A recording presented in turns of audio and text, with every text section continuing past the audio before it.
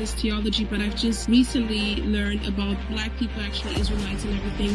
But you're not able to understand that because you're bucking against it. I hear you, but it doesn't seem like you're paying No, attention. you heard God. I'm just a messenger. You heard what God said. All right. You can also email us at biblicalsmoke@gmail.com for more information. I'm trying to deal with. I'm trying to build up. You chose a bum, and now you're saying you're miserable for being with a bum that you chose. Really hate that we really got on this subject because y'all, you know what, damn, y'all really just, I'm trying to live my life. Now y'all making me being held accountable.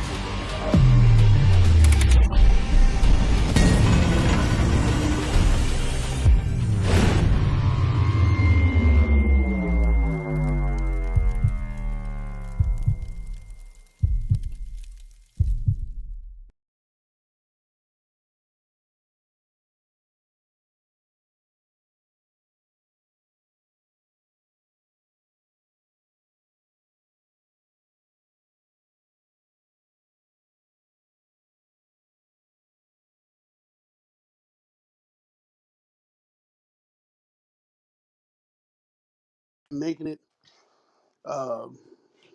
He's an asshole to me, but it's my opinion. He said some shit that was just stupid. But yeah, no, I haven't seen it, sir. Nope. Okay. Now, when you saw the previews or you heard about it, what were your thoughts like before it came out? So people was saying pretty much that it was like blasphemy. A lot of people was kind of like giving like bad reviews on it, saying it was blasphemy. And the guy thoughts was on it. The one who I'm not sure he's the director, but the guy who I think he is. I'm not sure. I can't remember his name, but he was saying that people don't know the Bible. He said pretty much what Lingo said, but he don't know the Bible. But he was like, they don't know the Bible and they don't know, and he's saying, or he's trying to place how the people were. Like he's what he said was he's making it with all black people and how black people are today back then. That's what his logic. That was his thought. Like the same, the mindset they had today is the same mindset he put in back then. That's what he said. Yeah, you know what I like about that though is it takes the fairy tale away from the Bible, because the Bible, like in Christianity, it wasn't really presented to us like in a way we could even really digest it. Like you had questions, pastor can't answer the questions. He like, you got to pray about it. You got to have faith. What I mean, he always give you some crazy, fantasy type of explanation for what's going on in the scriptures. Right. So Hey, he did say this. I do remember this. He said, "Are you calling it blasphemy because I put him in?" Because people just yelling blasphemy, but they're not really. You know what Christians do? People they don't really like. They throw words at us. You know what I'm saying? Extremists. Like, okay, what are you talking about? What do you mean when you say extremists? Like, you know what I'm saying? What are you saying? And they can't never explain it. And if they do say something, it's straight up lies. But what he was saying was, y'all drawing out the word blasphemy. Blasphemy. Are you saying it's blasphemy because I put a black Christ? And I was like, ooh, that shit. I said, damn, that's good. That's great. I mean, because I haven't seen it. I don't know, you know what I'm saying? But his perspective on it was, he asked, he said, are y'all saying it's blasphemy because it's a black Christ? And if so, that's shame on you. That's pretty much what he was saying. And that yeah, was have a point. yeah, it was. Yeah, he was on the Breakfast Club when he said that, and like I was saying before, you know, the Bible has been such a fantasy that when somebody presents it In reality, the first thing you do is reject it. And when everybody, when Passion of the Christ came out, who was yelling out blasphemy then? Right. Nobody was yelling out blasphemy then. Right. When you read all throughout the scriptures, you don't see anything in the Bible that would tell you that Passion of the Christ is accurate. But as soon as you see your own images on the screen, the first thing you say, nah, this can't be right. This can't be true. So I actually feel him on what he was saying. Truth, what you think? I think the brother is hinting.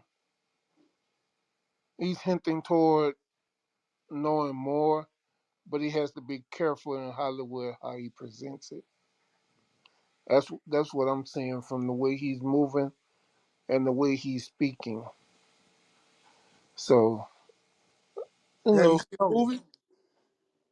I haven't actually seen the movie yet, but just a couple of interviews and some commentaries.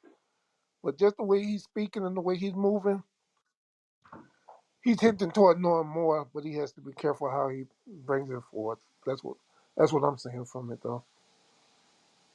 I mute my mic. All right, so if you in the crowd, if you in the audience and you've seen the movie, raise your hand. We want to hear from you. I want to know what you thought about the movie. So I saw the movie, and I'm gonna go out on the limb. I'm gonna say this: I like the movie. I thoroughly enjoyed the movie. We got somebody new on stage, We do. Let me see what we got. Okay. Oh, she gone. Damn. Oh man, dang. Yo. Ruby, come back Man. up. We want to hear from you, man. We want to hear from you, Sister Ruby. Gone. Dang, you ran from us that quick. We don't Yeah. bite. We don't Yeah, I bite. want to see it. You know what I was thinking?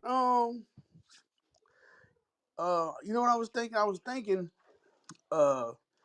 that it was, I don't know, based on what you're saying, I thought it was gonna be some damn coonery shit going on. You know what I'm saying? Like some just straight disrespectful, acting ghetto. That's what my mindset. But you say it's a good movie, so I know you critical. So I don't know. Well, I'm gonna tell you why I say it was good. So first off, I'm gonna say I encourage everybody to go out and watch the movie for multiple reasons. Um, the first reason I would say is we already know what the scriptures say. The scriptures say we got to gather ourselves together.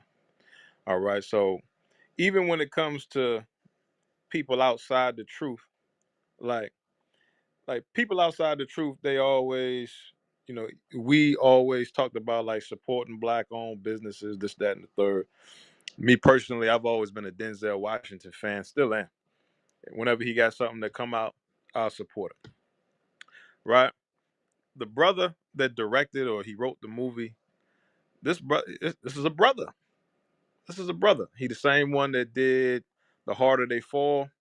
I don't know if y'all seen it or not. It's it was a Netflix joint with Idris Elba, um, the dude that was with Michael B. Jordan and Rocky 3.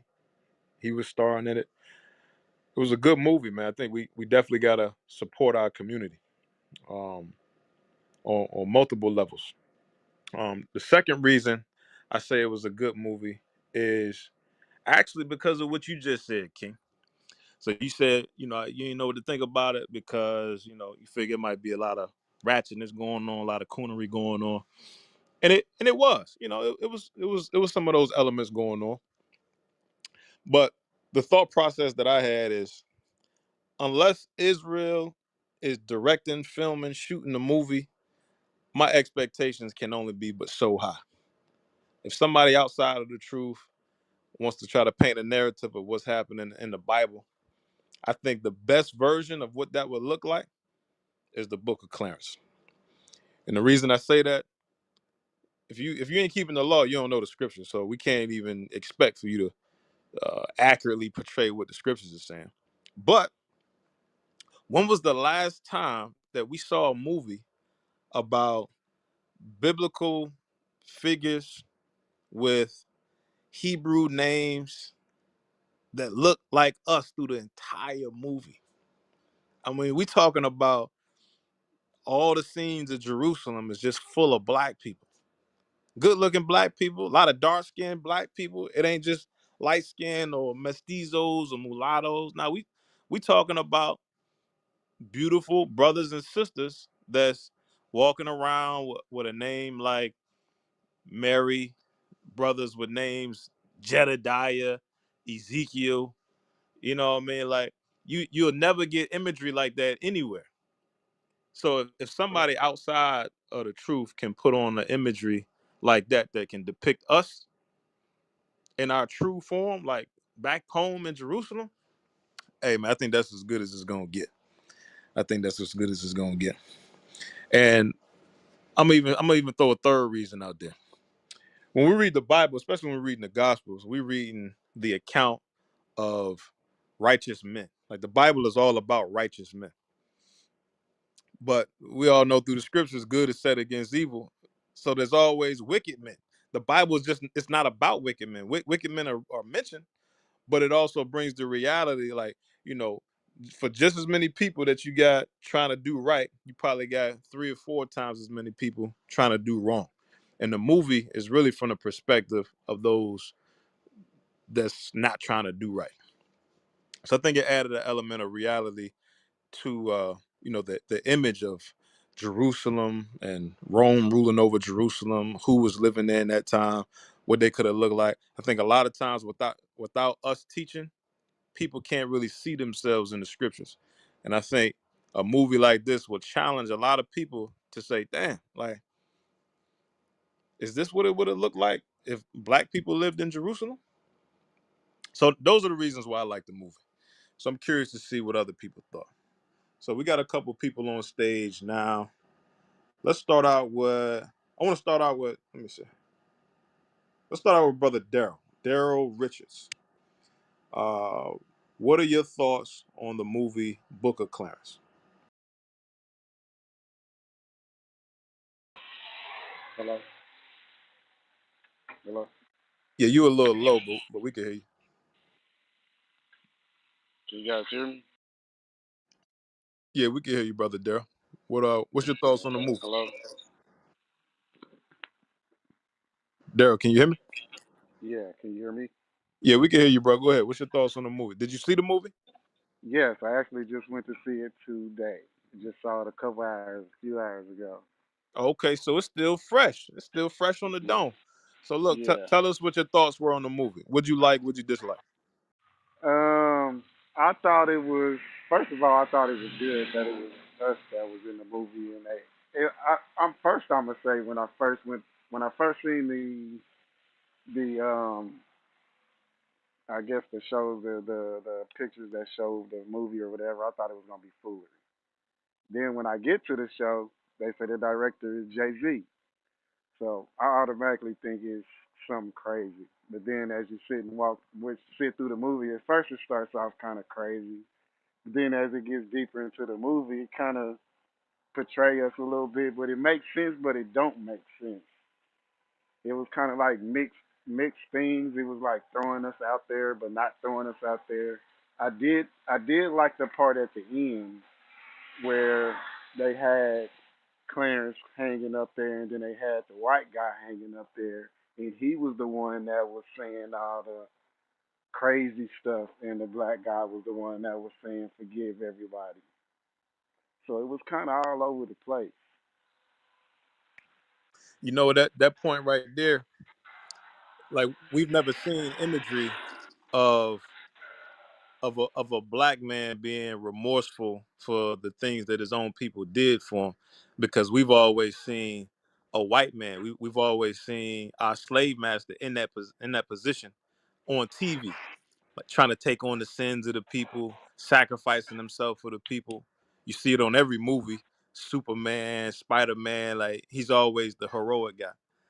So Yeah. it's a paradigm shift to, number one, see black people portrayed as the people you read about in the Bible, and then number two, for somebody to realize that he's being done wrong and then forgiving his own people for doing them wrong.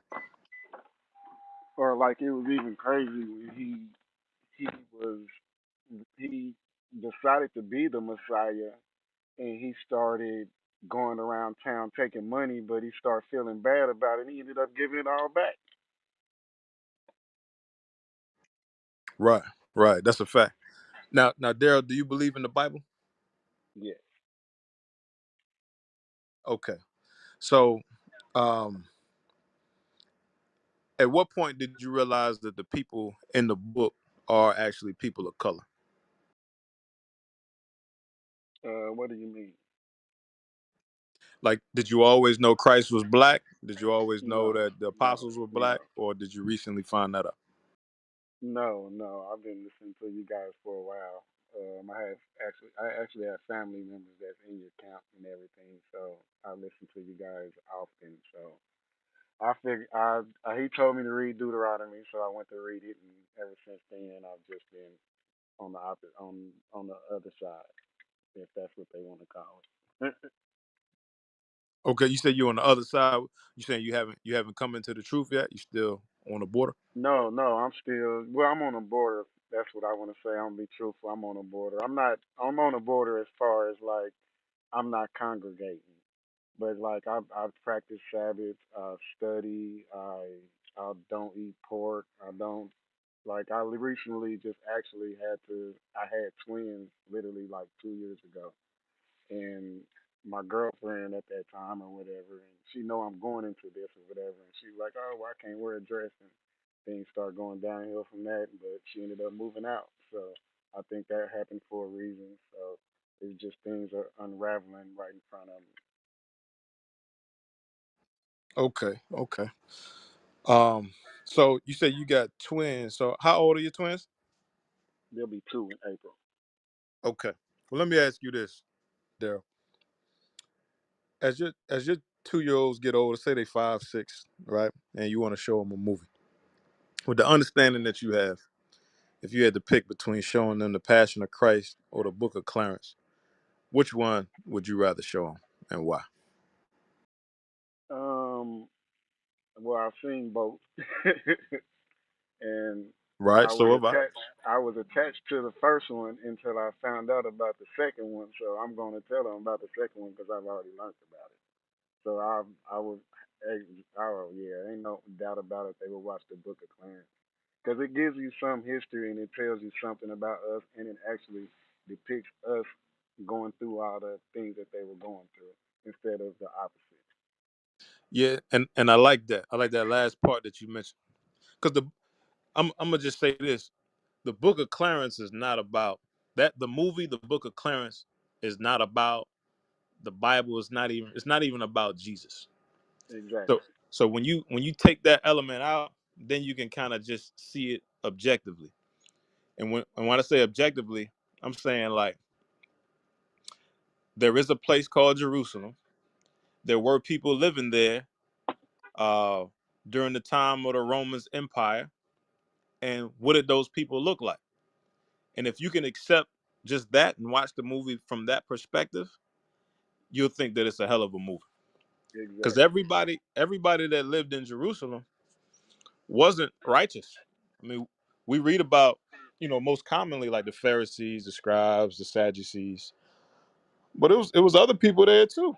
You know what I mean? So you watch the Book of Clarence, you see the same wickedness that you see our people in now. You can see how it may have existed back then. You got Negroes smoking weed now. Well, what was happening in the Book of Clarence? They were Mhm. smoking lemon weed.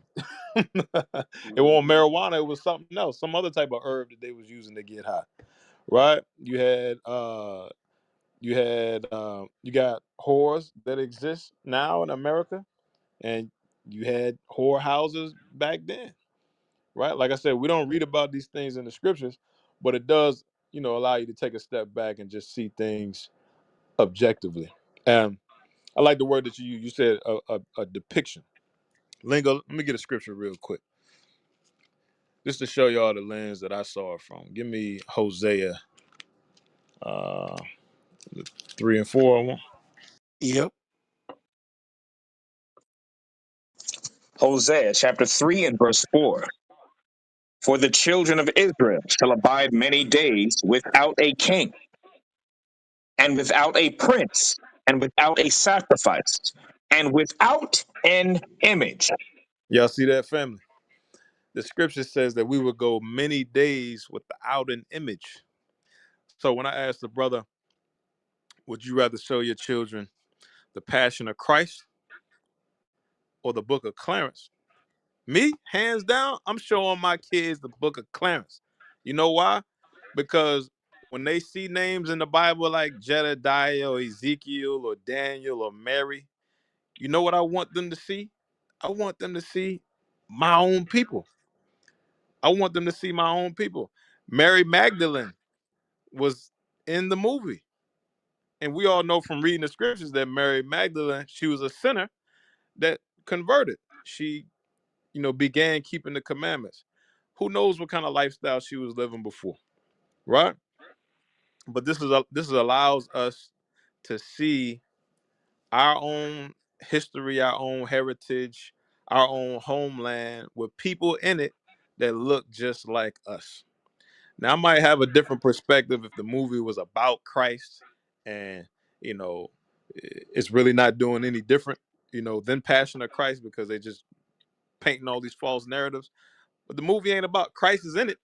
But the main character in this movie is not Christ. The main character is Clarence, which is somebody that he had no faith. He didn't believe on Christ. And we know that was a reality. Everybody didn't believe on Christ. So it was good to be able to see our own images And in a yeah, movie about our homeland. you had said some movies that the guy isn't that the same guy that played in the Judah movie as well? Yeah, he played on the main character.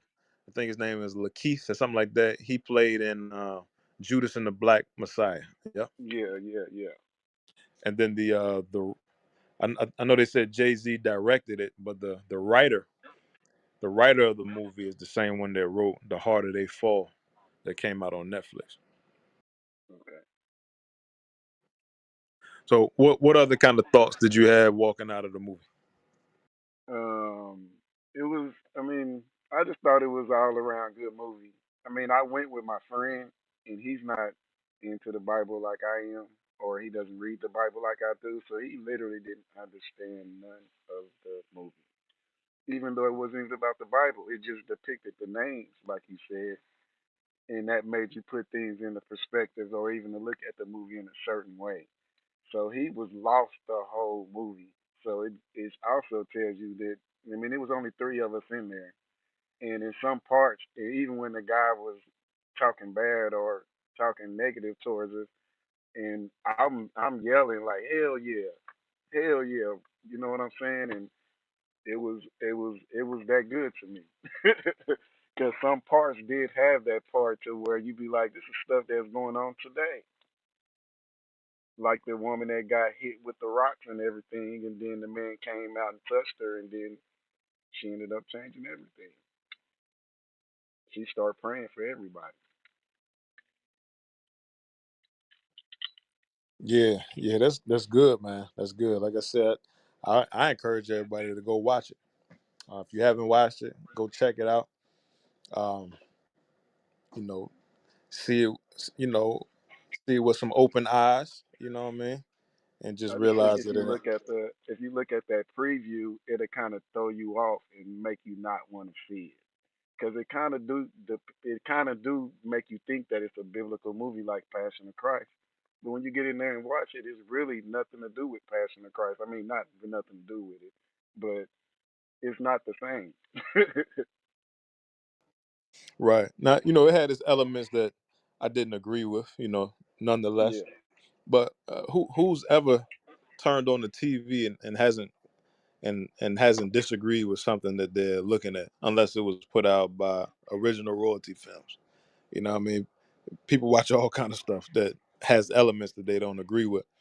So, um, yeah, just being able to see that imagery, man, is major. Now, um, Lingo, give me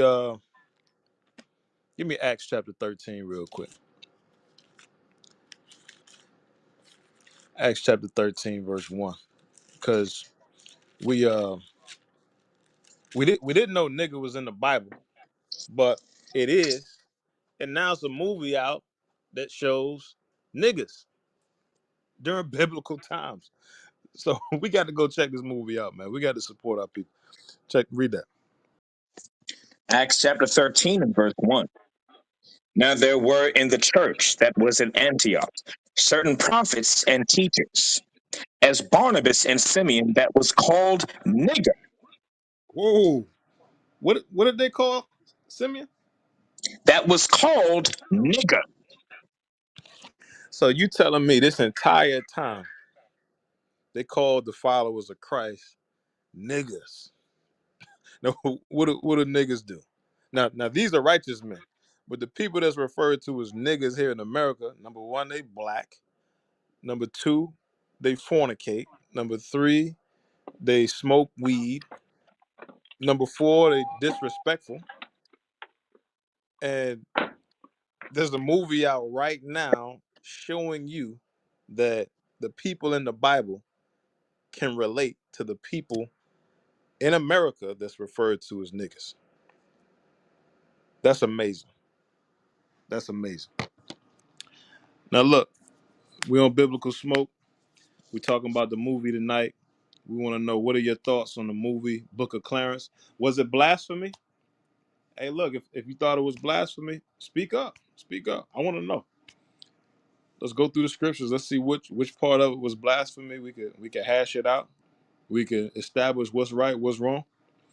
If you like the movie, speak up. Let us know what you like about it. If you did not like the movie, we want to know what you didn't like about it. All right. So we're trying to get some people up on the stage. We're a little light tonight. Truth, I think you was talking about it earlier this week. What was some stuff that you saw in it?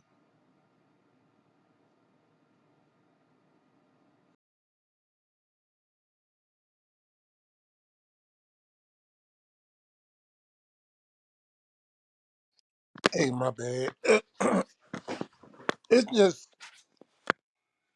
in hearing everything and looking at the interviews. It's one scripture that comes to mind. Let me get Colossians 2:8. No, 2 Corinthians 2:8.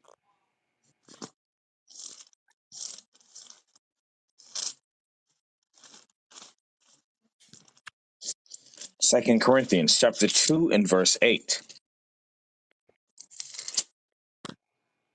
Wherefore I beseech you that you would confirm your love toward him. So we got to confirm our love toward the Lord.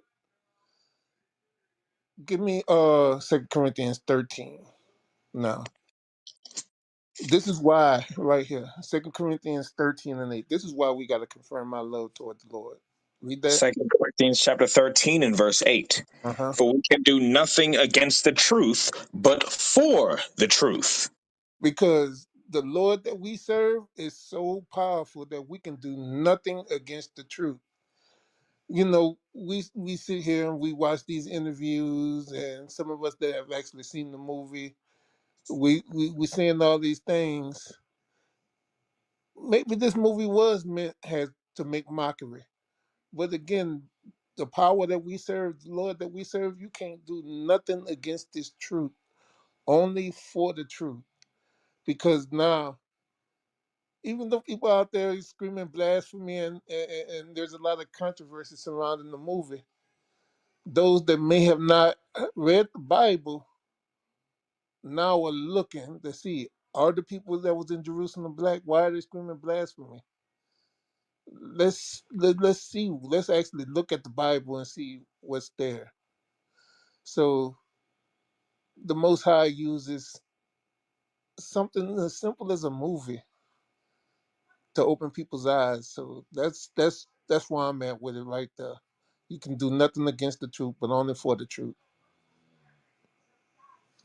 Mute my mic. Yeah, that's a fact. That's a heavy point. That's a heavy point. Because I mean, we've been out on the streets. We've been banging on the streets for years, teaching that Christ is black, teaching that the angels are black, the Most High is black, Everybody in the Bible is black. All the righteous men and women that we read about were all people of color. The first man ever created was a man of color. And a lot of times people hear this information and they just cast it out of their ears.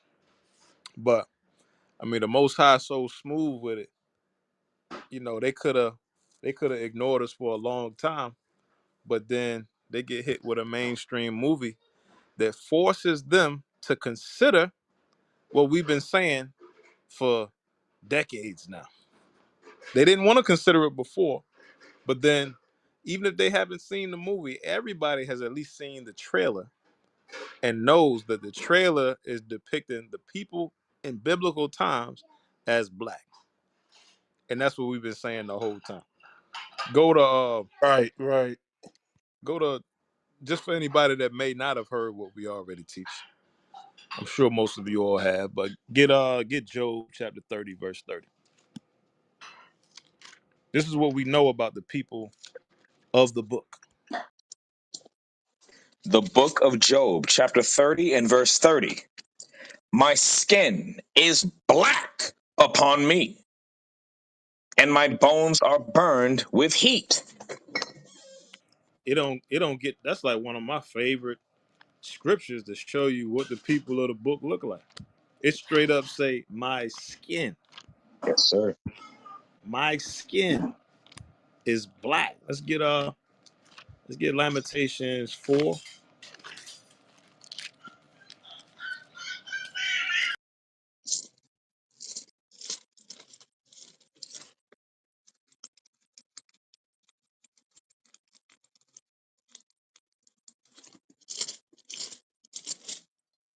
Hit Lamentations 5 and 10. Yes, sir. Lamentations chapter 5 and verse 10. Our skin was black like an oven. Now we've been reading these scriptures for years, and then somebody that ain't even with us put out a movie showing the same depiction of what the Bible been saying the entire time. So it ain't no coincidences here. It ain't no coincidences at all. Jump over one chapter, chapter 4, verse 8. Lamentations chapter 4 and verse 8. Their visage is blacker than a coal. They are not known in the streets. And what I Their what I skin, love about the movie, it was so many dark skinned brothers and sisters. So many dark skinned brothers and sisters. And when we read about our forefathers, our foreparents, that's what it says their complexion looked like. Dark, deep, dark chocolate. Deep, dark chocolate. So I say all praises to the Most High. That the Lord put the spirit on the brother to give the imagery of our people that we've been missing for so long. We've been missing for so long. We've been looking at, what was the TV show on Netflix? I think it was like I don't know, the Bible series or something like that. Straight oppressors, straight pink people, Majin Buu looking cats. Oh, we got Mel Gibson playing the Messiah. Like where you read that at? But people was like, every single show was sold out for the Passion of Christ. Like you show up to get a ticket and you got to wait. You got to come back tomorrow because it's all sold out all night. But then somebody put a movie out that accurately depicts what the people during that time that lived there looked like. Don't nobody show up. I think I heard somewhere that they spent like 40 million. I don't know. You can tell me if you heard something true. I think they spent like 40 million on the movie, but the opening weekend they only made like 3 million or 4 million.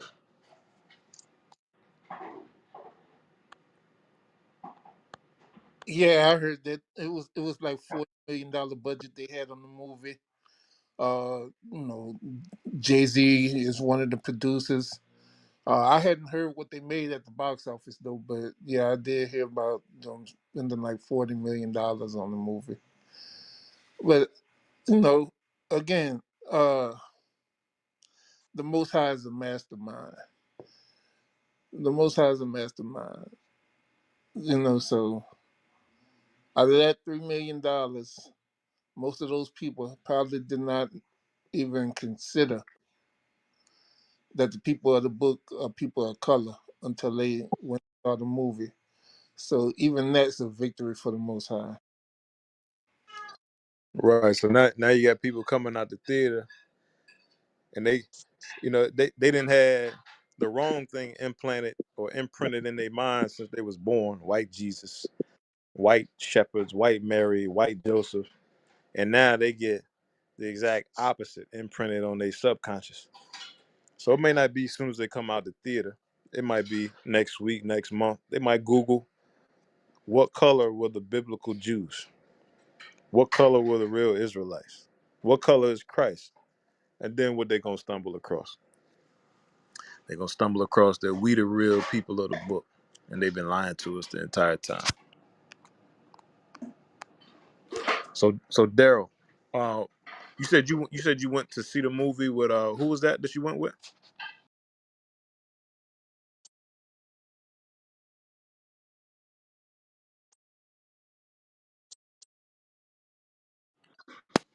Daryl, you still with us? Yes, I'm still here You said you went to see the movie with who? with a friend of mine. Okay, what did your friend think about the movie? He didn't understand it. I don't think he liked it because when we met up with another friend, he asked him about the movie, and he said, "I don't know. You have to ask Daryl." Damn. And Was it's a it that two-hour movie, so it was a 2 hour movie. So I mean, if you didn't get it, that means you don't get it. so you think it was that he couldn't digest the fact that Christ is black and the people that lived in Jerusalem were black at the time, or you think it was something else? I don't think that was it. I just think he just wasn't interested because of what it was about. I don't think it was necessarily the characters that was in it. I just don't think it was something that pulled his interest.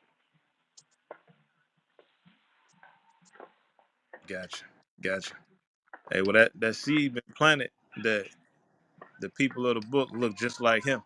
So Yep, let's yep. see what he do with it. He might have some questions for you, in a couple of weeks or a couple of months or something like that. Pretty sure he will. Hope so.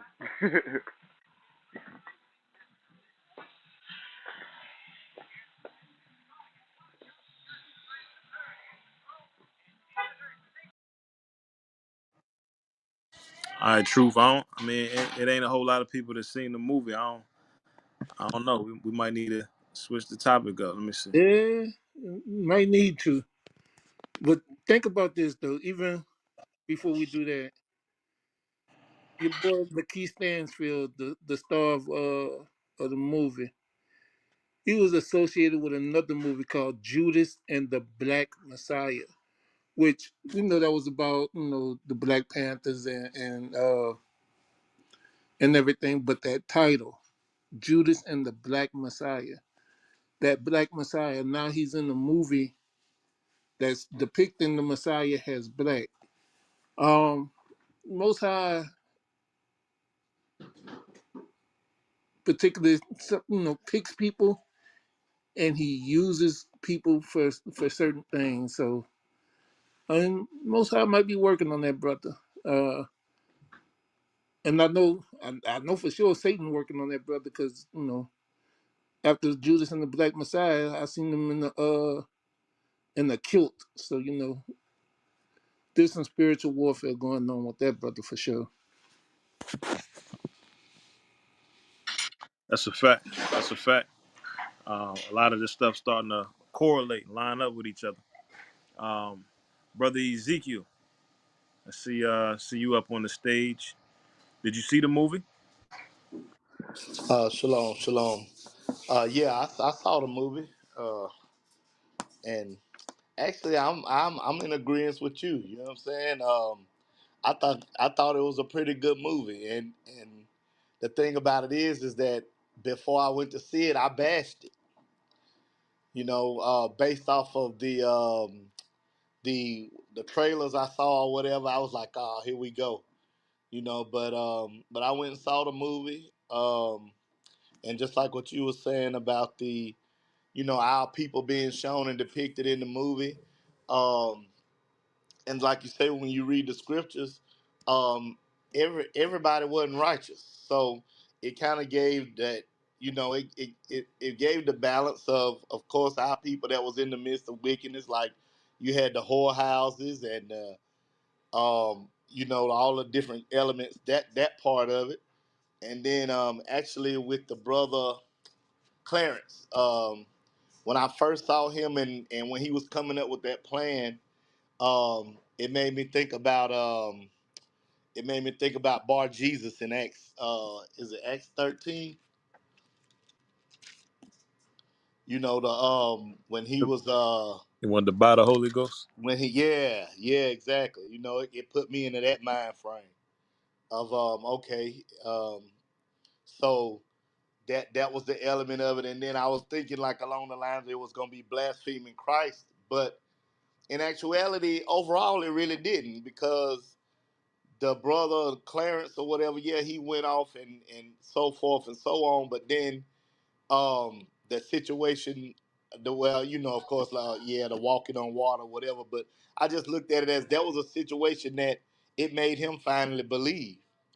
You know what I'm saying? So, and then that's when, he went through the crucifixion and all that. But we all know also that it was millions of our people that was killed that way. You know what I'm saying? It was a few people in there that was looking at it as that, like that was supposed to be Christ or whatever. But like I said, I that was a torture method for a lot of our people. And then at the end when Christ rose him from the dead, that shows that they, that dynamic, that he wasn't the Christ, and that the directors of the movie, everybody pointed the fingers at Jay-Z, like, Jay-Z put up the money or whatever. But it shows that they know that Christ is real, because for a long time that brother was, do what thou wilt and all that type of stuff. And I ain't saying that he ain't still like that, but the movie shows that they know that Christ is real. So yeah, and it was a good movie overall. The Edomite Christ put in perspective of Caesar Borgia. You know what I'm saying? It was funny, but yeah, man. Like I say, it was a good movie. It had a lot of good elements in the movie that portrayed our people in both lights. Like when he went to visit Christ's mom, and like tell me his secrets, how he do it or whatever. She wound up kicking him out, but it showed a lot of different elements of our people: the righteous, the wicked, and the fact that we had all of that in Jerusalem, just like when you read the scriptures. So yeah, I think it was a good movie overall. Hey, to that point about Jay-Z, right? Can we get Luke 16:9? Because this is what it is at the end of the day. Luke chapter 16, verse 9. Luke chapter 16 and verse 9.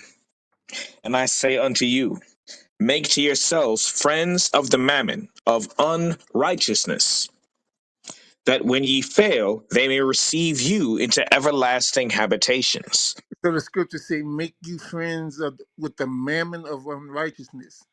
That mammon of unrighteousness goes into the rich of this world that may not totally believe in this truth or may not believe at all, but they got money and they can be a help.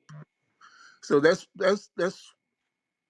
what I'm getting from the whole Jay-Z thing is make to yourselves the mammon of unrighteousness.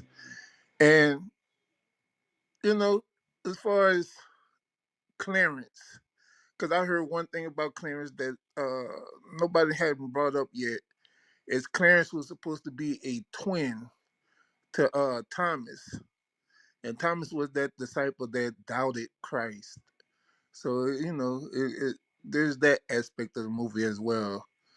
So for people to look at. So I mute my mic. Yeah, these are all good points, man. These are all good points. Um, so, like, like we said, the movie is fictional. You know, it's they're not taking a story, or they're not taking actual history or prophecy from the Bible and then trying to give you, you know, retell that story. That's not what it is. It's a fictional story about wicked niggas living in Jerusalem, and um, I would go as far as to say it's relatively accurate. You know what I mean? Like I'm gonna give you an example. What you was just saying, Truth, and what Ezekiel was going into. Go to John chapter 7, and the point that I want to illuminate, again, is there were wicked people in Israel. The Bible it's not about those men. So you're not going to read about whorehouses and people smoking weed and, people trying to emulate Christ. And you might see a reference to it. It ain't no whole book about none of these people. You know what I mean? But the reality of it is these people existed and they were there during that time, and they looked just like Christ, just like his apostles. They were all black. Hey, you know what? Clarence's name might as well be Tyrone, right? Right, right.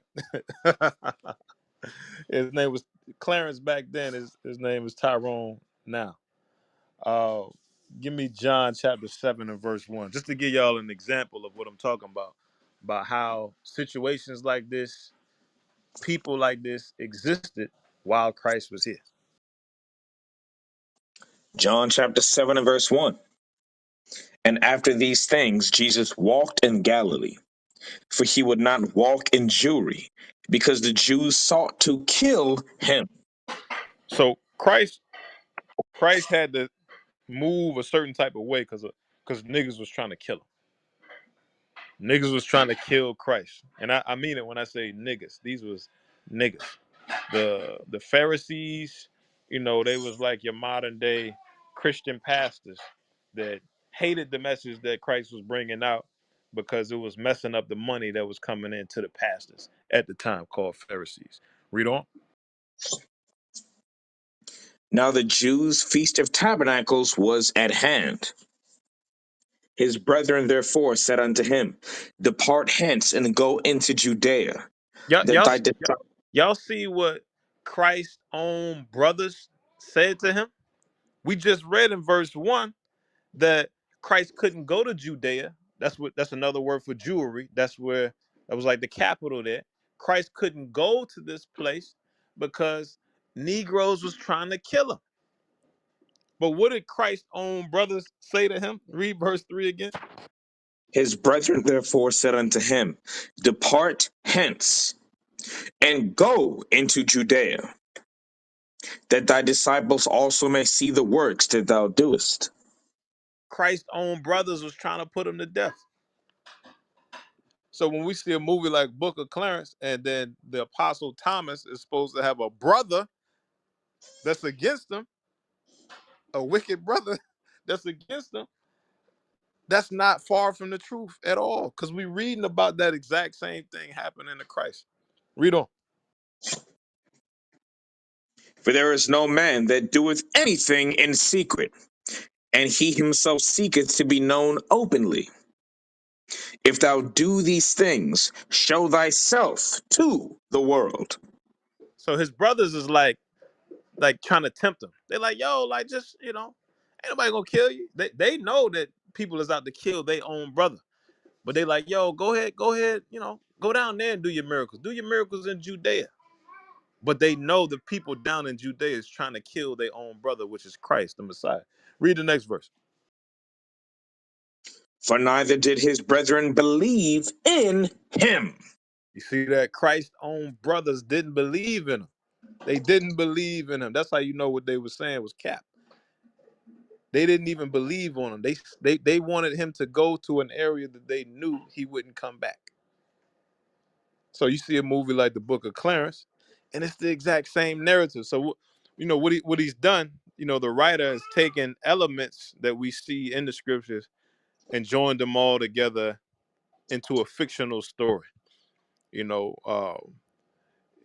this dude Clarence tries to buy himself to be an apostle. That never happened, right?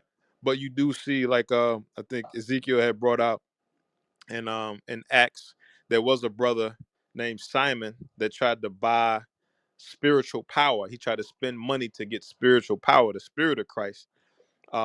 That happened, right? We read about how Christ's own brothers was trying to put him to death and trip him up. But in the movie, you see the apostle Thomas had a brother named Clarence, and they were at odds with each other. So, this movie is really more so about the imagery. And when you understand that it's fiction, you can accept the movie for what it is. But I want to Clutch, I want to hear what you got to say. Have you seen the movie? And if so, what's your thoughts on it?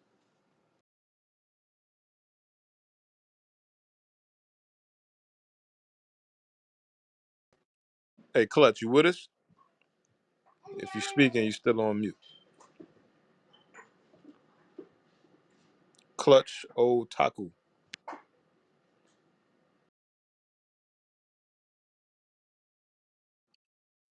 All right, so I'm going to replug the room real quick. So this is Biblical Smoke, all right, where we bring out the reality of what's happening in the world. We connect it with the scriptures, all right, to show you who you are according to the Bible and what we got to do in these last days to get right with God. So a movie just came out. I don't know if it came out this past weekend or the weekend before, called The Book of Clarence. And our people was going crazy saying, this movie is blasphemous. It's this, it's that. They would never go see it. But our same people that say they wouldn't go see it lined up in droves to go see the biggest lie ever told on the face of the earth, which is Jesus Christ is a white man. They went to go see Passion of Christ. So we want to know who had an opinion about the movie before they went to see it. We want to know what your opinion was or is. We want to know who went to go see the movie. Did your opinion change? Do you still feel the same way? Was the movie blasphemous? If so, bring it up. Bring it up. We got Clutch up on the stage. We I don't know if you having trouble with your mic or what, but we want to know what you got to say. We want to know what your thoughts are on the topic.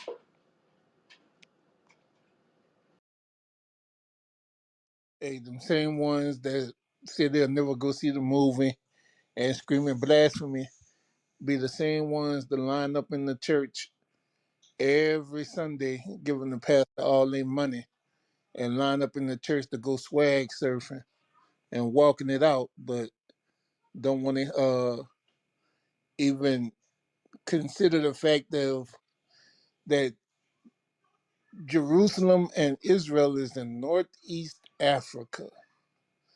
And how could those people be anything other than people of color?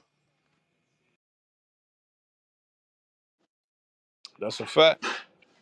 That's a fact. They cut that little slit at call it the Suez Canal and created uh, this whole thing that they call now the Middle East. There was no Middle East. There was no Suez Canal. Remember, they walked. They walked from Egypt to the land of Israel. How they gonna walk there if that's not on the same planet? I mean, if that's not on the same continent, that would have been impossible. Jerusalem, like my brother just said, is Northeast Africa. It ain't no way white people been living there for thousands of years. But we just got Sister Charity to the stage. How you doing tonight, sis?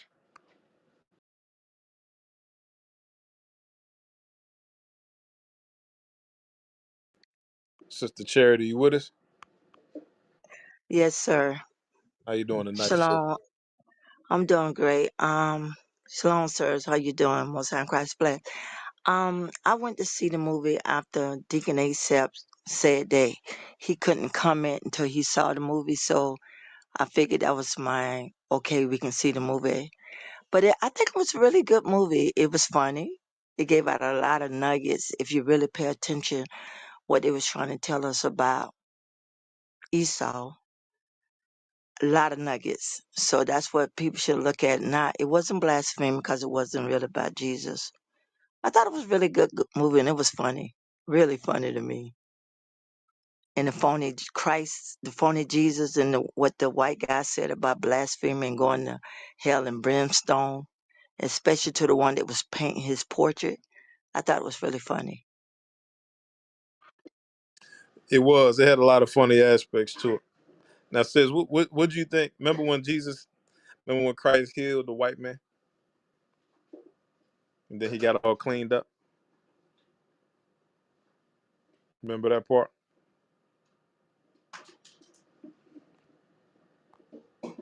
Sis, you still there?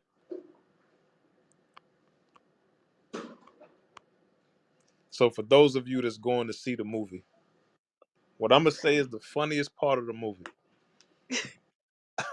I don't want to spoil it because I want y'all to go see it this week.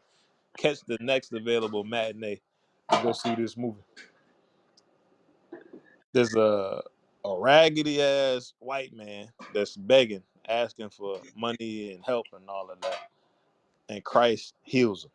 Now we know that didn't happen in real life, but I want y'all to pay attention to what happens after this white man gets healed. And I'm trying to tell you, it's hilarious. It's hilarious. All right. So we appreciate your thoughts, sis. Now, what were your thoughts about the imagery in the movie? I really enjoyed it to see us play a movie. Even the part that they was floating, I can't give the movie away, but I understood what they was doing. I had to explain to the person that was with me because if she want to know why that was going on. But other than that, it was a good movie. I eat the meat and spit the bones out. Especially us that know the truth. You know, it's a movie. But I understand why they don't want you to see the movie Now, why is that? Why you think they don't want us to see it? because they really let you know who the enemy was from the beginning. The things that they did, the soldiers, the way they treated us, even back then, they really did a good job on some of that. It's a lot of nuggets in that movie. And I want to go see it again. Me and some other sisters that didn't see it. Yeah, I think I'm gonna go check it out again this week too. Probably take my wife and kids to go see that. Um, like I said earlier, like that's probably the best that we can get for somebody putting out a movie that's not us. If we didn't put it out with the correct imagery and the correct messages, I think that's the best that we can get in Babylon. Is somebody named Ezekiel that looks like the biblical Ezekiel. Mary Magdalene looking like exactly what she looked like. Christ looking like how he was supposed to look like. And the apostles looking like how they were supposed to look like. So I can say all praises to the Most High for that. So all praises, right? Definitely all praise to the Most High, and it shows you that the Most High is not playing checkers; He's playing chess, right? So a full-length feature film with a mostly black cast set in Jerusalem during biblical times lays the foundation, you know, as far as mainstream for us to be able to continue what we're doing and create these films, because there's a film coming out about Miriam, about the curse of Miriam. That Lord's will, it can make it to the big screen like that, since there's since this book of Clarence has been put on the big screen.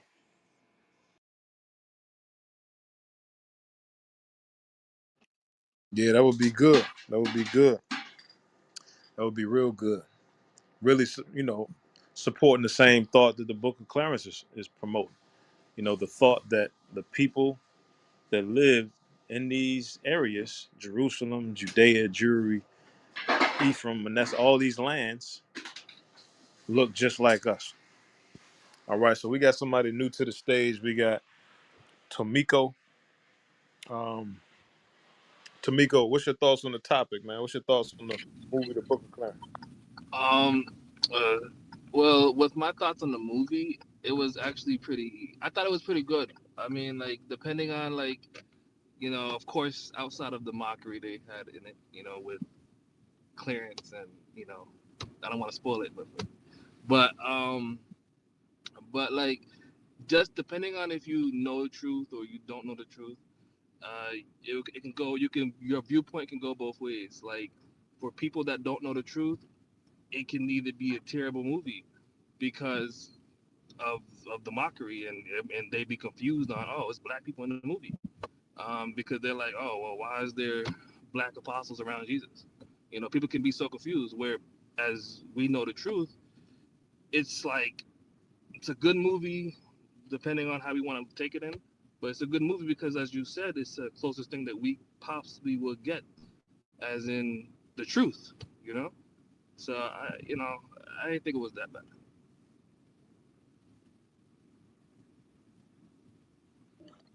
Word up. So, um, let's talk about the mockery. You said you saw some mockery in there. What bring some of that stuff up? um Well, because I just thought like how it was a lot of parts that I was just like he got risen, he got resurrected and stuff like that where he didn't have no faith and he had faith at all until pretty much well till he got I guess till they showed that he like I guess walking on water and things like that and then he's representing himself as Jesus when he didn't even really care or believe. He thought it was tricks that Jesus was doing. And so I was just like, okay, that's kind of crazy. So that's how I thought it was mocking. Yeah, I feel you. I feel you. I can see how you would see it like that. Um, the way I had to challenge myself when I'm looking at it is that the movie is from the perspective of somebody that didn't believe. So yeah, we know the only people that and it's fictional, and it's fictional. So once I took myself out of the you know they pushing false doctrines mode and just took it for what it was, I was able to digest it and enjoy it at the same time. But I do have like one thing. Like I was always like thinking like if the Book of Clarence was like a real book, where in the Bible would it be placed? Like would it be like before Matthew or like I don't know like or somewhere for somewhere further down? Well, it wouldn't have been in the Bible at all. Like it's fictional, but he was.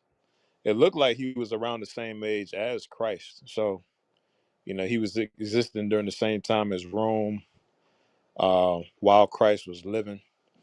So in the actual Bible, the only accounts that we have of that era while Christ actually walked is the Gospels: Matthew, Mark, Luke, and John. We don't have any accounts of anybody else. So the Book of Clarence, it wouldn't be like a a, a fifth gospel, because remember all the Gospels were about Christ. The Book of Clarence is not about Christ; it's about Clarence.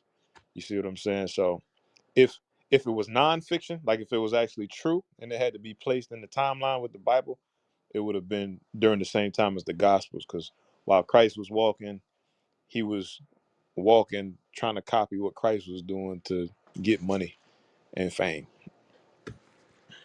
Okay, yeah, absolutely, you're right. Thank you. Yeah, no doubt, no doubt. So think about this, right? I know, we kind of look at the movie, those of us that have seen it, and certain things like the brother said, oh, there was mockery. He didn't believe, and he was raised from the dead. A lot of people that's in this truth started out trying to disprove the Bible. There's brothers that was trying to I was trying to find Bible verses to prove you can smoke weed, or they were trying to discredit the fact that Christ was black, or discredit that God had a chosen people, and they couldn't, and they ended up believing because they started off trying to disprove. And that's kind of the same spirit Clarence was rolling in. He didn't believe, and he was, for lack of a better term, he was clout chasing.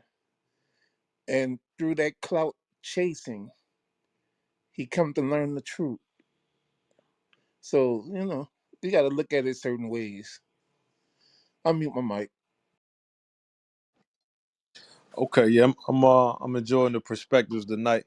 Um, like I said, this is biblical smoke. All right, we going over a movie that just came out recently, the Book of Clarence, and we want to know what your thoughts. So, if you saw it, what you think about it? Going into it, was it any different when you came out of it? We got Dorian on the stage, Dorian Davis. We want to know, what are your thoughts on the movie? Have you seen the movie? Have you only seen the trailer? What kind of thoughts have you had?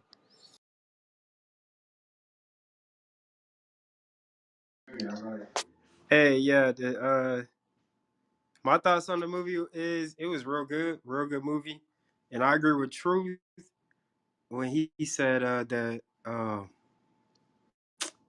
that like it's like a good setup to get people minds to see like themselves, get black people to see us in the Bible, like even though it wasn't like showing a lot of truth, like it wasn't like based on the scriptures. It showed blacks in the movie, like in the Bible. Like so that way when people go and see the movie, like when Christians who brainwashed, when they go see that movie, they can look at it and be like, oh, it kind of makes sense now because they put everybody in their right place in the movie. Like the Romans, you can see them as Esau, and then you can see the children of Israel, they all black. So yeah, that's basically what I think.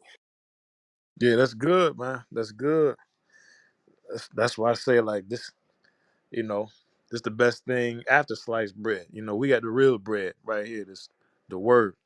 But outside of that, how could it get any better? You know what I mean? Let's read Hebrews. I'm sorry, Hosea 3 and 4 again.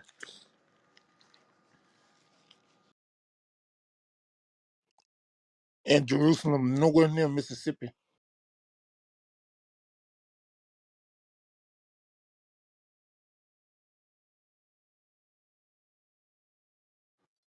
Let me go. Let me get that Hosea 3 and 4.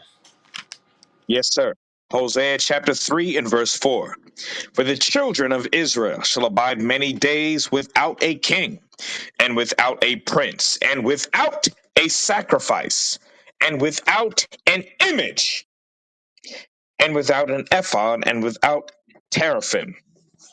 So we would go many days without an image, and now we've been pushing the imagery of our people in the Bible for so long that even people that don't believe in the Bible is pushing the same imagery that we pushing.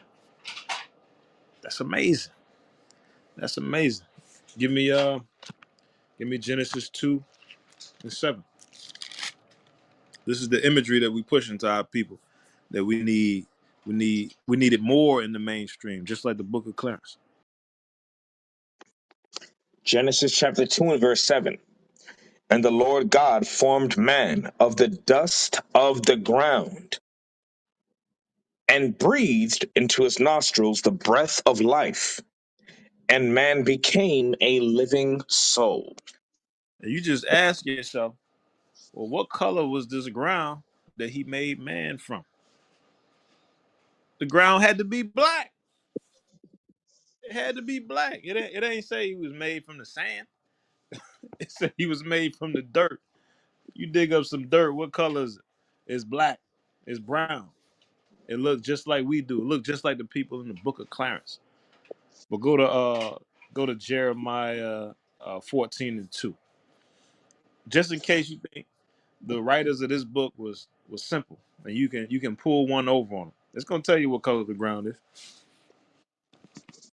Jeremiah chapter 14 and verse 2. Judah mourneth, and the gates thereof languish.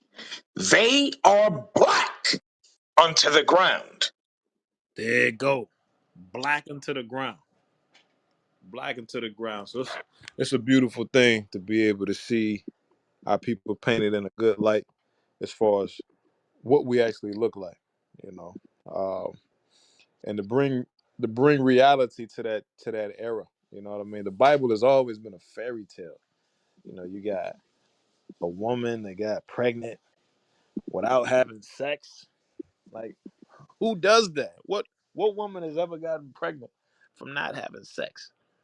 You know, that's come from Christianity. That's come from the same place that told us the greatest man that ever lived looked like, was it Chris Hansen or something like that? I can't remember the name they say. Charles Manson. Charles what? Charles Manson. Charles Manson. So the greatest man that ever existed in in in the universe looked like Charles Manson. Yeah, right. When were white people great at anything other than raping and stealing and pillaging and conquering? They great at that. But doing miracles and sacrificing their life for somebody, they only do that on TV. The only white man that ever sacrificed himself for somebody else is Superman or Spider-Man, but not your friendly neighborhood white man. No way. Not the one that lived next door. He ain't dying for your black behind. It's not happening. Your your professor in college, he's not gonna die for your black behind. Your uh your doctor that you used to go to, nah, he ain't gonna die for you. You know what he actually did back in the day? He used your body as a science experiment for gynecology. That's what he did to the sisters. If you never read it, get you a book called Medical Apartheid to show you how all of those medical instruments that they use nowadays, they had to test them first. And guess who they tested them on? They tested it on you sisters in slavery. And a lot of y'all died behind that. But somehow or another, this same man is supposed to be our savior. Well, look, we ain't going for that no more. And you know who ain't going for it? Our people ain't going for it no more. So much so that we got a mainstream movie that ain't made by people that's with us. They're still pushing the same imagery that we push. And that's that biblical, accurate, true depiction of who our people are in the Bible. And those people are black. But let me show you what happened. How did we get to the point of a passion of Christ? Bible miniseries on TV, the Ten Commandments with Charlton Heston. Where did all this stuff come from? Let's go to Maccabees. First Maccabees 3:48.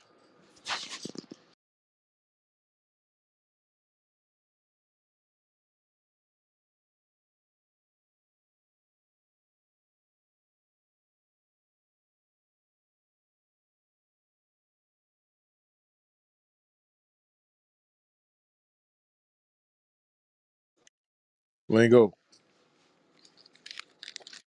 First Maccabees chapter 3 and verse 48. And laid open the book of the law, wherein the heathen had sought to paint the likeness of their images. See, that's how we got to where we are today. The heathen. This is during the time of the Greeks, so this is before the time of Christ. This is before the Roman Empire and the Gospel of Matthew, Mark, Luke, John. Before all of that, the Greeks took our writings, they took our books, and what did they do with it? They took all of our images out and they put their images in. They put their images in as King David. They put their images in as King Solomon. They put their images in as the apostles. They put their images in as Christ, as God, as the angels, as Adam, as Eve. They didn't turn Adam and Eve into Adam and Steve. They done did all kind of filthy abominations with our book. But we getting back to the point where we getting our image back. All the stuff that they did to us, we undoing it with the Bible. We turning the world upside down, which is really right side up, because they turned it upside down when they fulfilled First Maccabees 3 and 48, because it was already right side up. We already knew who the greatest people on the planet were. Deuteronomy 7 and 6 said it was the Israelites above all people. But they wanted to take the image and the depiction of those people, the Israelites, and they wanted to become these great people. And they did it. They did it. 1948, they moved into our land. They took our name. They took our heritage. They uh, took the religion and our book and all of that, and they became us. They came over here to America as us, the Christians, the real Christians, right? But now through the Spirit of Christ that's going forth throughout the entire earth, we turning the world upside down. We turning it right back up. All right, give me that lingo. I think is that Acts 17. These be they. Yeah, 17:6. This is what's happening right here. Even down to the book of Clarence. It's undoing what they did in First Maccabees 3:48. Acts chapter 17 and verse 6. And when they found them not, they drew Jason and certain brethren unto the rulers of the city, crying, These that have turned the world upside down are come hither also. And that's what we doing. We out here on these street corners. We showing our people what the real Jews look like. We showing our people that those who call themselves Jewish really ain't no Jews at all. They the synagogue of Satan. They stole our heritage. They stole our history. They stole our nationality. And we coming to take it back. We coming for you. You took what's ours. We coming for you. That's right. And it's more with us than it's with you. Oh yeah, you think you got the TV stations, you got the radio shows, you got the movies, you got this, that, and the third. But we got the Spirit of the Most High God behind us. That's right. And it ain't nothing that you can do to stop this movement. It's I know y'all got COINTELPRO. I know y'all gonna try to infiltrate what we doing. You keep people in the room every night. That don't matter. That don't matter. This movement is not. It's built on a man that conquered death. This movement that's happening right now is built on a man that conquered death. It's not built on me. It's not built on truth. It's not built on lingo. You could take one of us, but you can't take the one that conquered death already. Right. So we turning the world right side up, and their eyes is getting turned upside down because they didn't spent billions upon billions upon billions of dollars. They done drafted all types of legislation to try to keep what they established, to establish their vision and keep it. Go to Daniel 11:14. They invested a lot to get the earth how it looks right now. So they can't stand what we doing. Even to the point where people that don't follow us, people that don't believe what we believe, still pushing the same images that the Bible is pushing. Read that. Daniel chapter 11 and verse 14. And in those times there shall many stand up against the king of the south. Also the robbers of thy people shall exalt themselves to establish the vision, but See, they shall fall. this is what the prophecy says about the people that have robbed us. Who robbed us? The so-called white man robbed us. He robbed us of everything that belonged to us. Our land. We're not in our land no more. He's in our land. Our name. They don't call us the Jews. They call themselves Jewish. Uh, if you want to call it a religion, because we follow Christ, they robbed us of that. They robbed us of our books, our heritage, everything that belonged to us. They took from us, and they gave us something that God esteemed the dirt, which is what? The Christmas, the birthdays, the New Year's. All of these things they've given to us in place of the heritage that God gave us. That's what the world looks like for them as being right side up. Us in sin and them ruling over us. Us in sin and them ruling over us. But through the Spirit of the Most High, we reversing all of that. We reversing the curses that was on our people. We're reversing the baby mamas and the baby daddies. We get married again. We're reversing uh, the false doctrines that's been taught to our people. The immaculate conception. You know, the idea that Christ was white. The idea that you can, you know, the once saved, always saved. We know we ain't saved yet. We know we trying to endure to the end and be saved when our Lord returns. And through that, we turning the world right side up. Right side up. Brother Daryl, let's circle back to you. You still with us?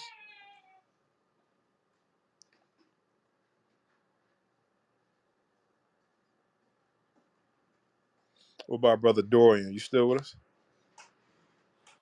Yeah, I'm still here. Okay.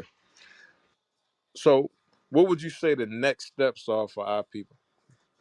And what I mean by that is, you know, somebody that they go to see this movie, maybe they don't believe what you believe. Like what's next for them? They see the imagery of our people. What should they do next?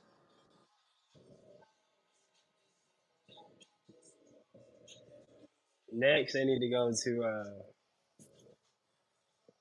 They need to look at the interviews of the director of the movie. Need to look at him, check out his interviews. You know, get look into like how the movie was created and what it was like based on, and then you know they could probably look into you know what color were the Israelites or something like that. Maybe they can go into that and that'll help them out. Yeah, I like what you said about the interviews because the writer of this whole story, he was on the Breakfast Club and he made the comparison um to Django. He said, you know, Django got a lot of support, you know, blockbuster hit, Jamie Foxx, Leonardo DiCaprio, big names. He said, but even still, in that movie, they called us, we were referred to as nigga like 110 times in that movie. 110 times. And he said that bothered him because he knows that we're greater than niggas.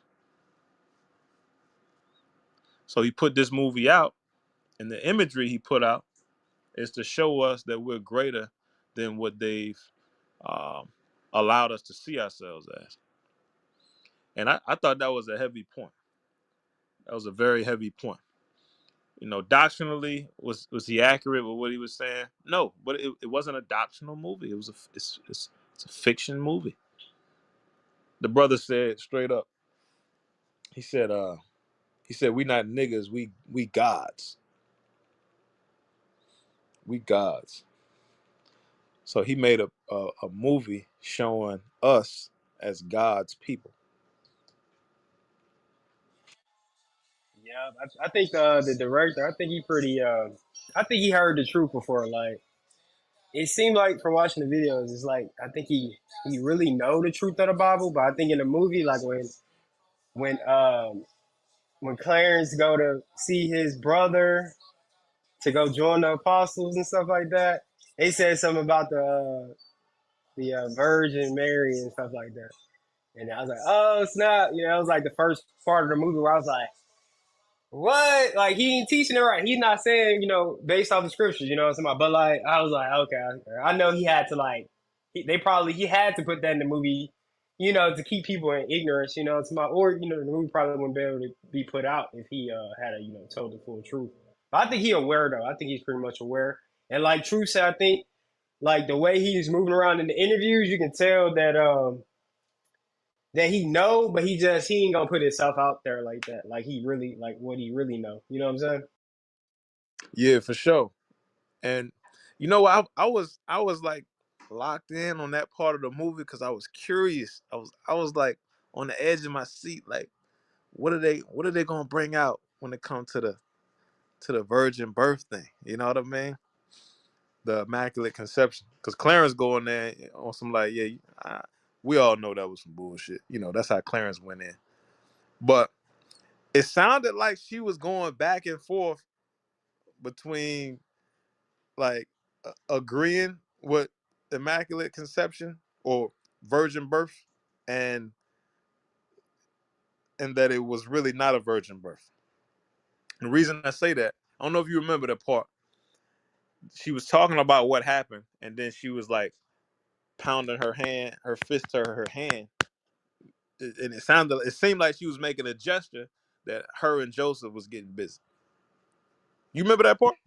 Yeah, I remember that part, and I remember how like I felt like the writers were trying to intentionally make that part confusing to where it leaves it up to the audience to like determine whether it was immaculate or was it or what or they did they actually have sex. I think it was something like that. Like the writers were trying to confuse us. That's how I figure that the director knew he actually knows the truth, but he knows that he tried to keep those little things like that. Like he just keep it up for debate because he know that's something that a lot of people are deceived by. You know what I'm talking about? And I think it's another part too. Let me talk about this. Like it's a part where so like how him and his brother Thomas, right?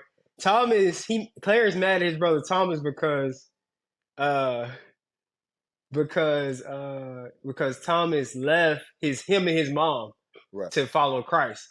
And I like how Clarence can make Thomas feel bad about that. You know what I'm talking about? But like in reality, like us who understand the truth, we don't really necessarily feel bad. Well, okay, yeah, we do feel bad. But I just know, like, I know that was a big point. That let me know that the director knows what's going on because that's a huge struggle in Israel right now. Like, departing from their family to follow Christ because the family kind of like trying to keep them in the world and stuff like that. You know what I'm saying? But you have to make that big decision to kind of separate from your wicked family. But like they showed that in the movie between Clarence and his brother Thomas.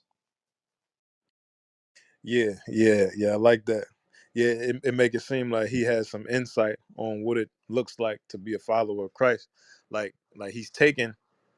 He did an excellent job, like extracting what we experience in our everyday life here in America, and placing that into. I don't even like the term biblical times because these are still biblical times, but during the times that Christ walked the earth. And Antiquity. say it again, true. You can use the term antiquity. Antiquity. Yeah. So, brother Tamiko, what you think about what brother Dorian said? Oh, sorry, I wasn't listening. Sorry. Okay, Sister Charity, were you tuned in when brother Dorian was speaking? Yes, sir, I'm here. What do you think about what brother Dorian was just bringing out? Yeah, yeah, I understood what he was saying, but like I say, if you look at it as a comedy, because we know what it's about, but yeah, I understood. I think he wanted us to see the nuggets that he was putting in, that the image that they gave us is phony, is fake, it's not real. And even with the painting, I guess I looked at it from that side. I know it was really like a comedy, but I saw the part that he wanted us to see. Like I said, we was the real people of the Bible, you know. Because at the end, remember with the dipping the bread, we know that ain't how it went, but it's the idea, showing us that we are the people of the Bible. That's what I got out of it. I think something that everybody should see because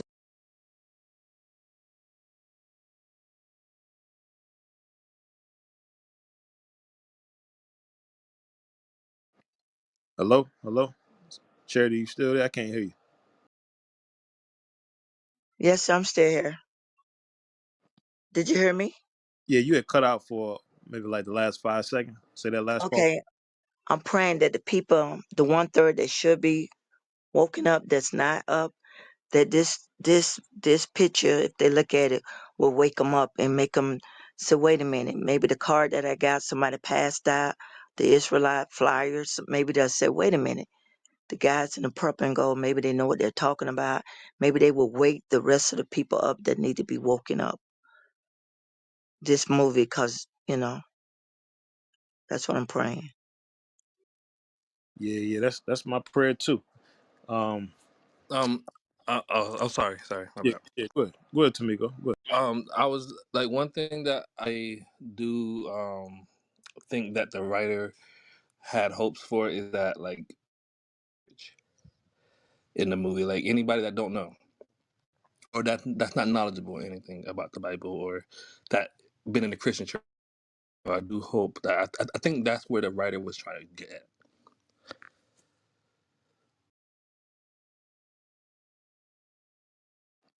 Hey, my fault, Tamiko. Say that last part again about the writer. I was saying like I think the writer is trying to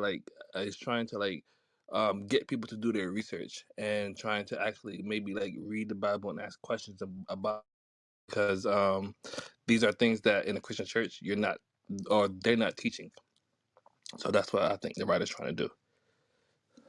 Yeah, I agree with you too, because I listened. Well, I saw some clips of his Breakfast Club interview, and you can tell that the brother sees his own people as greater than niggas or greater than what we've been esteemed to be here in America.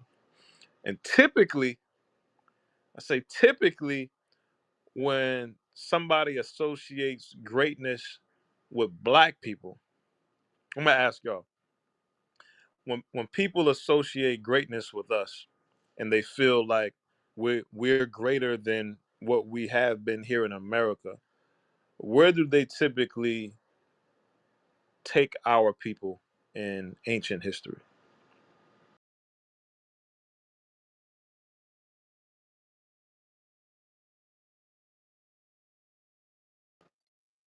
What ancient civilization do they connect us with when they say that we used to be kings and this, that, and the third?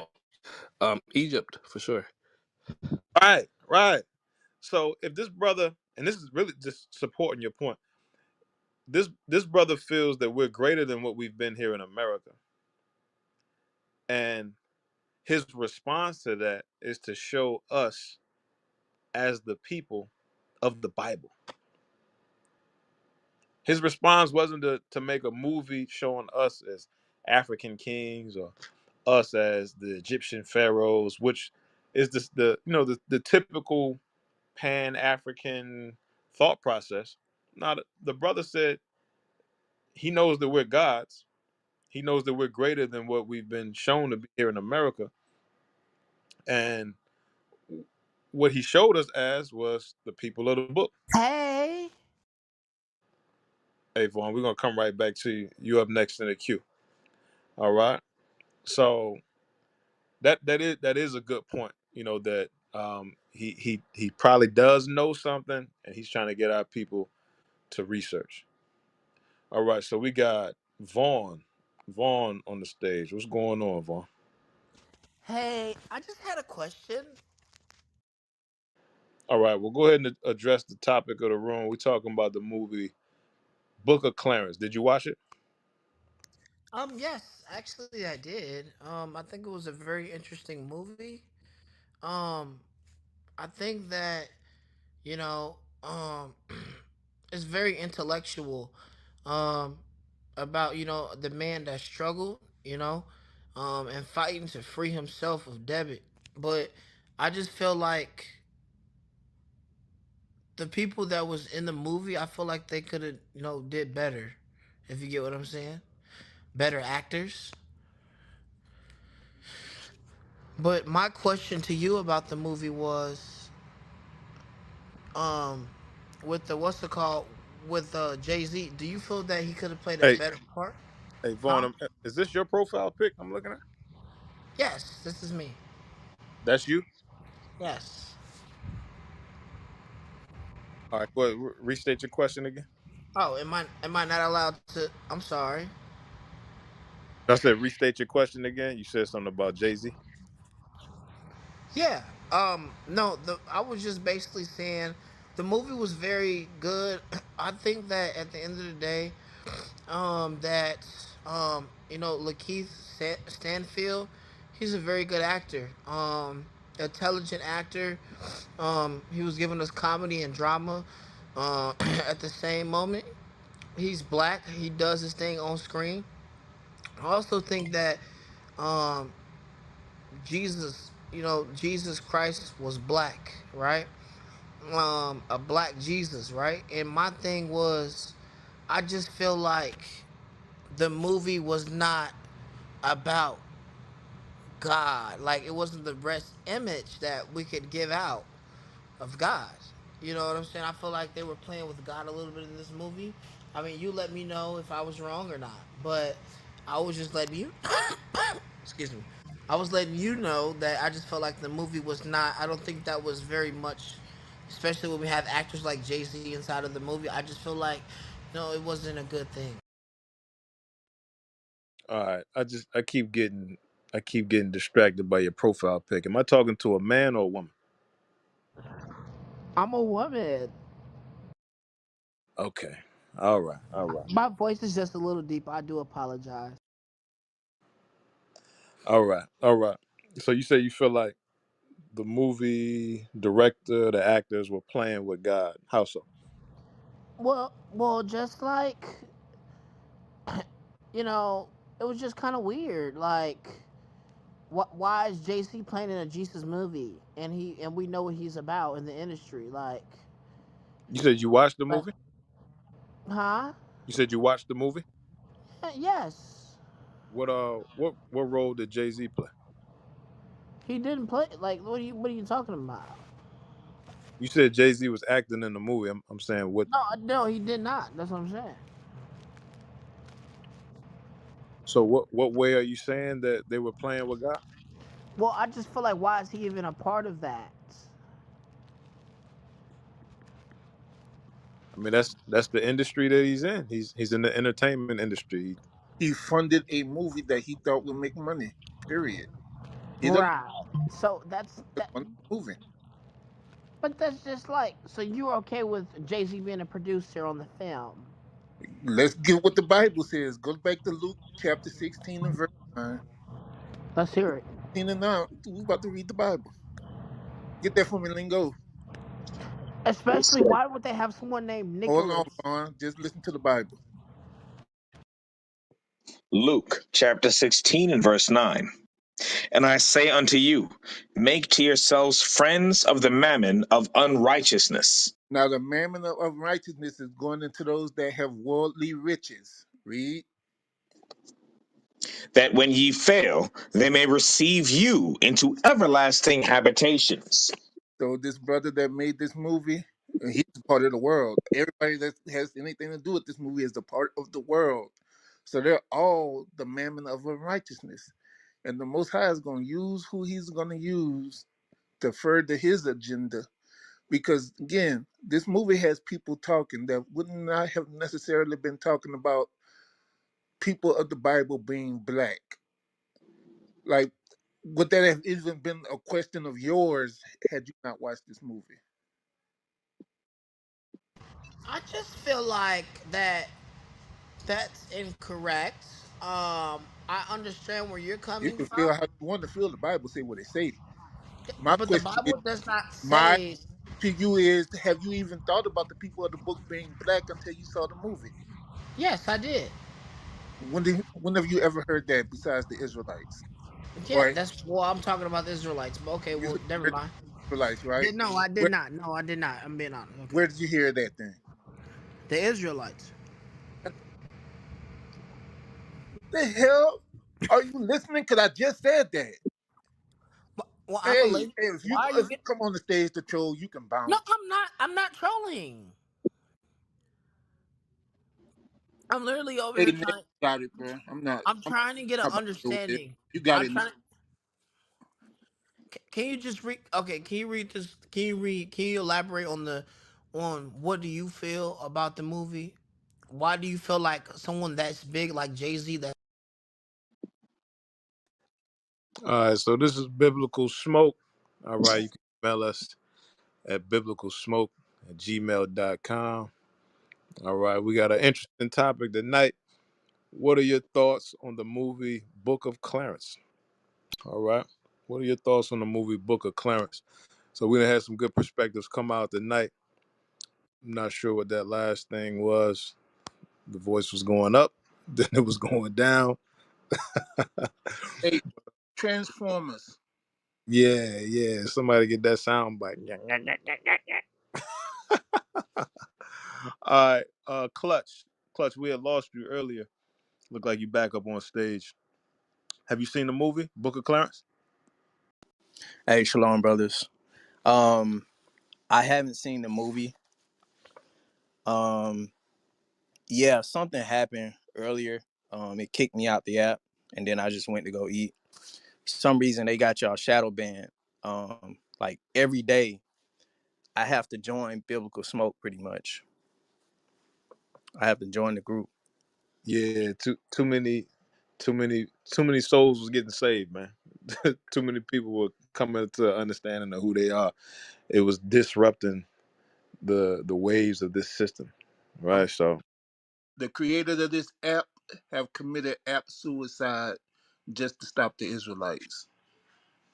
You Everything want to know about this app, they did it to try to stop this room. what's crazy is now, lately the app has been pausing. Like it won't even let you like text in the chat sometimes. So I have to restart it and but I do have some questions about the topic, about the movie. I didn't see it, but I have like some questions. So I want to know, like, because Jay-Z did the movie. I want to know, like, how would they even let him do this movie? Like, how would the powers that be, the elites, why would they allow him to even make this movie?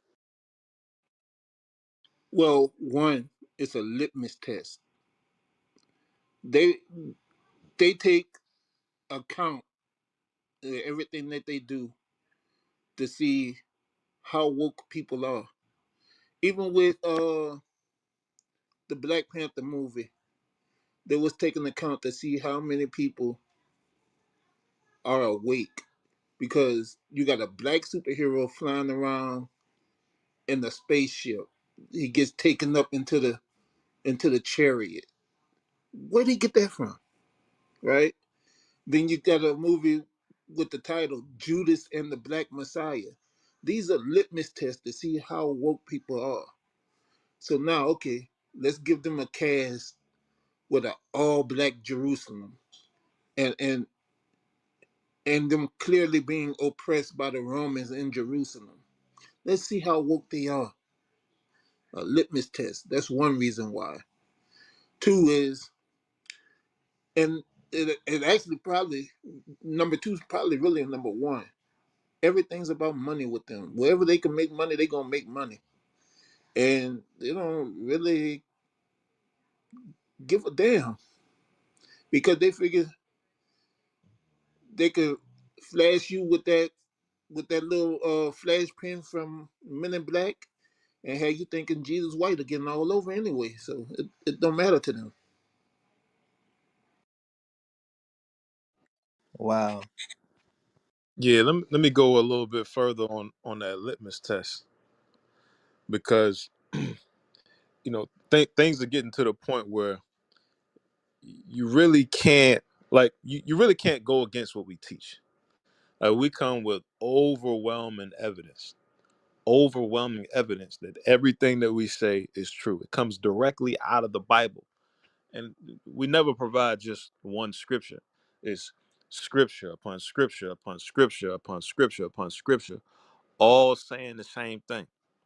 So we're at the point now where nobody can deny that the original Hebrews, Jews, whatever the masses want to call them, Israelites, were black.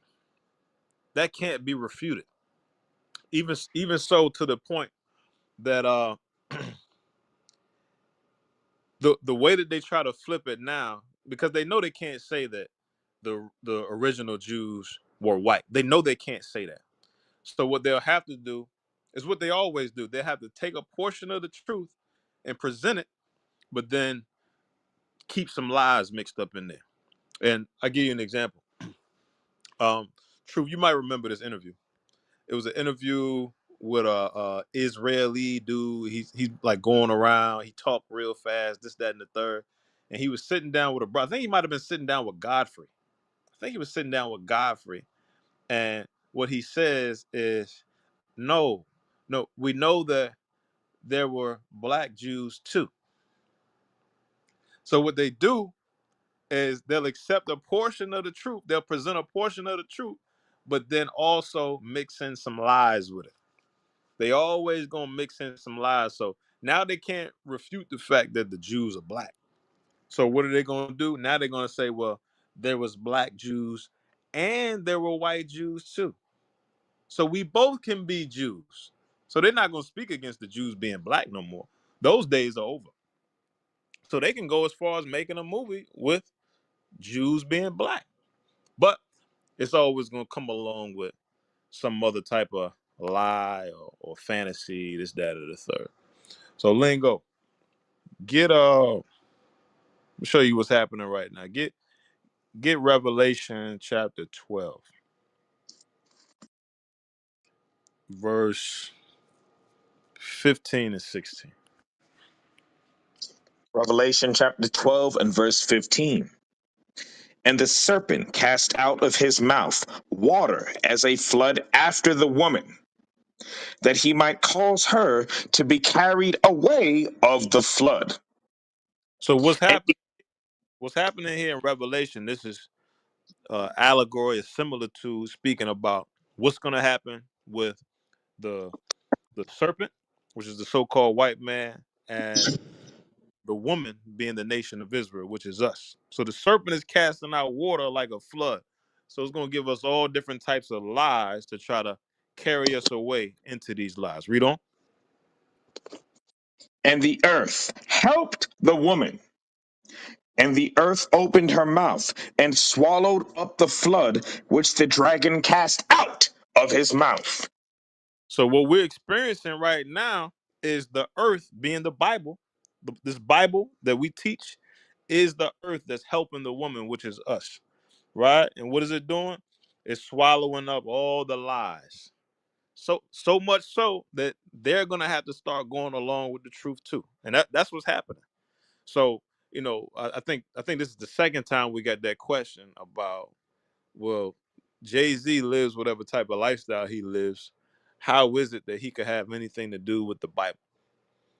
Well, remember, this movie is it's not about Christ. It's not about the Bible. It's it's a fictional story about somebody that lived during times of antiquity.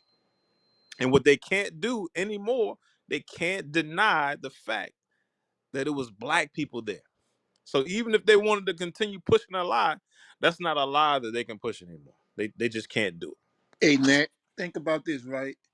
One of Jay Z's nicknames is Hova, like Jehovah, right? Meaning he's clout chasing God. What was Clarence doing in that movie? Wasn't he clout chasing? Yep, exact same There, thing. there y'all go. That's y'all connection. Now move on. All right, Clutch, what else you got, bro?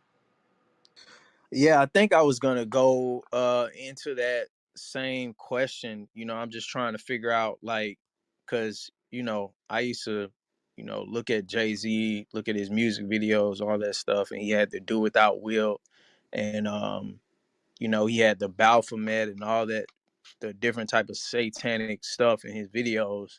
But now he makes a movie like that. That's what I'm just, but it is what it is. I'm just wondering why would they let him do that? But you know,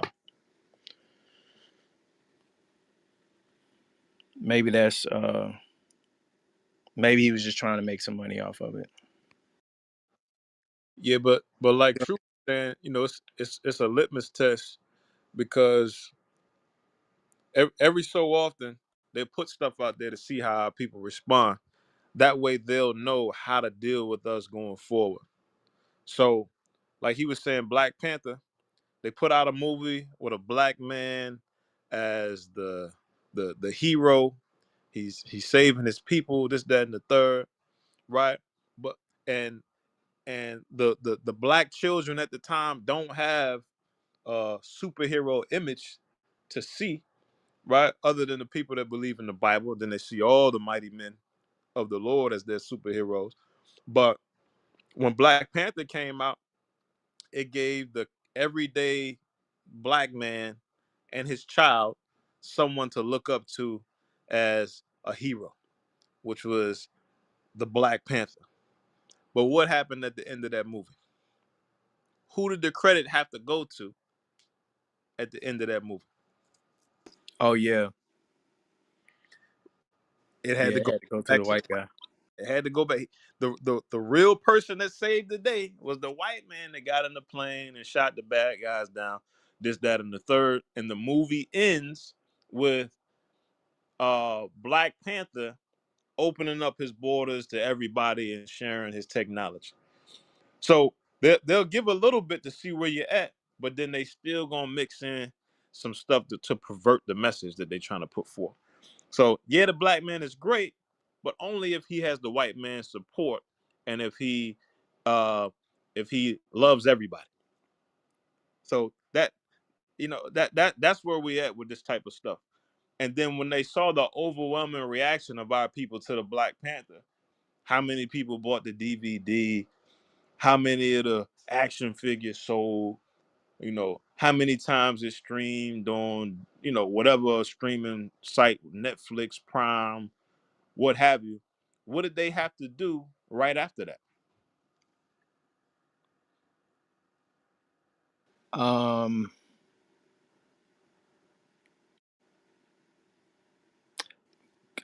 could you elaborate on it? I don't know Okay, what they had to do. I got you. I got you. So when Black Panther 2 came out, how was that different from Black Panther 1? They had like women ruling that time. Exactly. Exactly. So it was no son, that we didn't know about that now rises up to be king of all the black people. What does it do? It takes the entire audience that saw the Black Panther as a vision of power, prestige, uh, heroism, and then now transfers all that over to the woman. All right. So go to Isaiah chapter 3. Isaiah chapter 3, verse 12.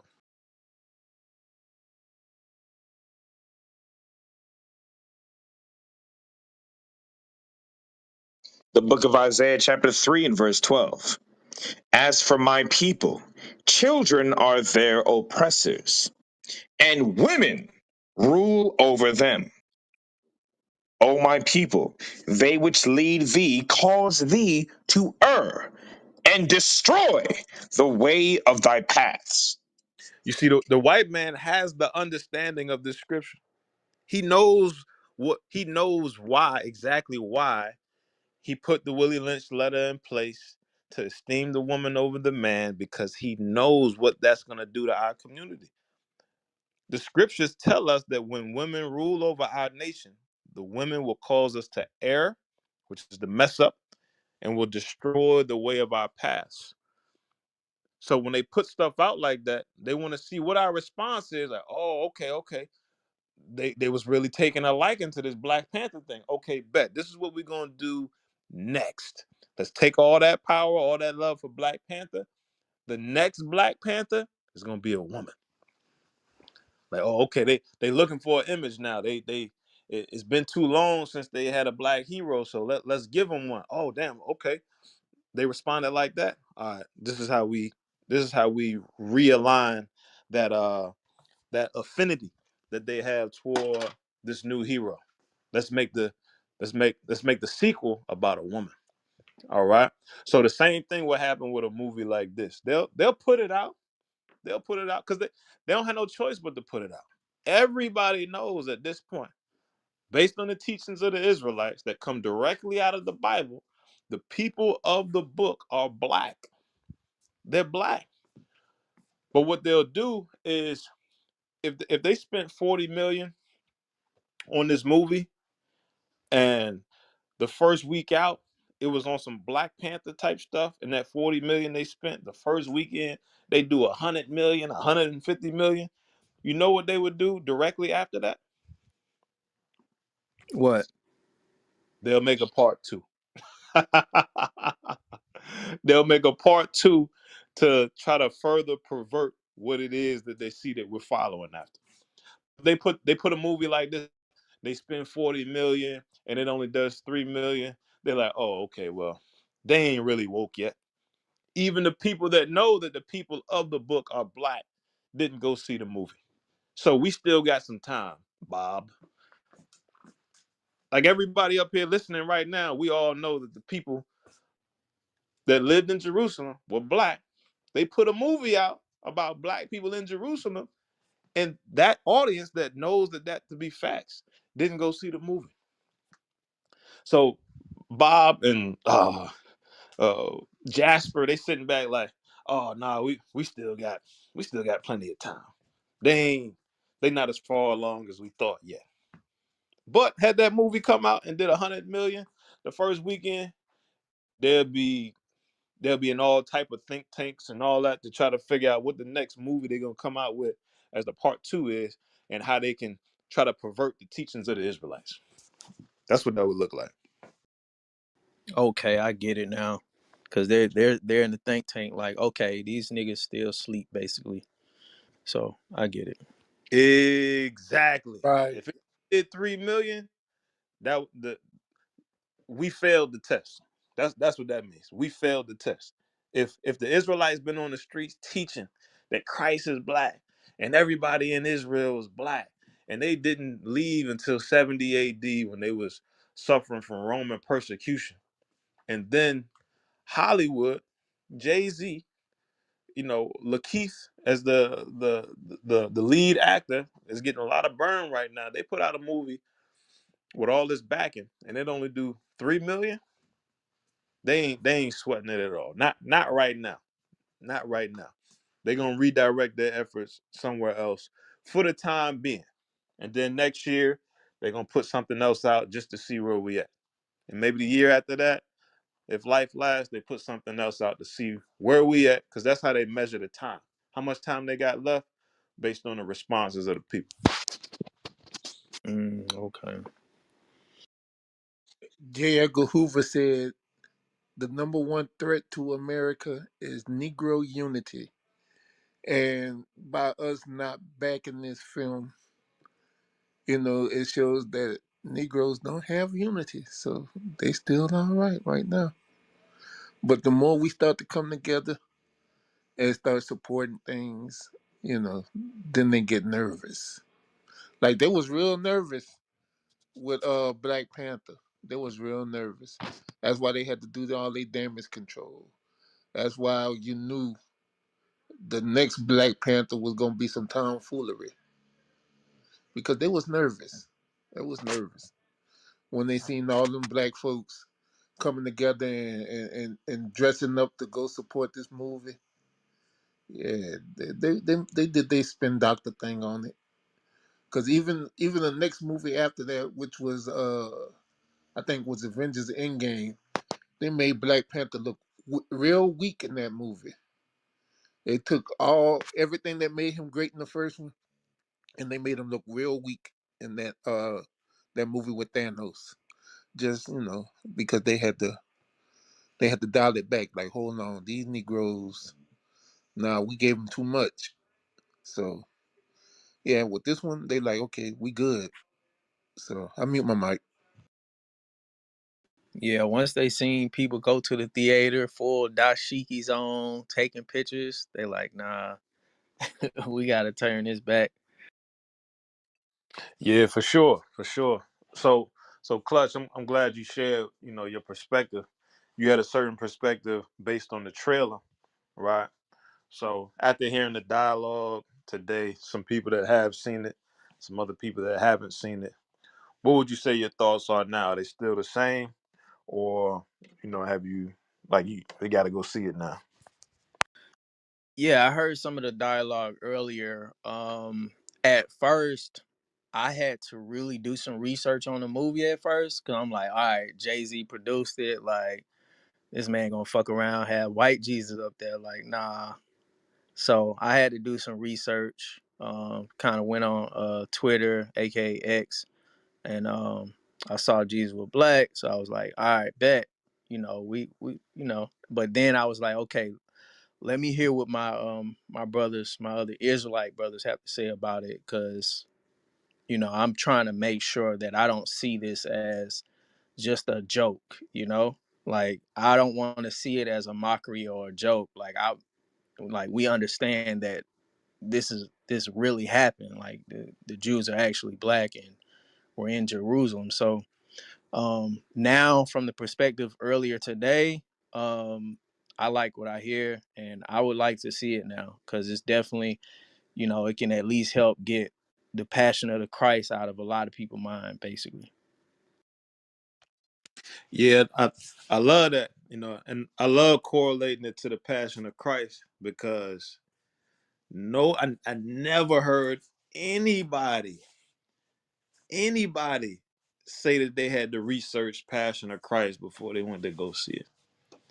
I never heard anybody say, "Oh shit, Mel Gibson putting this together. I don't know what kind of lifestyle Mel Gibson live. I don't know if he's really fit to be the person to direct a movie about Christ. I never knew he even went to church. I didn't even know he was a Christian." That show you how destroyed we are as a people, because I'm guilty. I'm guilty. I sat right up in there in Passion of Christ. I was younger. I think I might have been, I don't know, I might have been in high school or something like that. I ain't know nothing. All I knew was the doctrine and philosophy that my mother led me. What Isaiah 3 just say? They that lead thee calls thee to err. That's why the same white man that put himself as Jesus Christ, he loved our women on Section 8. He loved our brothers as baby daddies or locked up or dead. He loved our sisters as baby mamas or ex-wives, because he knows that our community cannot advance as long as our family unit is split up. So many of us fell victim to Passion of Christ, because in that particular generation, the men were still weak. The families were still broken. We just now getting to a point where brothers and sisters are starting to wake up. We're starting to understand who we are. We're starting to return back to our own heritage. We're starting to say to hell with everything that the white man has given us. Let me get Hosea 4 and 5.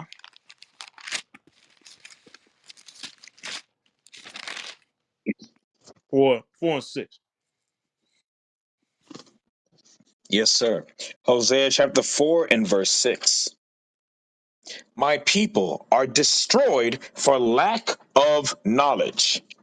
And that's the condition that we're in right now, that we're trying to come out of. We've been destroyed for so long that we never questioned Mel Gibson and his production, The Passion of Christ.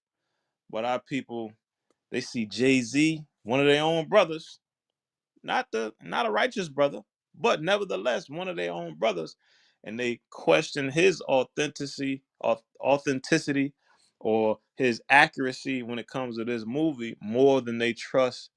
They trust him less than they trust the slave master himself, Mel Gibson. Read on. Because thou hast rejected knowledge, I will also reject thee, that thou shalt be no priest to me, seeing thou hast forgotten the law of thy God. I will also forget thy children. Right. That's what's happened to us. We've been forgotten by God along with our children. All right. So I want to welcome Sister Yvette and Sister Lover to the stage. This is Biblical Smoke. All right. Tonight we want to know what your thoughts are on the movie, The Book of Clarence. Have you seen the movie? Have you not seen the movie? What are your thoughts? Have your thoughts changed after listening to the discussion today? Let's bring in Sister Yvette to the conversation. How you doing, sis? Shalom. I appreciate the invite to speak. Um, I have not seen the movie. I am these days more uh, cautious, I guess you would say, about what I watch. And if my leadership suggested, then I will go ahead and watch it. And they did suggest to watch it, so I do plan to. However, um, I've known about Jay-Z for years. He wore this sweatshirt in an interview one time, and it said, "Do what thou wilt," in these ancient looking letters. And I remember looking into that and found that quote came from a man named Aleister Crowley. He was known in the 1800s as the most evil man of his time, and his philosophy, or his way of life, uh, that he taught his followers, was to do, his law was to do what you want, do what thou wilt. And um, just learning more about that, um, I just kind of shied away from him altogether. So when that movie came out, I just automatically disregarded it, just knowing his theories, and his uh, philosophies. It had really nothing to do with his music. Um, but now that I have been made aware of certain things, I do plan to go and see the movie. I mean, my mic. Okay. Now I appreciate you sharing that. And I could feel you. I could feel you. I mean, I used to be a Jay-Z fan. I know the stuff he talked about in his lyrics, right? Along with many other industry artists. And I don't know if I mean I'm pretty sure at this point everybody's familiar with a sister named Sukiana, right? You heard of her before, Sister Yvette? Yes, sir, I have. Yeah, so I think she had I don't know if it was a TikTok or what it was, but she had her phone on selfie mode. Might have been TikTok. It was like 5-6 years ago. She recorded a video and she was crying and she was talking about how she sold her soul. You familiar with that? Yes, I did see that video. Yeah. So a lot of times our brothers and sisters in these industries, and I'm a dare say most of the time, if not all the time, these brothers and sisters are handled or controlled. They've done certain things to get the power or level of influence that they have. So even down to the clothes that they wear, sometimes they are given an outfit. This is what you're gonna wear, or these are your options based on uh, who's actually in control of them, right? So I'm familiar with the Aleister Crowley. That was a wicked dude, but I don't know if Jay-Z actually follows him, if he's a part of that cult or that religion. I know there's a lot of stuff, but just that industry overall is wicked. But let me show everybody what the Bible says about brothers like Jay-Z, sisters like Sukiana, and how they may not be in control of their own selves when it comes to some of that stuff. Give me Revelation chapter 18, verse 13.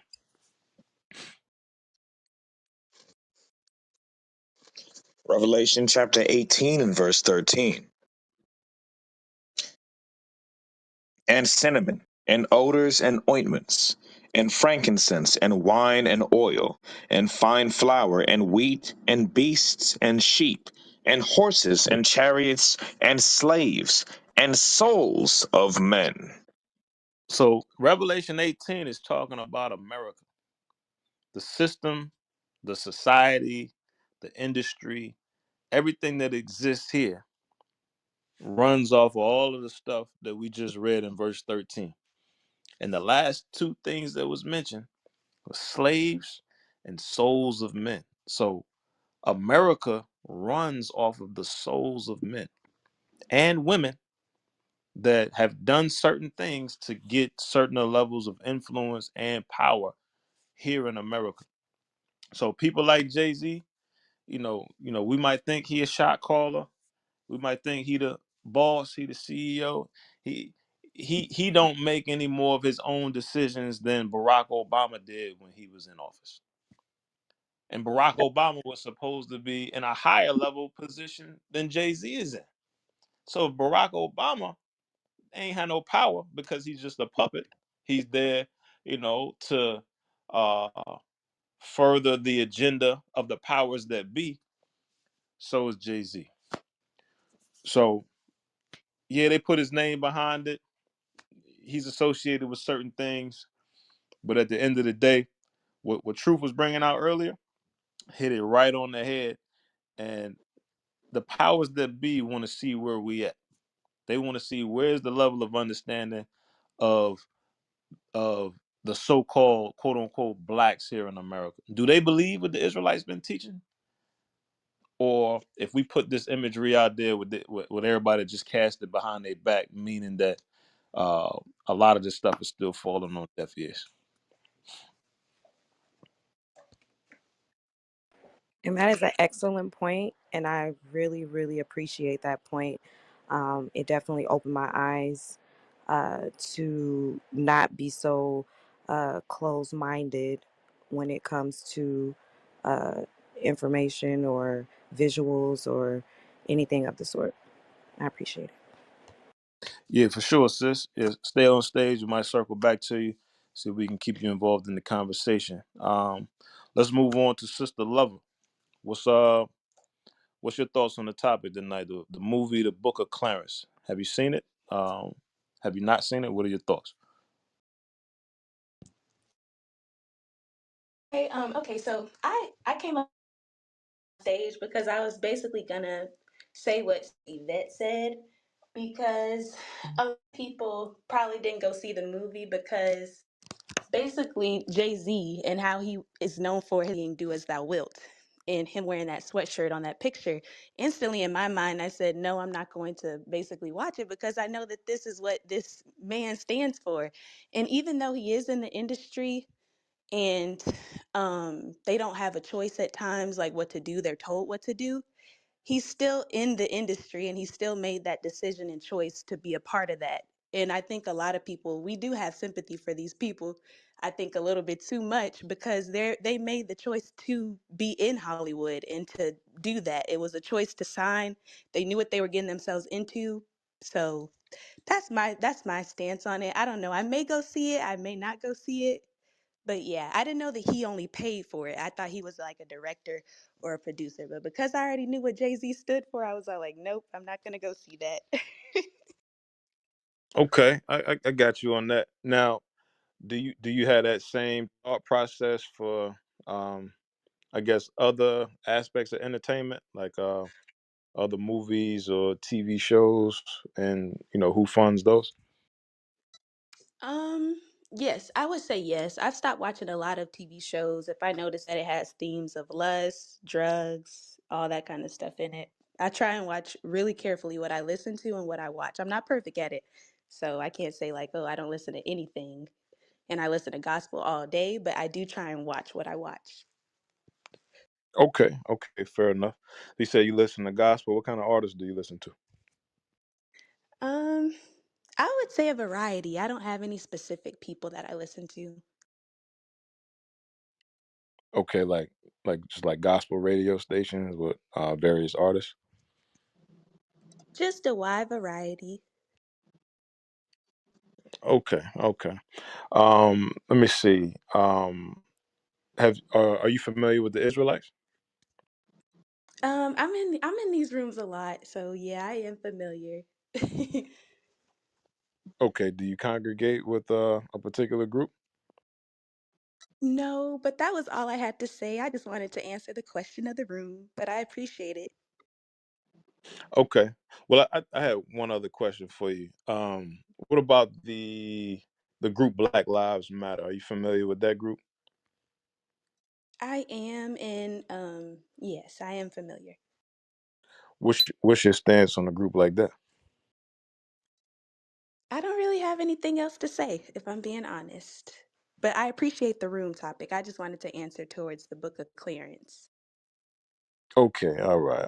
Sis don't want to dialogue with me. Okay, all right. Sister No, but I Jasmine. appreciate it. Y'all All have a right. great night. I'm listening though. Okay, all praise. All right, Sister Jasmine, welcome to the room. It's Biblical Smoke. We want to know what your thoughts are on the movie, The Book of Clarence. Have you seen it? So, yes, I have seen it. That was interesting. Jay-Z had any involvement with it or anything like that. I just saw, I don't really watch that much TV and stuff like that either. I just heard The Color Purple was out, and it was weird because like The Color Purple theater, when we went, it was packed, but when we went to go see the Book of Clarence, like no one was in there. So I just thought that was interesting. Um, but maybe it is because of the Jay Z thing. I don't know. But I'm I'm kind of torn on the movie. I mean, maybe if I didn't know the truth, I would say it was a very good movie. But I guess since it is fiction, it's okay. But I guess just knowing the truth and how it was kind of going by the Bible, but it didn't. It was kind of confusing. Don't know the truth. Um, I feel like it can be a little misleading, and maybe some people might take it for face value, which I hope they don't, and I hope they want to know the truth. But I did like, that it showed black people. I really liked that. I thought one thing that was really messed up was when Clarence, his friend, that was just like the most messed up part. And he was like fake crippled and he healed him. That was Oh, the fake miracles there. Yeah. like so. Uh, It's just your mic breaking up a little bit. I don't know if you're on a Bluetooth, if you're close to your phone or not. Sorry, it's just I think because when I'm downstairs, my signal. I don't know, maybe if I go out here, you can hear me better. Can you hear me? Yeah, I can hear you a little better now. Okay. Let me think. Um, I just thought some stuff was confusing. Um, when they had some parts that Clarence would play that would like Jesus would do, like at especially the very end when he was like, "Forgive them, Lord, for they don't know what they are doing" or whatever. Like Jesus says that, not him. And um, just like he didn't have faith through the whole video. And then all of a sudden, I guess since God saved him when he was walking on water. Now, I hope I don't give away the whole movie. I'm telling a lot of parts for anyone who wants to see it. It's all good. A lot of Um, people won't. A lot of people won't planning to see it anyway. So they might be getting convinced now. So I don't think it's a real spoiler unless people was already planning to see it anyway. I mean, I think you people should see it. I mean, I think it's at least good to see that there's black people in the Bible. Um, just to and to know that Jesus is black. I didn't like at the very beginning of the movie it showed white Jesus. I was kind of confused about that too. And then when they cleaned, I forgot his name, cleaned the white man and like made him all nice and pretty and whatnot, and they were just like ogling over Oh him. I man, was sis, like, you thought that white man was pretty? no, I'm saying they did. I'm messing No, with you. no, they did. They were like, "Oh my gosh, you look like Jesus." I was like, "Really?" Like, they just made him. I'm saying they did, not me. No. They were just, in awe over him that they cleaned him and whatnot, and they started calling him Jesus. Or I'm like, didn't they already know what he looked like? Or I guess they didn't. but didn't know there was black. But maybe that was kind of part of the story to help show how they changed Jesus white. Because when they did crucify him, they only painted him and not anyone else. So maybe it was like some hidden gems to wake people up. I don't know. Yeah, But I think they were trying to show how kind of like the same point we was bringing about Passion of Christ. Like in the movie, you see Christ walking around and like he had his apostles with him, but from this movie's perspective, it didn't show like the masses of people, the 5,000, this, that, and the third. yeah, But then when the white man show up, he walking down the street and everybody throwing money at his feet and they going crazy, they going nuts. So it seemed like the writer was almost trying to show the audience that, even inside this movie, like he's showing us ourselves inside this movie, yeah, like right, like all the people not paying, like the same people that aren't going to see the movie are the people inside the movie that's not paying attention to Christ. And right, then the same people that all went to go see Passion of Christ, it's like you can see those people in the movie casting they money and all that and following this white man around and painting yeah, him and all of that. So it's almost like he was showing us ourselves in the movie. Like, yeah, here, y'all don't really bang with the black Christ. Y'all say he fake. Y'all ain't got no faith in him. But watch this. When this white man walk around, everybody gonna go nuts about that. right. I guess I don't know. I did. I liked it. It's a little confusing because I didn't get why it told half the truth. Well, no, some truths, and then it didn't. I mean, maybe it wouldn't got put out if they just told the whole truth. I don't know, but they were telling a lot of truth, and then distorting the rest. I don't know. Yeah, it's only so far they're gonna be able to go in this society. It's only so far they're gonna be able to go. I mean, you look at the movies that we put out. Us knowing who we are, we put the true message out with the true image, and you'll never see a blockbuster hit, not in this man's kingdom. So the only way for it to be a blockbuster hit is for there to be some confusion mixed in there. That's why this Yeah, place biblically is called Babylon. This is the place of confusion. So if it ain't no confusion in it, then it can't be successful here. And like true. I'm trying to explain this stuff to like my like I got a 5-year-old son. He's learning to read, and when you don't realize how confusing English is until you have to teach it to somebody.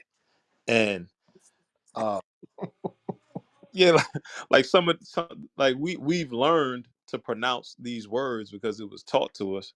But when you break it down, it's like, well, why do these two words have the same vowels in between, but you pronounce one way and another one another way? And I got to explain that to my son, and I can't because it's confusing. I think they say the most confusing language in the world is the English language. So that's just a part of the land that we live in. Babylon, everything is full of confusion here, from the movies to the people to the doctrines to the language. Yeah, okay, I can see definitely at least that's definitely why they let this be out since it is a bunch of confusion in the movie. Um, you definitely see why they have it out. Um, but yeah, that was pretty much I had to say. But I liked it. I guess overall, I don't know.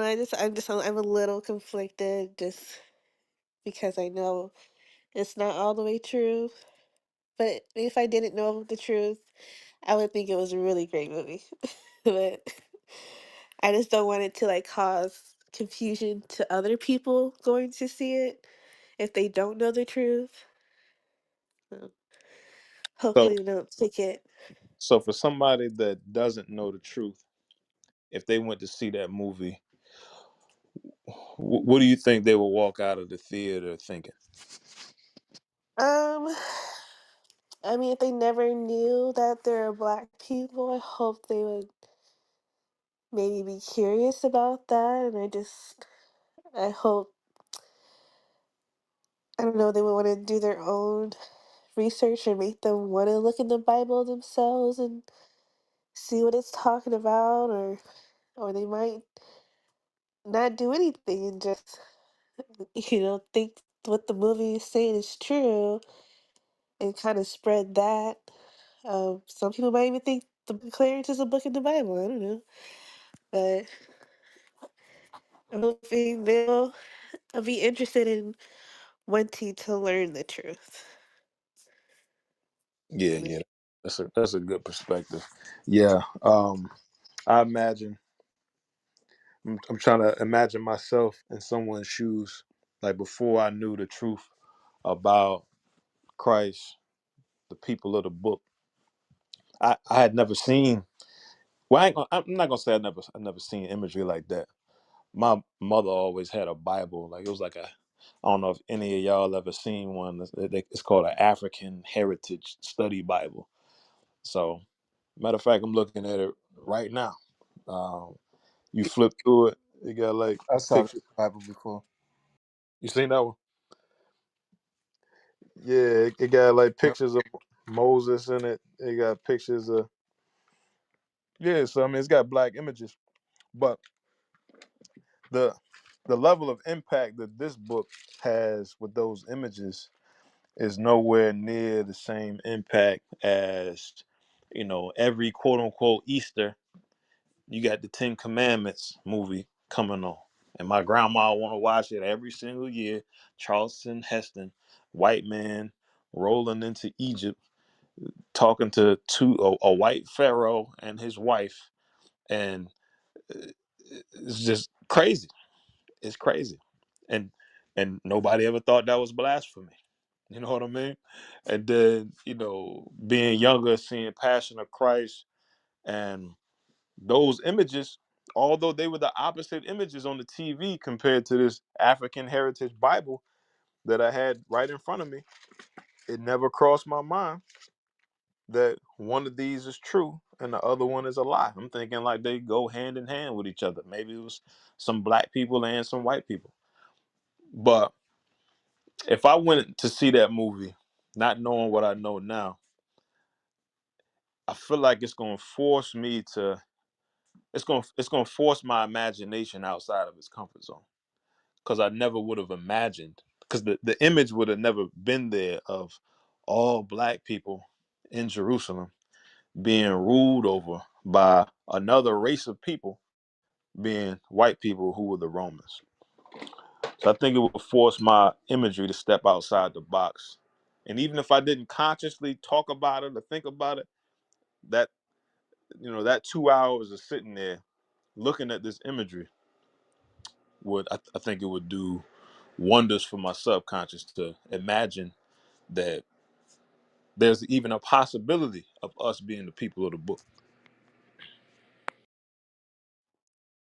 Yeah, I agree with that because I mean, I never saw or I even thought about black people being in the Bible. Like that was one thing I was kind of confused about. Like, where are we in the Bible?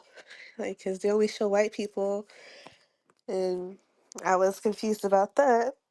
So I think it would make me wonder if I was in the Bible or is this part true? Um, And maybe it might. I never thought about Jesus being black either, so it might make me wonder if Jesus is black. What's a lie? What is the truth? I don't know. Hopefully, it'll make people wonder or get them thinking. Mm. Yeah, I think it's going to do that for a lot of people because I mean a lot of people's first introduction into the truth of the Bible starts with the color of the people in the book. It's like we read these scriptures about what did Christ look like, um, what did the Father look like in heaven, what did the angels look like, what did Job look like, what did Solomon look like, and Many times people can't believe that this was in the Bible the whole time. Like Lingo, get Song of Solomon 1 and 5.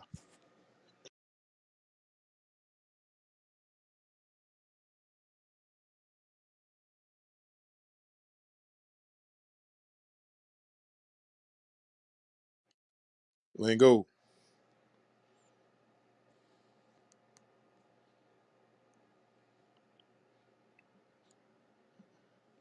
I think Lingo, he working on his mic right now. All right, so Song of Solomon 1 and 5. That's one of them scriptures. It's like, dang, this been in here the entire time? I never read it. I never heard a pastor quote Song of Solomon, chapter 1, verse 5. But I'm going to read it. I'm going to read it. Song of Solomon, chapter 1, verse 5. So the book of Song of Solomon, chapter 1, verse 5 says, I am black but comely, O ye daughters of Jerusalem, as the tents of Kedar, as the curtains of Solomon. So scriptures like that, I mean, they just do wonders for a brother or a sister's imagination, because that image has just never even been there. And even if somebody did read the scripture, as many times, mama read the Bible every morning, daddy went to church. There was still never any imagery associated with these scriptures. So now you got a scripture, a Bible verse that says, I am black but comely. And then now you just see a movie about the same race of people. And now you see that on television, on the big screen, 20 feet, 30 feet tall, black people living in Jerusalem. So, man, I think that's going to do wonders for the minds of our people to be able to see themselves in the book. Because many times our people have disassociated with the Bible because they really just can't see themselves in it. The doctrines normally come later, but most people are not very versed with doctrine. The movie, to deal with, forgive them for they know not what they do, and that's usually not hanging somebody up from believing in the Bible and who said it. You know, um, virgin birth, it sound crazy, but the average black man ain't thought twice about what Mary and Joseph did or what they didn't do and how Christ got here. At the end of the day, the thing that drives people the furthest away from the Bible is the fact that the same person that was whipping us on our back, that was breaking up our families, that was selling me to one plantation and my wife to another plantation and splitting my children up, is the same one that was holding the Bible and quote unquote teaching it to us. And we haven't been able to separate that.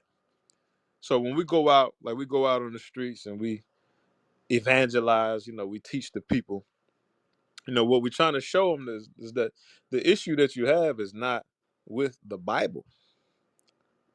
When we really get down to it, the Bible is the greatest story ever told. It's a story of black people that were oppressed and how they're going to get some get back on all their oppressors and live forever. No black man really got an issue with that story right there. They got an issue with the fact that the white man is holding this book and he's pushing his face on a religion that ain't got nothing to do with us. I can't associate with that. Like the same one that's whooping me on my back is supposed to be my savior. At the same time, like Biff's cousin, Biff whooping my ass on the plantation, but his relative is supposed to save me if I believe in him. It's no way, no possible way. Lingo, you back yet?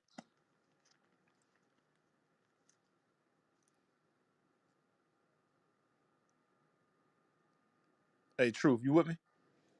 Yeah, I'm here with you. Hey, help me get a scripture for me. I don't know what happened to Lingo. Get Second Maccabees 4:15. All right, Second Maccabees 4:15.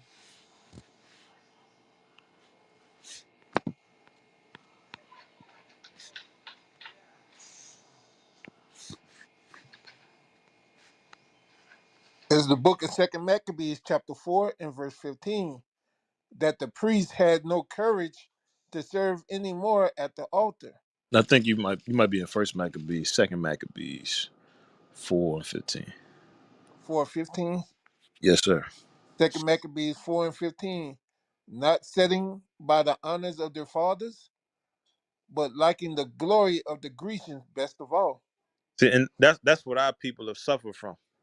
We we haven't we haven't followed after the honor of our fathers. You know, our fathers look just like us. They went through the things that we went through. They suffered just how we suffered. They overcame how we're trying to overcome.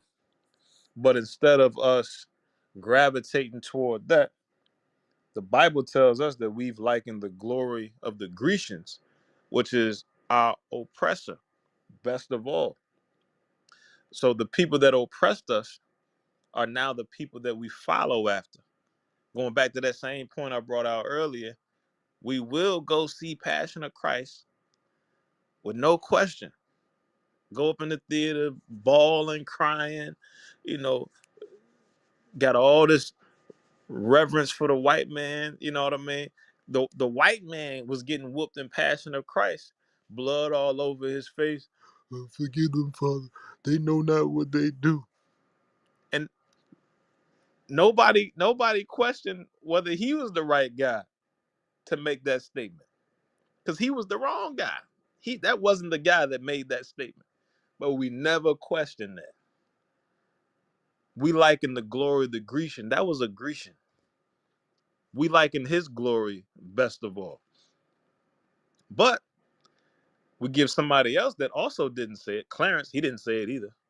But a lot of times we'll be first to cast off our own people and last to cast off our oppressor.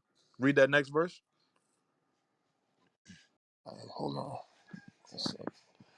on. Verse 16.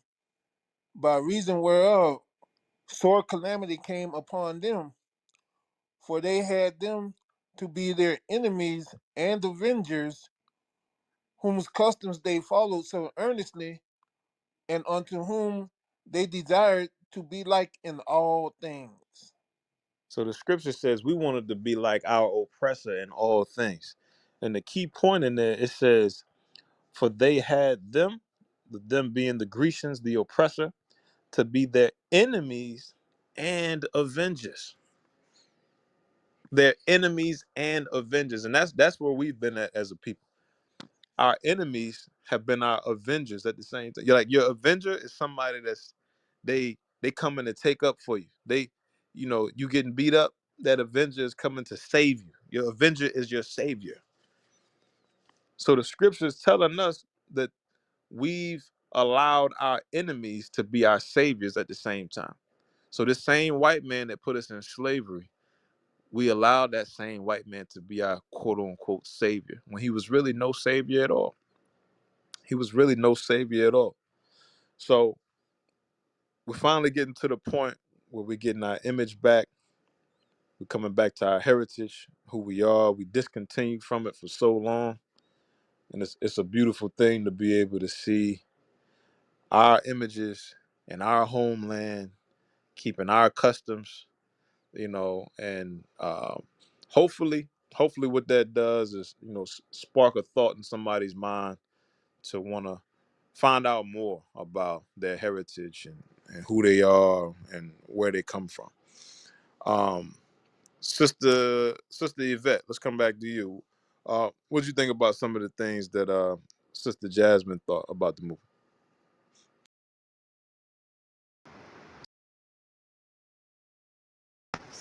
Sorry, I'm trying to unmute my mic. Um, when I would read some of the comments, I thought to myself, people that have those who have no knowledge of the scriptures could possibly get their wheels turning with the movie.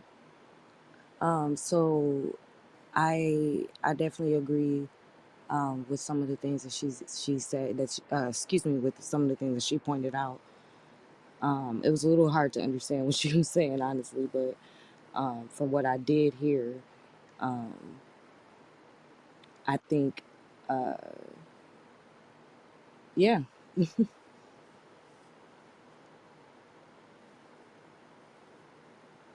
Okay, cool, cool, cool. All right, all right. So yeah, I'm gonna replug the rooms, biblical smoke.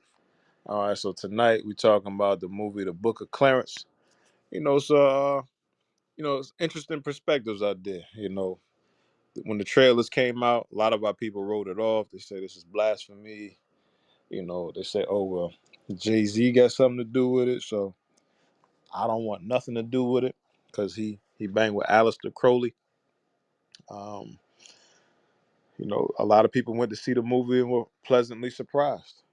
They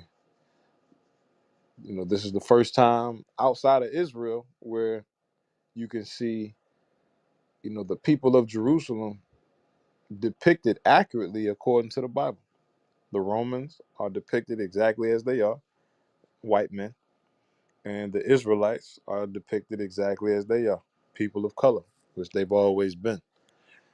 All right, the old lie of the chosen people of God being white, that's being blackwashed now. It's it's being cleaned up to show exactly what it truly is. So they're gonna have to focus more energy and effort on other lies that they're telling instead of uh, trying to continue the narrative that Christ was white and his people were white, because that's been demolished at this point. So we want to know your thoughts. We want to know who's going to see the movie. Maybe who had a change of heart. Um, Tamiko, let's come back to you. You still with us? He's taking a shower. It's my husband. Oh, wow. Oh, we got a husband and wife on stage. Cool, cool. All I right. Jasmine, did you have some more that you I want to just talk? have one more thing I liked about the movie. Yeah, go ahead. Um, I did like how it showed the difference between God and Jesus, because since people think Jesus is God, so I just liked it didn't show that Jesus was God, I guess. I might have missed that part in the movie. Where did they make that distinction? Um, I mean, when Clarence was like walking on water, it's not like Jesus was around saving him. It showed like God saved him. Oh, okay, okay. I see what you're saying. That it had to be some other power that existed, not just Christ. Right. Right. Okay. Let me see. Lingo, you you with us?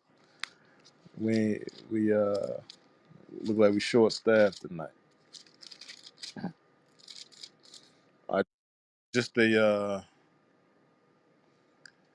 I'm gonna read a scripture real quick just to go along with what the sister said about Jesus and the Father not being the same. So in the book of Acts, y'all remember Stephen, he was about to get put to death, and this is what he saw. All right. Who would you bring up? Showing up, what's going on? Hey, shalom, y'all. Most high Christ bless, man. Yeah, sorry I couldn't get up here earlier. I've been listening, but I wasn't able to. It's all good, bro. You with us now. You with us now. I'm just about to hit a quick scripture about Christ being different from the Father, man. I want to get your thoughts on the movie too. All right, so we in Acts chapter 7, verse 55. It says, "But he, being full of the Holy Ghost, looked up steadfastly into heaven and saw the glory of God and Jesus standing on the right hand of God." So, Sister Jasmine, what you were bringing out about there being a difference between Jesus and God, that's what the Bible says. The Bible never said that they were the same person. It says that they're of the same mind. They're one, just like, me and my wife are one, but I'm the husband, she's the wife, and we have children. We're all on one accord. live in the same house. We eat at the same table. We read from the same Bible. We're all one.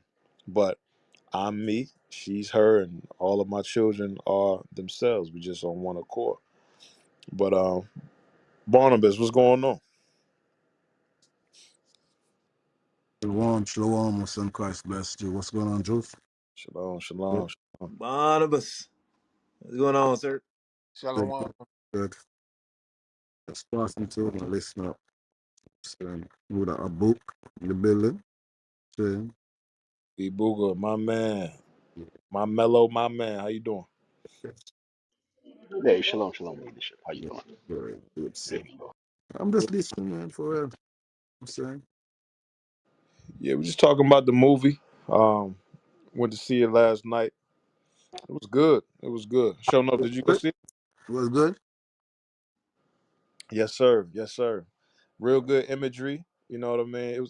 It's a fictional story, so as long as somebody goes to see it knowing that they're not going to, it's not the book of Matthew, and then they jacking the movie up. It's about a brother that didn't have faith in God, didn't believe in Christ, but just he lived during the same time.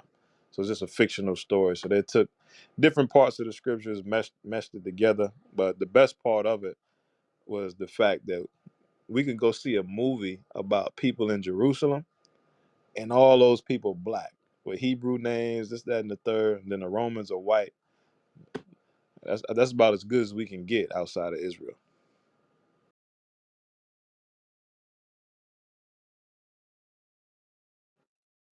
Sure enough, you been to see it yet? Nah, bro, I ain't seen it yet, man. I ain't seen it yet, but I'm listening, and it's really compelling me to go see this dang movie. Honestly, man, it really wasn't on my radar like that. But you said some things and made me think about it. Before I came into the truth, I definitely went to go see the damn Passion of the Christ, and I cried with the rest of them niggas. I was boo-hooing my ass off. I was like, oh no, not Jesus. Y'all gonna do that to sweet baby Jesus? Not They my Jesus. they beat the hell out that white boy. Ooh, god damn, they beat his ass. Now looking back on it, man, that's one of the.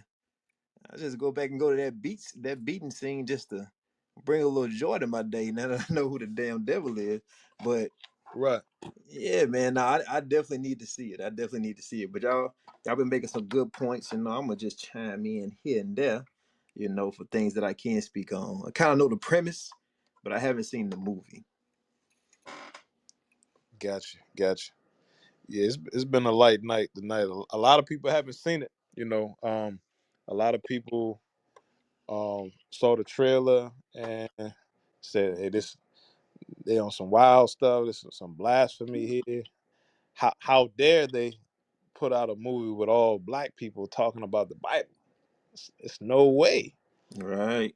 You know Yes, what I mean? sir. Yes, You sir. had Go ahead. I wanted to, if I could have at the time, man, I wanted to come up here.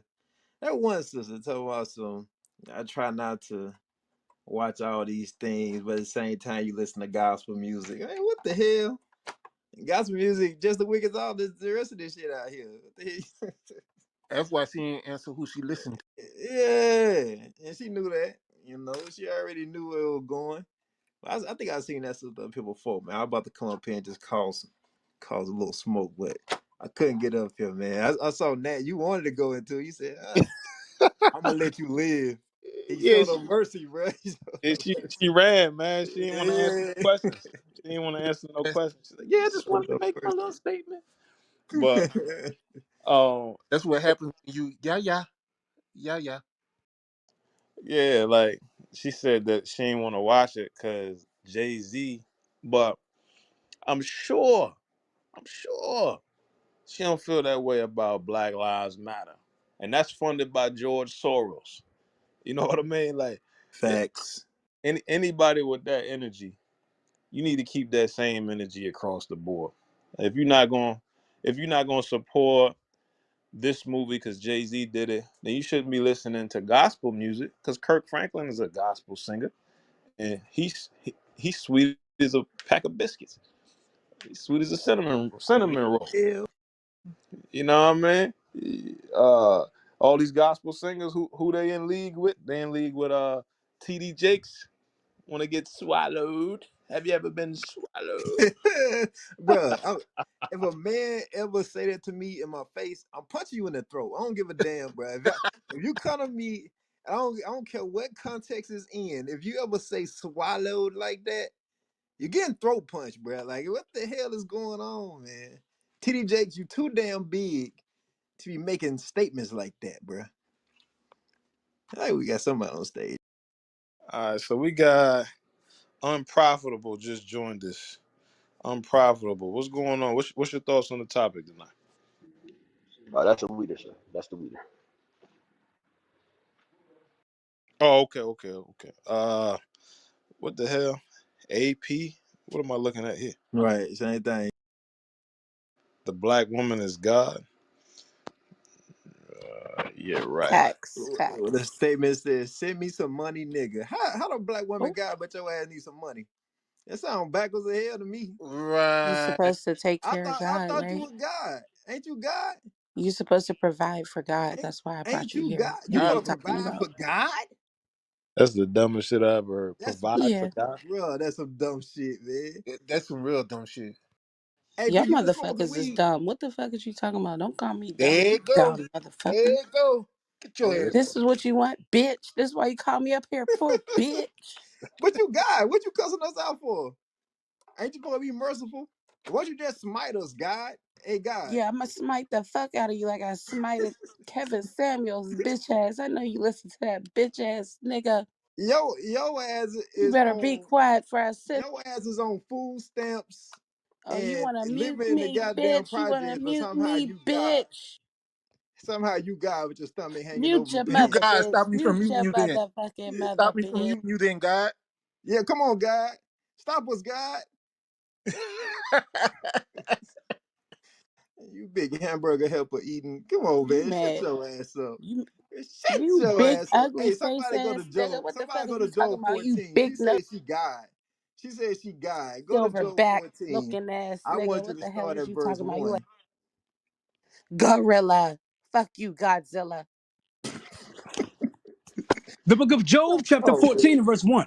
hey man, I don't know what's wrong with these big fat black women, cause that's what she is. She's a big fat black woman. She got a whole bunch of hamburger helper in her throat. She can't enunciate her words. Coming up here with a damn onesie on. You'll get your ass off stage. Read Job 14, start at verse 1. The book of Job, chapter 14, and verse 1. Man that is born of a woman is of few days Mhm. and full of trouble. I thought your ass was God. It said men born of woman is a few days and full of trouble. If you born of God, you supposed to live forever.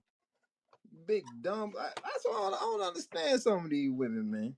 What you come up here for? You already know you about to get smitten with the Bible. The Bible said men born of women is a few days and full of trouble. If you God, why we got a few days and full of trouble? Ain't you supposed to provide for those who come from you, God? What's wrong with this Listen guy? here, you unaborted motherfucker. Now let me tell you something. You need to have some What you gotta respect. tell Your us? mama ain't What you gotta you tell us? You know, misbegotten piece of shit. But the Do woman you is hear God. What you me? talking about my mama for? You talking about another you know, God, ain't Bitch, you? if you just gonna mute me, I'm just move the fuck back down. All right, cool, all right. whatever. Hey, use your godlike powers to get rid of that pussy. Come Stop the on, God. stop the mute button, God. God, stop the mute button and stop the cap. Hey, use your godlike powers to keep them thighs from rubbing together and chafing. You Yeah, use man. your godlike powers to keep your chin from connecting to your chest. Shut up before I make Uh, you suck my godly dick. wow. Wow. I thought you was a woman. I thought the black woman was God. Sound like a transformer to me. Sound like a transformer to me. Hey, God, God you know you transformed. can't do Hey, that. if You you know the got Bible, drop you know the box, Bible say you can't do that, got right? drop box. Transform.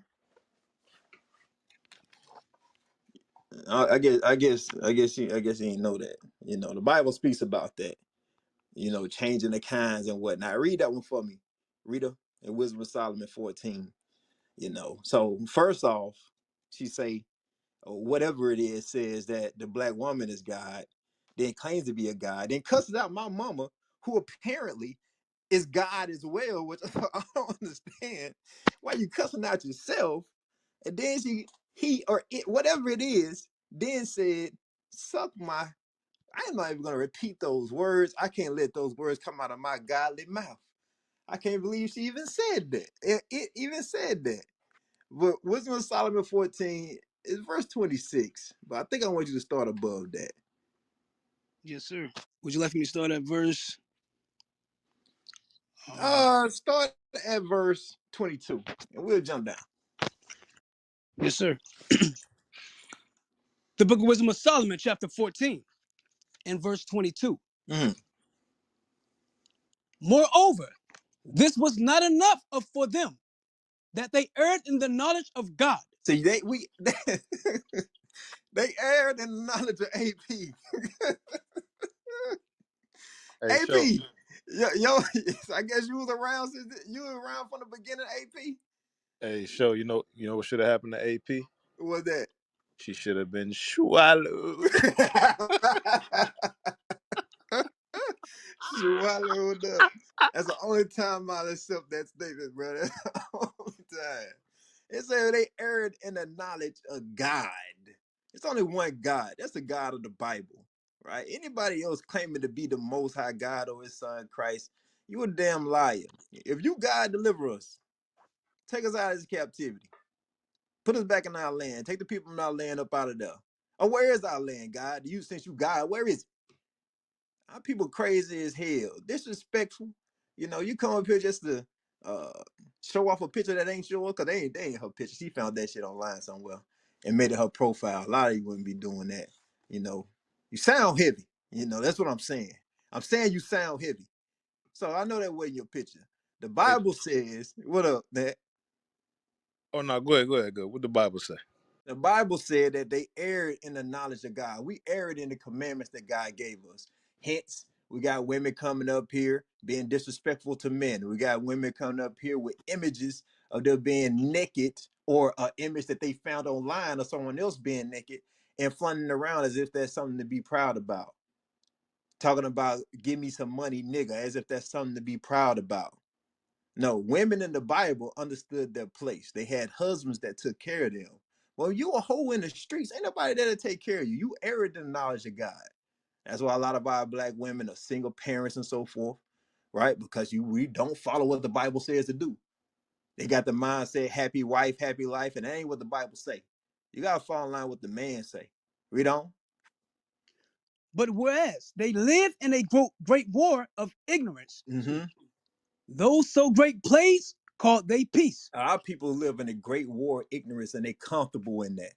They're very comfortable in the ignorance that they're in. I'm related back to this book of Clarence, right?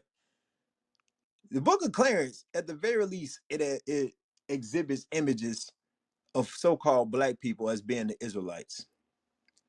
But black people will buck up against that and rather watch like the Passion of the Christ or the Bible story you see on the TV and so forth, the Clarence Hanson Ten Commandments movies and whatnot. Our people, we are comfortable in being in ignorance because that gives them peace. Because a lot of people know if you start saying that the Israelites was black, that the Jews is black, you ain't about to have no peace with white folks. You already know that. Like, what the hell you mean that Jesus is black? Go tell a white man in the South that Jesus is black. See how that turn out for you. A lot of people comfortable in that because that's what they've been raised up in. They don't want to hear nothing different. Some people are just afraid to say the truth. It been times we've been out at camp, we'll be talking to somebody, and we're like, "What color is Jesus?" And they would say on their black breath, like, "Oh, he black." Or you ask them, "Who put us in captivity?" And they get real low. Like, you know who put us in captivity? No, I don't. Tell me who put us in slavery. Well, you know who did it. Who? White folks. I'm like, what? White folks. I'm like, bro, it's only black people out here. Our people get so comfortable in this ignorance, and a lot of them are afraid to tell the truth now. Read on. For whilst they slew their children in sacrifices, or used secret ceremonies, or made revelings of strange rites. And that's what our people do. They go out to these different revelings, parties, and whatnot. They get pregnant, then they go kill their kids. And black women go kill their kids. Hispanic women go and kill their kids. Cause, oh no, this is messing up my party life. I still had plans. I still had things to do with my life. So they go and kill their kids. God said that's ignorance. That's evil. Read on. They kept neither lives nor marriages any longer undefiled, Read. but either one slew another treacherously or grieved him by adultery. And that's what we see in and out of our communities. People trying to hit other men, women, other men, wives, women jumping from rod to rod, even though they know they got a husband at the house to take care of them. And that's the conditions within our community. That's why we got high STD rates, high HIV, high all these different diseases because of the way we deal according to what the Bible say. We don't. So that there reign in all men without exception blood, manslaughter, theft, and dissimulation, corruption, unfaithfulness, tumults, perjury, Read, disquieting of good men, read. forgetfulness of good turns. Now, I do want to stop right there for real quick. A lot of people, you know, somebody did something good for you, but you won't never return the damn favor. That's evil, bro. That's some underhanded stuff. Like, you know, somebody will help you out, and then the minute they need help, and it's your turn to requite that good turn, your ass won't do it. That's a self-serving, selfish type of attitude right there, and that's part of the reason why we're in the condition we're in today. Nobody want to return a good turn. That extends all the way to these black businesses, right? They say, what is it? 8 out of 10 black businesses go out of business within the first year because nobody frequents them within their own communities. They say the price is a little bit too high. They go all the way back to that requiring good turns. You know, you would rather go shop with Esau or Edomite, so-called white people, those who oppress your people, instead of stop shopping with your own brothers, you know, your own sisters, and companies go out of business. Read on. Defiling of souls, Mm-hmm. changing of kind, Changing the what? changing of kind. So this whole transformer, I feel like I'm a girl even though I was born a boy. I feel like I'm a boy even though I was born a girl. That's not something new in the earth. That's been around for a long time, a very long time. Y'all ever seen that 300 movie? Let me see on stage. Yvette, Jasmine, Clutch. Y'all ever seen that 300 movie? Yes. Yeah. Now that was a particular scene with the Hunchback, right? When he went to the Persians and the Medes. You know what I'm talking about? When they was on there, they was all smoking the hookah, doing the belly dances. It was something that happened. Something walked across the screen. Do you remember? No, I haven't seen that movie in forever. I do not remember. No, no. Who remembers? Anybody in the comments?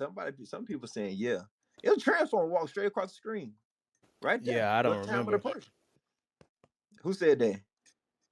this clutch. I don't remember that part. Yeah. Well, it's good. Good. Your eyes are undefiled.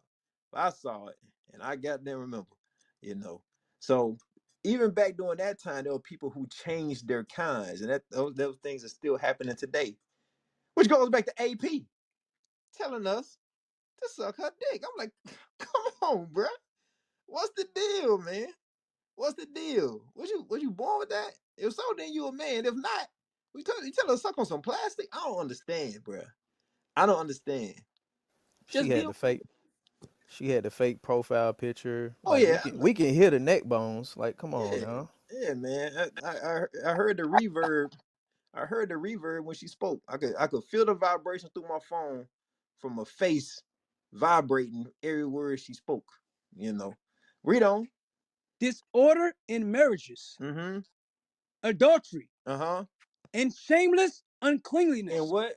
and shameless uncleanness. And that's the condition of a lot of our people. They are shameless with their uncleanness. That's what they are. They have a whore's forehead. They refuse to be ashamed. Read that in Jeremiah 3:3, and I'm gonna leave it at that. Then we'll talk to people on stage. Jeremiah 3:3.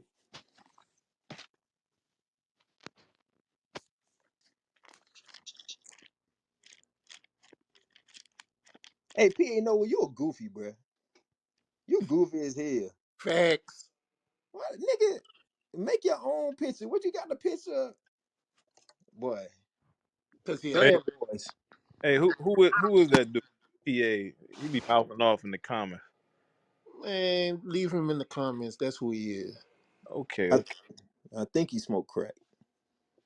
That's all. I don't know. I allegedly. He was about to get his ass smoked. Yeah, he was. Oh man, allegedly he smokes crack. Jeremiah 3:3. The book of Jeremiah, chapter 3 and verse 3. Therefore, the showers have been withholden, and there hath been no latter rain. And thou hast a whore's forehead. Thou refusest to be ashamed. The Lord compared the nation of Israel to a hoe. Whores are not ashamed of the way they conduct themselves. They're not ashamed of the things that they say. They're not ashamed of their outward image. They're not ashamed of none of that. And the Lord compared the nation of Israel to that. That's the mindset of a whore, to not be ashamed. They'll be loud, they'll be outspoken, right? They'll come on a stage, a biblical stage, with inappropriate clothing, making inappropriate statements because they hoes. That's what hoes do. They're not ashamed of the actions and the things that they say. So AP, if you listening, tuck that penis away, all right, and repent. Repent, all right. You got to come back and keep God's commandments. Stop eating all that pork too. You know we can hear it when you talk. But all right, all right. And P ain't know it, you're goofy. All right, I'm your mic till somebody come up. I'm finna send out some invites and see who we got, man. All right, so this is biblical smoke. All right, so we got Truth, Show Enough, Barnabas on the stage. All right, we want to know what your thoughts are on the Book of Clarence, the movie Book of Clarence. All right, we got Big Jew in the house. Big Jew about to come up. What's going on, Big Jew? Hey, shalom. Most high in Christ bless y'all. Sign Christ bless. It's been a pretty slow night. We've been talking about the I movie. see. Yeah, we've been Not, talking about not a Israel. lot of smoke. Now we had a transvestite come up saying that the woman is God, and then finished off with saying, "Suck her rod." So, show enough gave us some smoke, kicked off the stage. We got PA Noah talking trash in the comments, but yeah, we done been through everybody on the stage already. So we just replugging the room right now. So um, we want to know what's your thoughts on the movie, The Book of Clarence. Big Jew, you been to see it yet? I actually haven't seen it. I haven't seen it. Okay.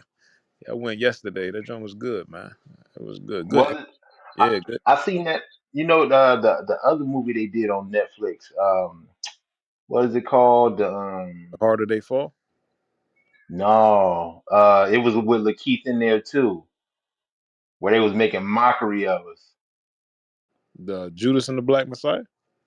Nope, nope. It's another one. It's like it was called something like damn, what's the name of them? I can't remember right. I'm gonna look it up. But they was making mockery of us when they when they were saying like we was gonna take over or whatever, and they had the little girl in the pants or whatever. They was making fun of the Israelites. So I thought it was gonna be something like that. I said, oh, they're gonna be making some more mockery of it. Let me find the name of that movie real quick. Yeah, let me know. I want to see that John. See what he talking about. Yeah, Lakeith, he been all over the place. He was in the harder they fall on Netflix. Judas and the Black Messiah. He always play like a shiesty nigga. Harder Bro, to that's a fact, man. That's crazy. You right, man. He always a shiesty ass nigga in the movie, man. I wonder how close his personal character is to the characters that he plays. You know what I mean? Did he get into that mode and then couldn't get out, or is that just him? You know what I mean? You remember that? Remember him in what's that movie? The Harder They Fall. Yeah, man, I was mad at him in that movie. Man. You want to be the fastest gun, bro? That was so underhanded, man. Yeah, he That was jumped the count. underhanded. Yeah, bro. That's how he was fast. You right. He always play some type of slick, underhanded Negro, bro. Yeah, I was mad in the harder they fall because I like the other dude, man. I liked it. He talked some good trash, man. He had the bullet lined up with his name written on it and everything. Homie jumped the count. Damn. But yeah, we got some good perspectives from the people. Um, some of the people was like they ain't want nothing to do with it because Jay-Z was affiliated with it. We had some people that thought it was going to be some type of mockery, but pretty much the conclusion is it's a fictional movie. You know what I mean? A fictional movie with accurate depictions. So if you look at it from that lens, it's a pretty good flick, giving you good imagery and showing the other side. Like we know it was wicked Negroes, when Christ was on the scene. We just don't really read about them because the Bible ain't about the wicked Negroes; it's about the righteous. So the book of Clarence is like what's known but just isn't said. So you got Negroes getting high, it's whorehouses, it's people trying to emulate Christ that really don't even believe in him. Um, Kind of reminded me of remember the Sons of Sceva? Y'all remember that show? They was trying to cast the demon out, got their ass whooped because they ain't had no spiritual power. You said they made a show out of it?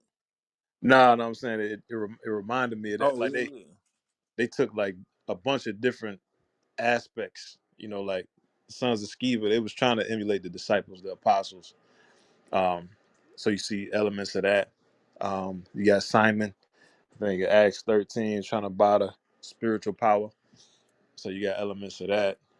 You got in John 7 where Christ's brothers was trying to kill him, trying to send him the jewelry when they know the Pharisees is out to get him. So you kind of got some elements of that with the main character. But um, it was good. It was good. I'm gonna go see it again. I'm gonna take my wife and my kids to see it.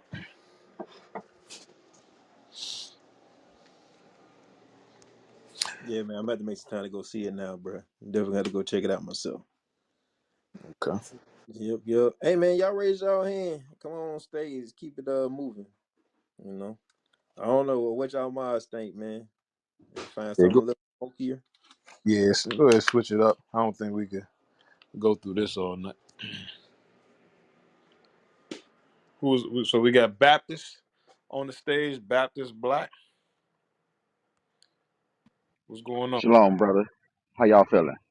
Hey, Shalom. Feeling good. Feeling good. What's your thoughts on All the right. topic? See the movie? I went to go see the movie. I seen it when it first dropped. Like my man was pointing out a couple of seconds ago, it had a couple of little gems in it and everything like that. I thought it was gonna be full of them, like just throughout the whole movie. When it first started off and it was doing a little racehorse scene and the kids beat him up and took his clothes, I'm like, oh yeah, right there. That's Deuteronomy. The kids gonna oppress, not Deuteronomy. Y'all know the script I'm talking about, where we're gonna be oppressed by the kids.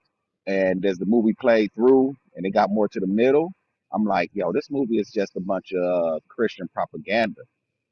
Sitting up there, how they was talking about, you don't believe that Mary was a virgin, you don't believe in the Immaculate Conception, and he's like, hell no. Um, I, I did like the scene where Jesus showed up and stopped the rocks from flying and everything like that. The movie was good. I was cracking up throughout the whole movie, but it just didn't have as many gems as I thought it was gonna have. But I'm not gonna say it was a crap movie. That's it, because I got to get back in here to work. I'm on the plantation right now. Shalom.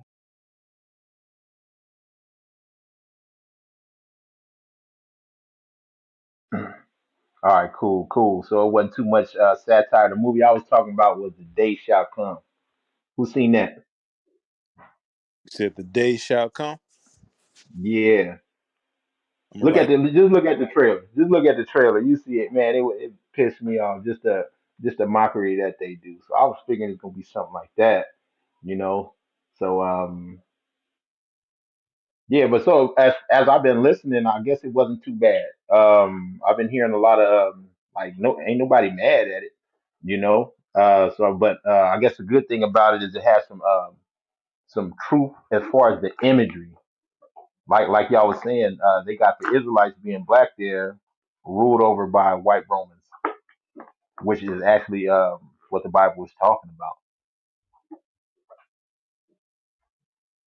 So I guess If I that's could what it's. chime in, Yeah. Go ahead, Baptist.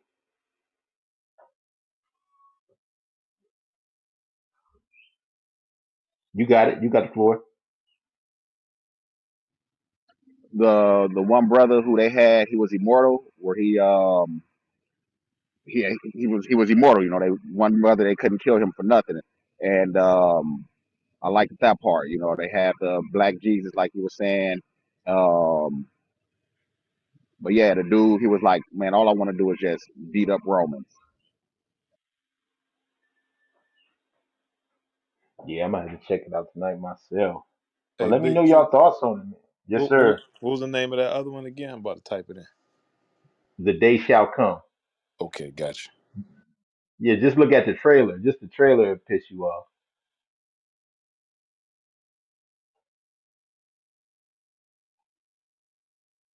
All right, cool. We got brother Marcus just showed up on stage. Mr. Marcus, what you got on the topic?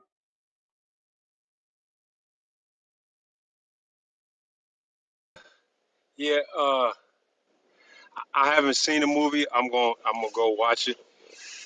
But you know, you can't tell everything all at once. Plus, people can't swallow that much. So I think the way from what you guys are saying is that they told a little bit of piece here. The next movie gonna tell another little piece, and the next movie gonna tell another piece, and you put all the pieces together, and then people will be like, "Oh, that's the that's the whole thing." But Jay Z and them dudes, they ain't finna come out and tell the truth. They know who their boss is. They know who they work for. They know who take everything they got if they say the wrong thing. That's just my input on it. Right. Like they were saying Does that make any earlier, sense? yeah, that make a lot of sense. How the pieces by pieces is coming together. What is it? It's a what is that? 2 Corinthians 10:4. You ain't got to pull it, but it's a we here to cast down all imaginations and everything that exalts itself against the knowledge of God. So little by little, the imaginations that they have against God is being pulled down one by one. So, like for instance, uh, the true ethnicity of the Jews, they are black people. That's pretty much known now. So they cannot use that. And like Troop and them was saying earlier, they might as well jump on the bandwagon and say, yeah, there were black Jews too. You know what I'm saying? That way they still included, they still running a narrative. You know? Yeah, it's funny how I didn't come into the truth until like the Passion of Christ. Mel Gibson did that movie, but I didn't come into the truth until after. If I'd have been in the truth before me and him got together and met, I'd have had some conversation for him. But it's a good thing that I didn't come into the truth until after we did our thing together. And so if we happen to have to do something again together, I'm gonna be like, hey man, you like this is black. Let me show it to you right here.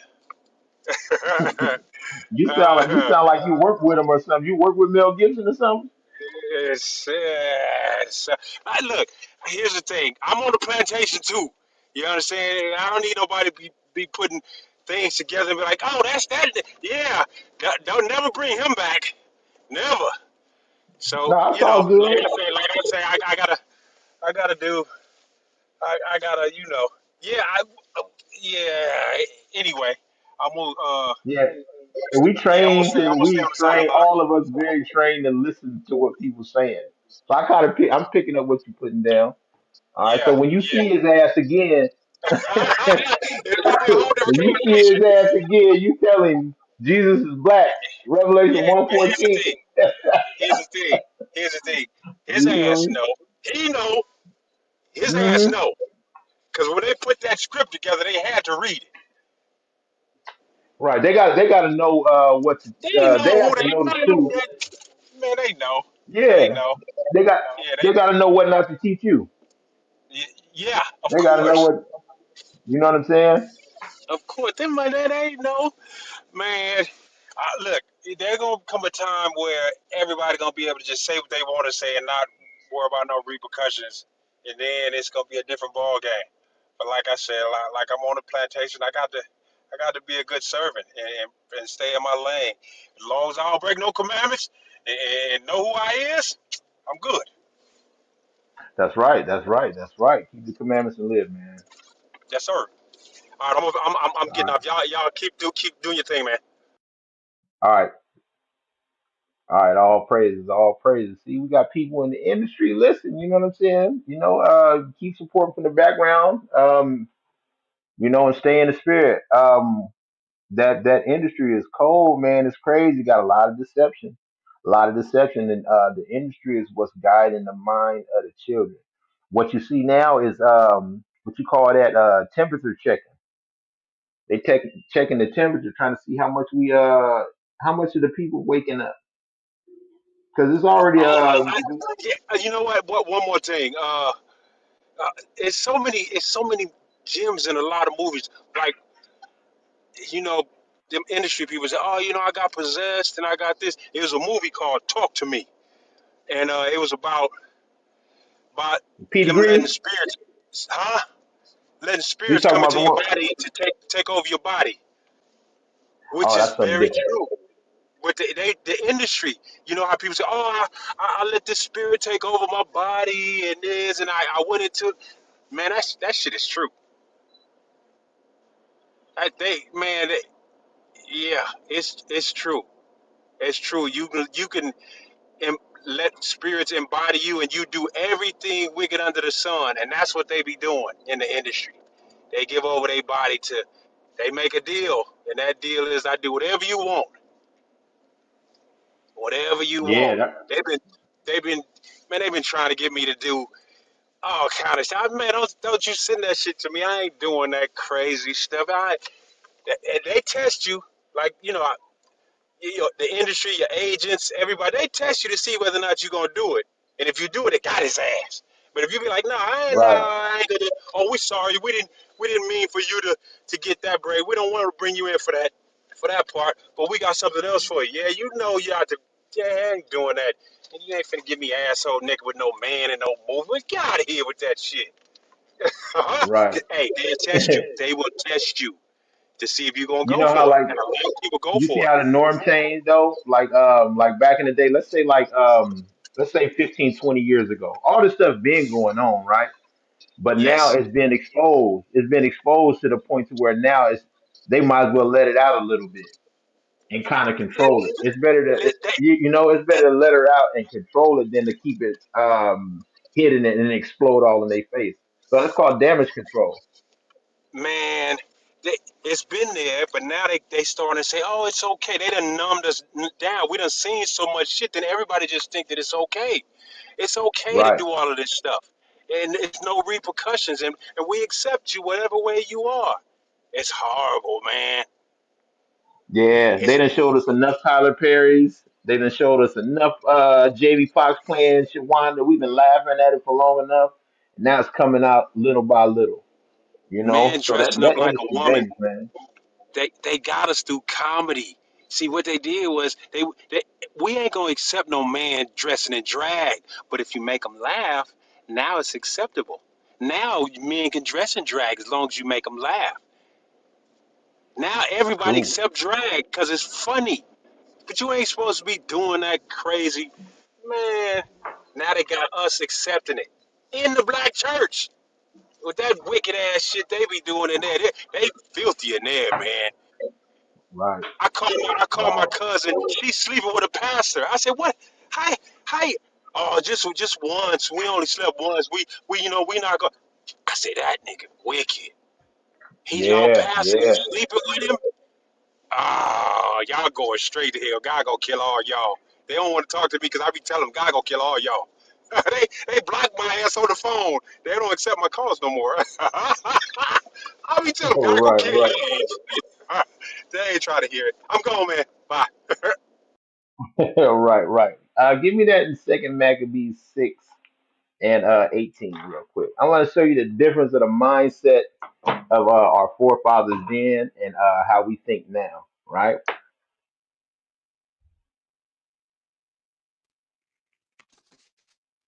The book of St. Maccabees, chapter 18.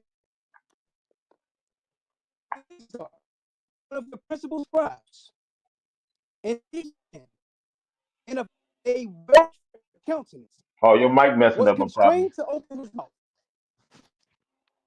Yes, sir. Yeah, go ahead. Can you, yes, sir. Sorry about that. The book of Maccabees, chapter 6 and verse 18. Eleazar, one of the principal scribes, an You're still aged messing up man. now. Hold on a second. Right. Yeah, so I want to show the mindset, So we talking, and I want to correlate it to like we was talking about the energy. They'll make a brother put on a dress or whatever. They don't. It's not like a forcible thing. You know what I'm saying? But they'll entice him to do it, and it take a real selfish brother. Take a real selfish brother say, you know what? I know what it's gonna do to my people, but I got to get mine. That's the mindset. I got to get my money. You know what I'm saying? It's about me. I got to play the game or whatever. But look at the mindset of our forefathers, though. We wasn't playing the game because we knew what it meant. So watch this. Can you hear me now, sir? Yep. Yes, sir. Book of Second Maccabees, chapter 6 and verse 18. Eleazar, one of the principal scribes, an aged man, and of a well-favored countenance, was constrained to open his mouth and to eat swine's flesh. Stop right there. He was constrained, meaning he was persuaded to eat swine flesh, which is against God's laws. You could substitute that for anything that's against God's laws, right? Like putting on a dress, like dealing in some kind of fornication or whatever. He was constrained to do so. Read verse 19. But he, choosing rather to die gloriously than to live stained with such an abomination, spit it forth, and came of his own accord to the torment. He spit it out. He spit it forth because he had integrity, something that you cannot buy. He was an aged man, somebody that everybody looks at, right? Jump over to verse 28. Here go the point. Verse 28. Start at And leave 27. a, yes, sir. Verse 28. And leave a notable example to such as be young to die willingly and courageously for the honorable and holy laws. And when he had said these words, immediately he went to the torment. Right. So it say he wanted to leave a notable example to such as be young, to die willingly and courageous. So guess what? He put his life on the line for the example of the youth behind him. Now we ain't thinking like that. We like us today in society. Our mindset is like I got to get mine. So you'll have a Martin Lawrence or you'll have a Jamie Foxx. I'm not sure if they still in that mindset, but at that time they was in that mindset to like I know that this is foul, but I don't care who it's going to affect after me. I'm gonna put this dress on because I need $16 million. You know what I'm saying? And they'll do it. When you see like I remember LL Cool J. He walk around with his one pant leg up, right? That style way in the East Coast. We seen that on TV. We on the West Coast doing it now. You know what I'm saying? Everybody, whatever your entertainers are doing. When I present you your leaders, they present our entertainers as our leaders. You start to notice all of the youth start to do that. Michael Jordan was big for a time, and all the little kids on the playground jump up, do they layup with their tongue out, just like Michael Jordan. right? So this is why they pay those entertainers so well to do that, because they know it's going to affect the children. Lil Wayne put on some skateboard pants and show his ass. His drawers are showing. All the little boys out here doing that now. Suki Hana shaking her ass on TV. All the little girls. So it's very important for them to take over your entertainers. You see that? Now, we knowing that that example would lead to the youth, we would rather die than do stuff like that. You see that? That's how Eliezer, and we got, give me Malachi 6 in the last verse. Last verse of Malachi. Yes, sir. You said which chapter you It's said you was? Malachi 3. Malachi 4 and 6. I get the Yes, numbers sir. backwards sometimes. The book of Malachi, chapter 4 and verse 6. And he shall turn the heart of the fathers to the children, and the heart of the children to their fathers, lest I come and smite the earth with a curse. Right. Elijah gonna come and turn the mindset of the fathers back to the children. That's what's going on right now. You know what I'm saying? The mindset that we had, like Eleazar had, that's got to return to us through and how it's gonna happen is through knowing who you are, knowing that and knowing the fear of God, knowing that God would destroy you for that. You know, so no amount of money can make me work a Sabbath on purpose. If somebody asked me to work Sabbath, say, you know, we're gonna pay you $16 million, I say no, I'm not working it. You sure it's gonna pay you $16,000 today? No, I can't do it. Why? Because I know God will kill me. That's the mindset of the forefathers. That's been returned to us. Now we know that God is not good all the time, and all the time God is not good. He great and terrible to those that sin. We know that now. You know, so that gotta that integrity gotta return to the children of Israel, men and women. And that's what we own here doing on Biblical Smoke night to night, is blasting people with a Babylonian mindset. You know, trying to bring you back to the mindset of your fathers and reading it out the Bible, right? So, brother Marcus, keep that integrity, man. I don't care how much they offer you. Keep your integrity, man. Die manfully. I will, my man. I will. All right, cool, cool. While we waiting, we want to get y'all up on the stage. Raise your hands. Raise your hands. This is biblical smoke. All right, it's not too smoky tonight, but we having a conversation about we got imagery in a movie. We got a movie made by Jay-Z. You got the Israelites played as a black cast, right? You got the Romans as a white cast. It's, I guess it's nuggets inside of there, and some truth, some misnomers. So let me know what you think about the movie. Raise your hand, and you know, if you want to raise your hand just to keep the conversation going, you want to ask questions, we answer some questions. All right. So while we waiting, give me Timothy, First Timothy 6, First Timothy 6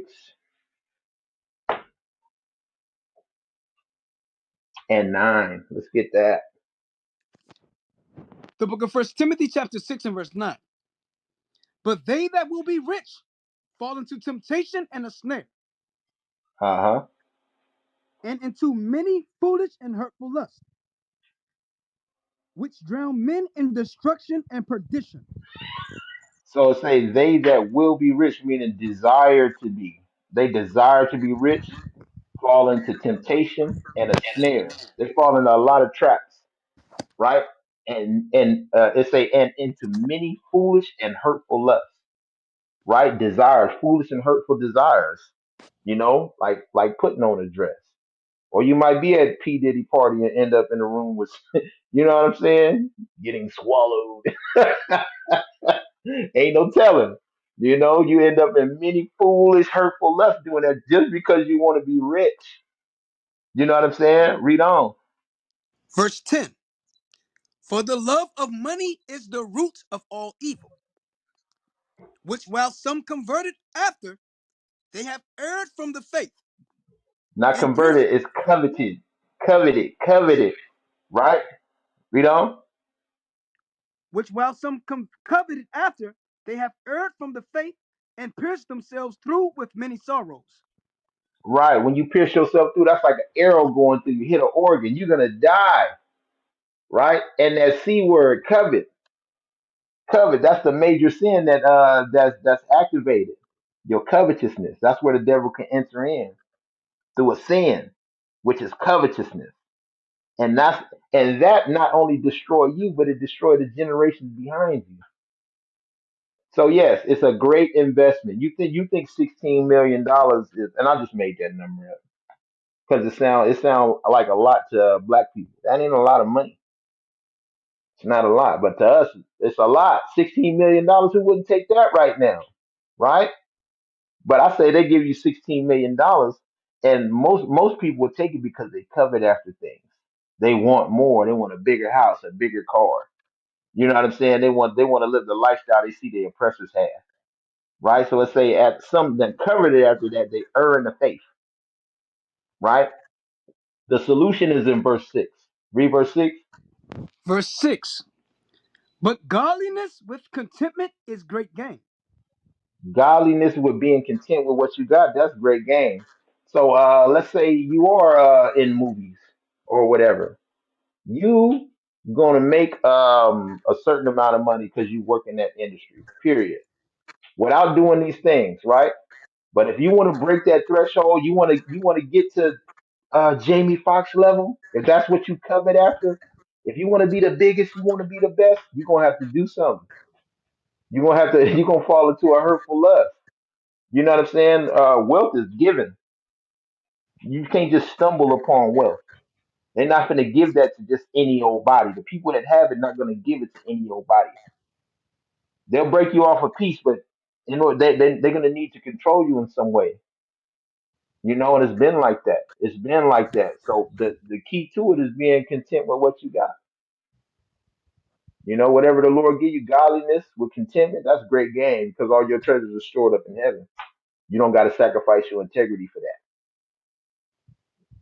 right? So that's what we telling y'all, man. Keep your integrity. Keep your integrity. Don't fall for the okie doke. Don't hurt yourself and your people. All right. All right. I'm gonna do a quick circle around. We still got Sister Jasmine on the stage. You got any further thoughts on the movie? Um, I don't think so. I mean, I liked how um it made more sense for the Israelites to be black, just like, for like ruling over us. It seemed like it made more. I don't know. You was breaking up a little bit. I barely can hear you. I hear like bits and pieces, but I couldn't make the point. Sorry, I think I just have a bad signal when I'm in my room.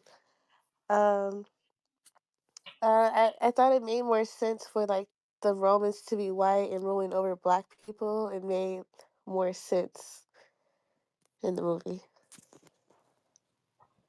Right, because that's what it was. That's what it was. When you read the Bible, right?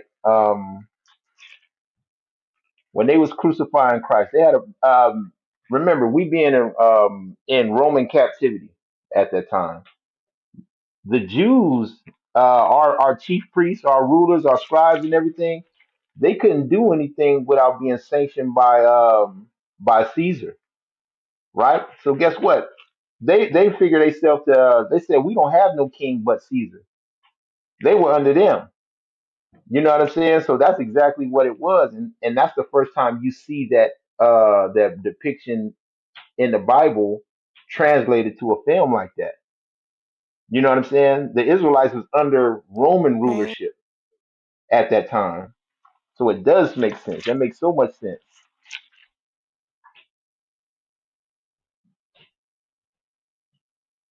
I forgot where I was reading that. I was just reading that today. When they crucified Christ, they were saying, the Jews were saying, this is what it was. This is what it was. Let me see if I can find it. To where they were asking, I think, Pilate, when they put, Pilate wrote, the King of the Jews above his head. and they said the Jews was like, don't put that. They said, don't put the king of the Jews. Put he said he's the king of the Jews. And then Pilate said, I wrote what I wrote, and they had to shut the hell up because he was in rule at that time. You know what I'm saying? They didn't have no pull. They didn't have no pull. So guess what? It was of black people under white rule, and to show that in a movie is crazy. It's crazy. It's temperature check. It's temperature check, and I'm gonna try to find it. I'm gonna try to find it. All right. Until then, Yvette, what you got on the topic? Shalom. Excuse me. I oh my goodness, don't let me tell. I think I just lost my thought. But oh, I remember. The trailer. The part that it showed on the trailer um also could have deterred some people because it was like they showed the part where he faked a miracle. So you know how black people think. We already think negatively about each other. So when they showed that part constantly, it was like even people that don't even go to church, don't pick up a Bible, even they had something to say just because of what was constantly replayed. Like I noticed The Color Purple, they went on a press tour. Every time you turn around, Oprah was speaking about it. They didn't really do that with this movie. So it was like they just kind of left it up to your imagination. And we, as black people, we just kind of run with whatever until somebody say something, I guess, and then everybody goes on with that train. But um, I definitely think that trailer had a lot to do with the turnout because we, even though we ignorant as a whole of the scriptures, we don't want to blatantly go against what we think is right. So in comparison to the Passion of the Christ, that movie didn't depict blasphemy out the gate. It depicted what we always knew, which was the story of Christ dying on the cross. This movie, on the other hand, did not depict that out the gate. So I think that that's where the difference in the turnout came in at because we do like to tread lightly for the most part when it comes to movies, but I'm seeing the lines being crossed and blurred a lot more these days. So I think black people as a whole, they kind of, I could be wrong because I could be on the wrong side of it, of Twitter or of social media, but uh, from what I saw, people kind of just automatically thought blasphemy, blasphemy because of what the trailer depicted. I mute my mic. Now you right on point, Yvette. They got on Cartoon Network. You remember they got Black Jesus, right? And me being in the truth, I don't like being mocked like that. I don't like that. I don't like Black Jesus kicking it with niggas, smoking weed, and looking at hoes. You know what I'm saying? So when I seen that, I'm like, oh man, that pissed me off. You know what I'm saying? I don't want to watch Black Jesus. That show. You see what I'm saying? And then they had that other show, The Day Shall Come. You know what I'm saying? To where they making mockery of us. So I'm like, you know what? I ain't watching that either. I thought that this was another one of those. You know what I'm saying? I said I ain't supporting. Who the hell is Clarence? You know what I'm saying? Now I think a lot more Israelites would have showed up to it if the movie was called The Book of John and it was somebody black, because that's believable. That's Absolutely. accurate. You know what I'm saying? But you put a nigga named Clarence in there. Somebody named Clarence. My first thought was not that this is gonna be a series. I said they finna clown us again. I'm not supporting that. But now that I'm hearing it from everybody, they saying, hey, it wasn't that bad. You know what I'm saying? The imagery was cool. It was a little bit here and there, but the imagery was cool. So I'm gonna go watch it now. But my first initial thought was, oh, they finna clown us, and I Yep. ain't finna support that. Yep. And then for me personally, I was just like, of course, the whole Jay-Z thing, but then I didn't, like you said, I didn't see the Israelites as a whole speak on it until after the fact. So once I saw the Israelites speak on it, um, even the positive comments of people that I didn't think were Israelites, I didn't even believe them. I'm like, they don't know anything. I'm like, they. So I was completely closed minded. But then when I saw the Israelites posting about it and they were going as groups to see the movie and things like that, I was like, oh, well, maybe it's okay, you know? So I was more like waiting on my brothers and sisters to say something. I didn't want to um, jump the gun, I guess. Right. I'm gonna go see it now. I'm gonna go see it for sure. I feel bad I didn't see it. Now that after hearing everybody, but that was my initial thought. My initial thought was that, like we was talking about, there was the Jews were under Roman rulership, and they couldn't make any sanctions. They couldn't even crucify him by their own way. That's why they had to take them to Pilate to crucify him. Right. So give me that John 19 and start at 15. Watch this. The book of John, 15. chapter 19, verse 15. But they cried out, away with him, away with him, crucify him. Pilate said unto them, shall I crucify your king? The chief priest answered, we have no king but Caesar. You see Then that we delivered was under Roman rulership. They said we ain't got no king.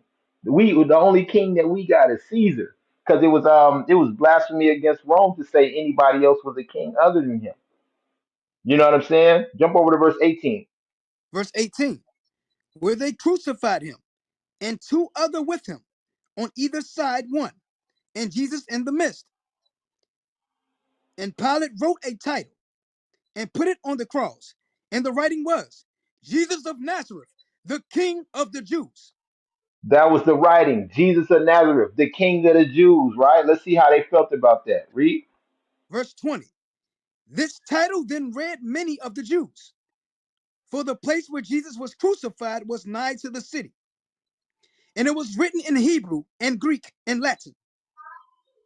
Then said the chief priests of the Jews to Pilate, write not the King of the Jews, but that he said, I am King of the Jews. So he said, Pilate, don't write that he our king. Put on there, because they thought they was good. They thought they had enough pull. They said, Pilate, look, don't put that on there. Put he said he the king of the Jews. Look at Pilate's response. Watch this. Verse 22, Pilate answered, what have I written? I have written. He said, I wrote what I wrote. Basically, he said, shut the hell up.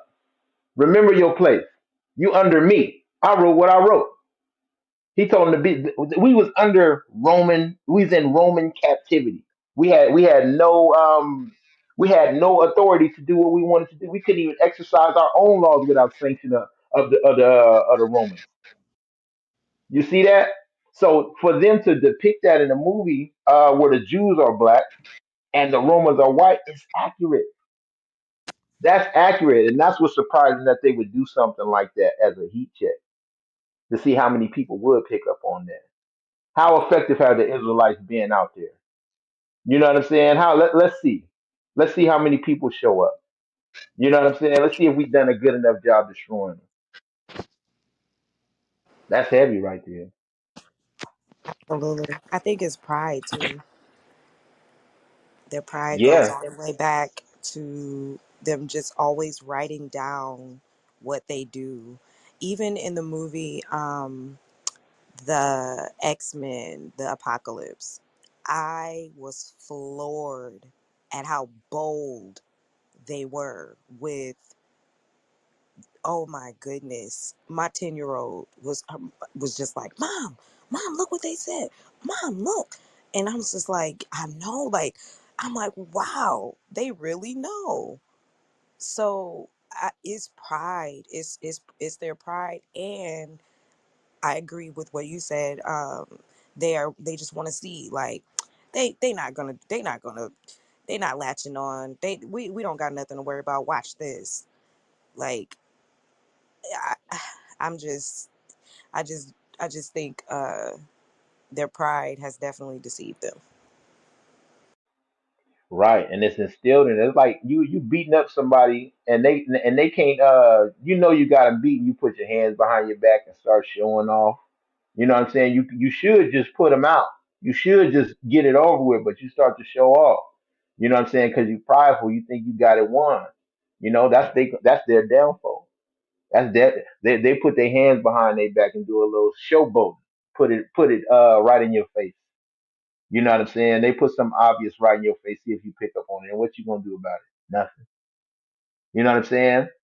And that's how they are. They're a prideful nation. But at the end of the day, it's that their own tongue gonna fall upon them. That's what's gonna turn the whole thing around. We're gonna reveal the wicked, and they're gonna have to show themselves the devil at some point. So you got little steps going on right now, for instance, like you got the Jews being black, right? Okay, let's do some damage control. Let's put that out there, right? You hear the Jews say, "Yeah, of course, some of the Jews were black. It was Jews in Ethiopia, this, that, and the third." You know what I'm saying? But when you're speaking against the Jewish people, you fighting against yourself. Basically, they try to say like it was a mixed society or whatever. So we've torn down that imagination that the Jews were white people. So it's like, oh yeah, they black too, meaning also including themselves. That's damage control, you know. But eventually, we're gonna pull down enough strongholds to where they're gonna be like, all right, damn it, we the devil and y'all the Jews. Now we got to start killing y'all, and that's what the bishop's been preparing us for. They've been preparing us for that over the last couple months. You know what I'm saying? As we continue to pull down them strongholds, that eventually they're gonna have to show themselves the devil. They're gonna have to show it. We know it, but let's see how many other people know it. Let's put a movie out, Book of Clarence. Let's put a movie out and see how many other people was on to it. Nah, we got enough time. We got enough time. They ain't on to it yet, Johnson. You know what I'm saying? But the devil's still rough, and he know he got a short time. You know, so it's all in the works. It's all in the works. Hey, it's working. What we doing out there is working. What we doing on here on this app is working.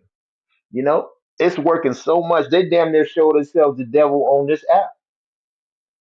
This the biggest room on the app since it's been created.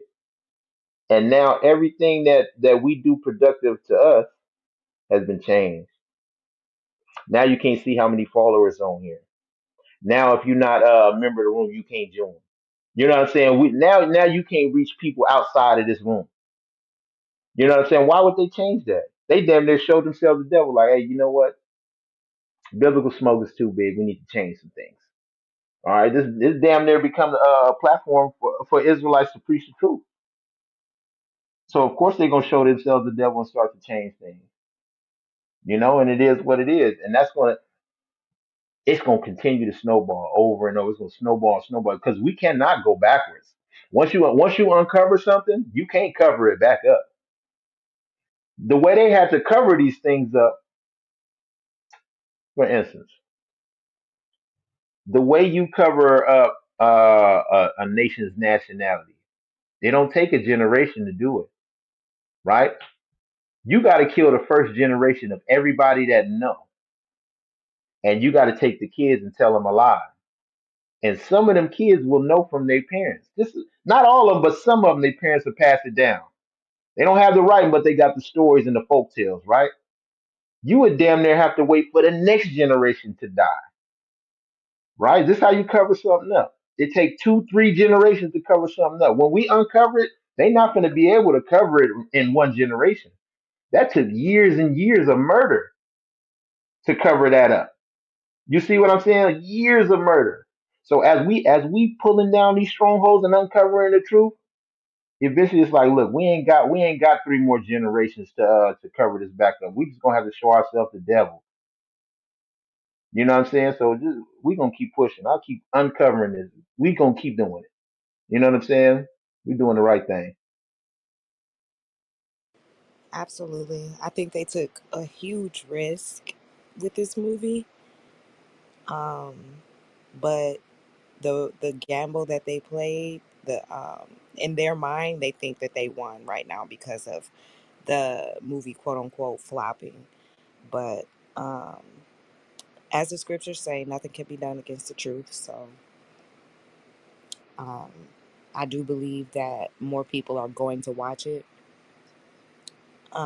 now, but especially me. I'm definitely going tomorrow, Lord's will. But yeah, I definitely agree with the standpoint of how we totally dismiss black people. We don't do the same with our counterparts. And that is brainwashed. We are brainwashed for For sure. sure, for sure, for sure. Hey, brother Marcus, you finna go watch the movie? You gonna watch it?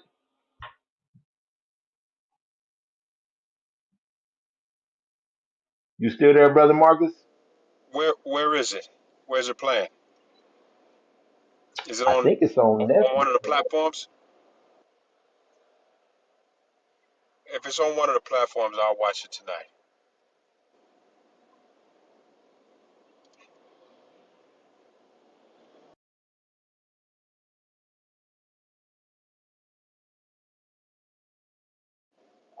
Can you hear me? Yeah, yeah, yeah. I can hear you. Can you hear me? Yeah, I hear you. Yeah, Yeah, yeah. I believe it's on Netflix. I believe it is. Let me double check.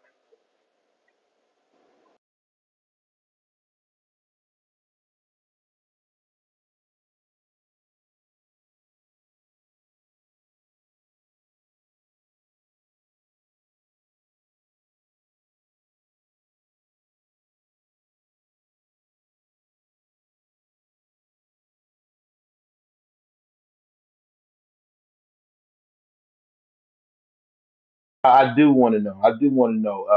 As far as the changes with Clubhouse, is that only happening with our room, or is this Clubhouse across the board?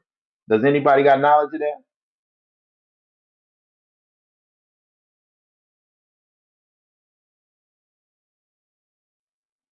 Because I only come in here for biblical smoke. Brother Marcus, you be on Clubhouse in any other rooms? hell no. No way, huh? They be talking about garbage. Yeah, yeah, I believe so. I believe it. Brother Benjamin, shalom. Most High in Christ bless you, sir. Hey, shalom, shalom. Most High in Christ bless. How's everybody doing? Y'all can hear me? Yes, sir. Yeah, how's it All going, right, brother all Benjamin? praise. Not too bad, man. Good. Checking in with y'all. Just checking in, you know? Yeah, it's slow and go. Not too much smoke, but we're trying to keep the conversation going. Try to get some people to raise their hand, ask some questions, talk about the movie, so on and so forth. Okay, okay, okay. All right, yes, sir. Pray everybody's well. Right. So if you in the chats, you wanna make mention of the movie, something you seen, something you noticed, or maybe you Shalom, want to shalom, ask a Benji. Most question. in Christ bless. What's going on? What's going on, Benji? Hey, son of the right. Shalom, shalom. What's going on, bro? Good, What's good, good, going sir. on, man? Jacob's favorite, you know what I'm saying? Son of the right. That's what I'm Yes, saying. sir. God Yes, praises. sir. Yes, sir. Yeah, man. Hey, I didn't get to see the movie yet.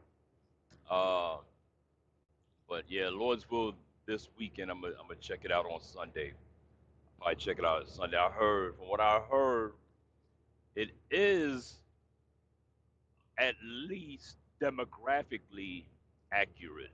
Is that anybody seen it? I didn't see the movie. Anybody seen it? No. Anybody on here seen it? Yes.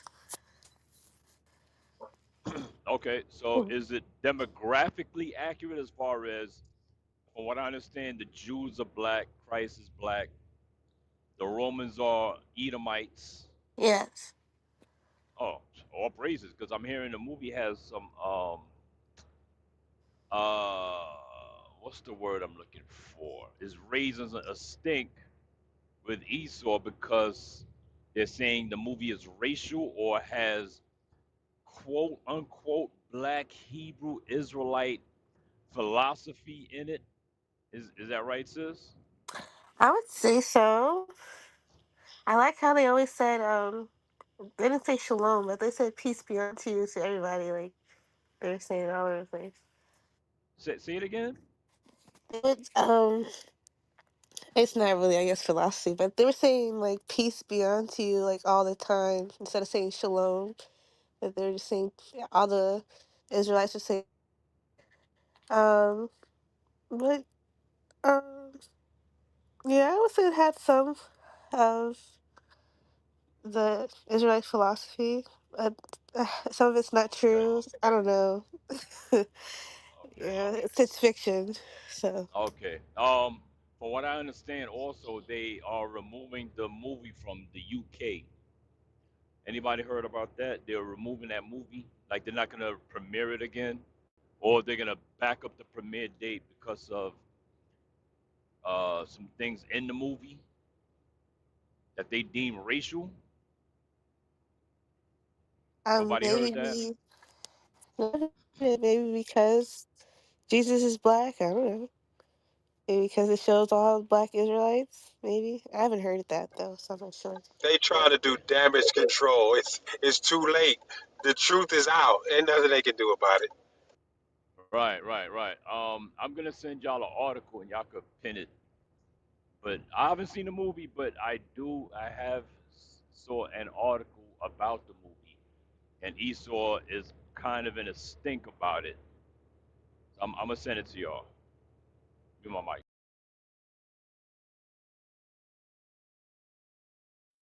Yes, sir. Judge, Most High in Christ bless you. Barnacus, Most High in Christ bless you. Judwick, what's going on, Judwick?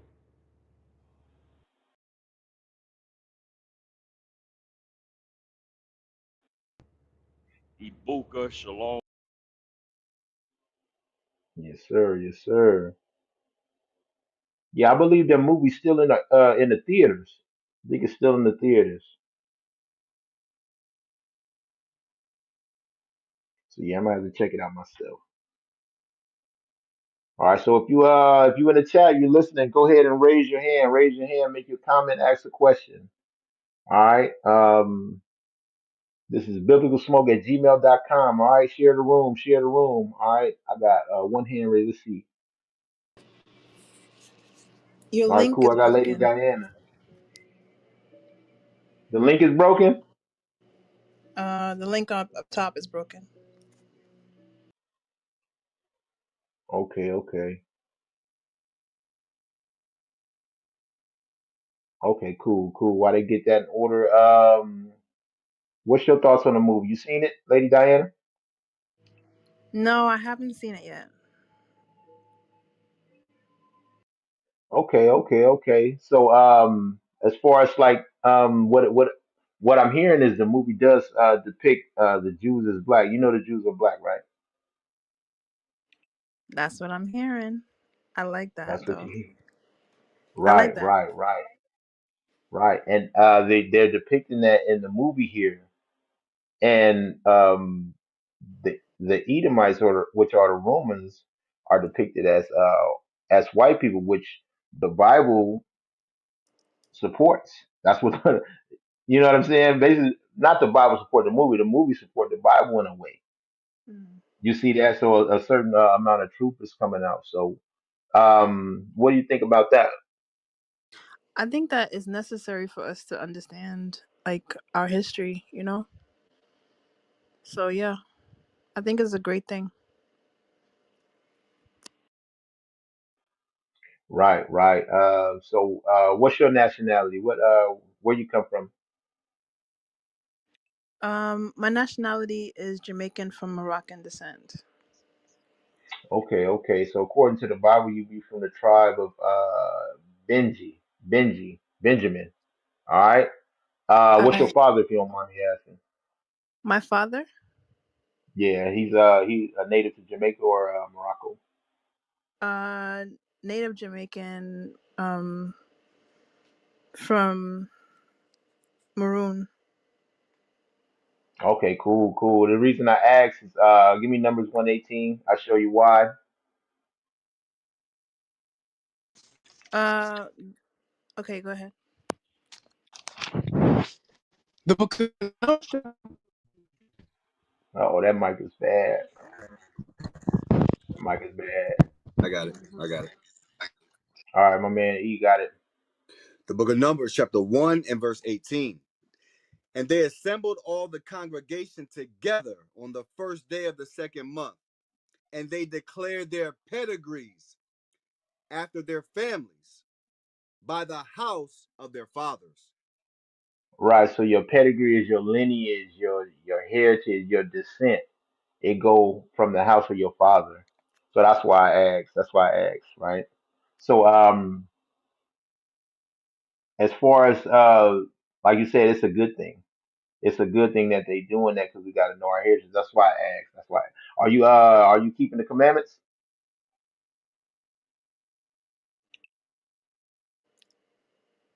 All except for one. What's your stumbling block? What's your one? What's my stumbling block? What's the Yeah, one you that I said don't keep? Um, Remembering the Sabbath day and keeping it holy. okay, okay. Why so? Why would you not keep it holy? What you think? Because anytime they say that even in rehab, you got to know your triggers. You got to know why you do these things in order to fix it. So what's the thing about the Sabbath day that's a struggle for you? Because it's something that you it's really easy. It's easy for me to say that. Like for instance, right? Somebody will struggle with weed. I never was a weed smoker like that. I was more of a drinker. So somebody that's struggling with weed, I'm like, man, how could that be your thing? You know what I'm saying? And then that same weed smoker couldn't understand me because I struggle with cigarettes. You know what I'm saying? So the Sabbath days that seemed easy to me. To me, I'm like that's one of the easiest ones to do. You know, but from your standpoint, what's hard about the Sabbath day? I want to know.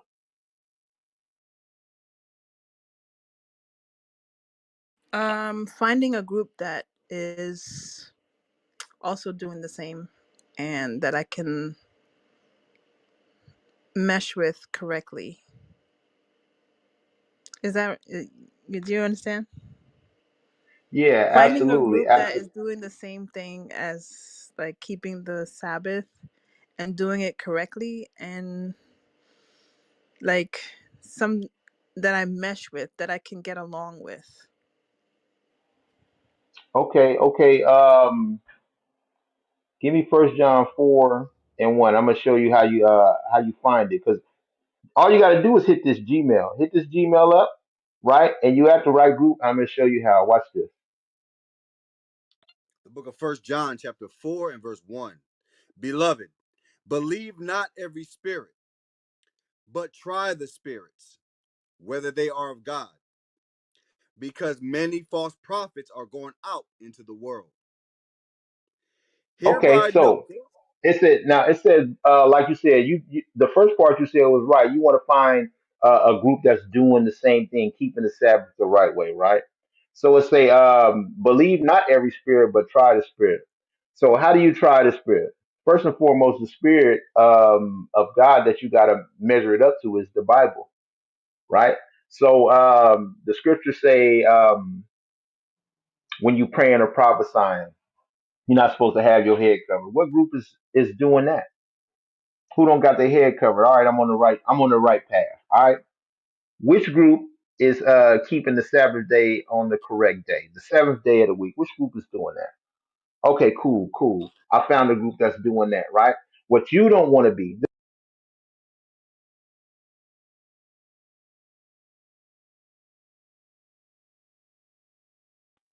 So it's kind of like that's like a Babylonian mindset, a Christian mindset. So watch this, watch this.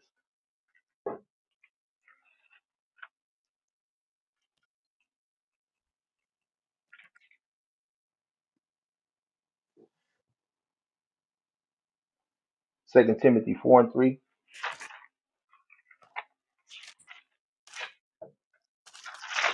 The book of Second Timothy, chapter 4, and verse 3.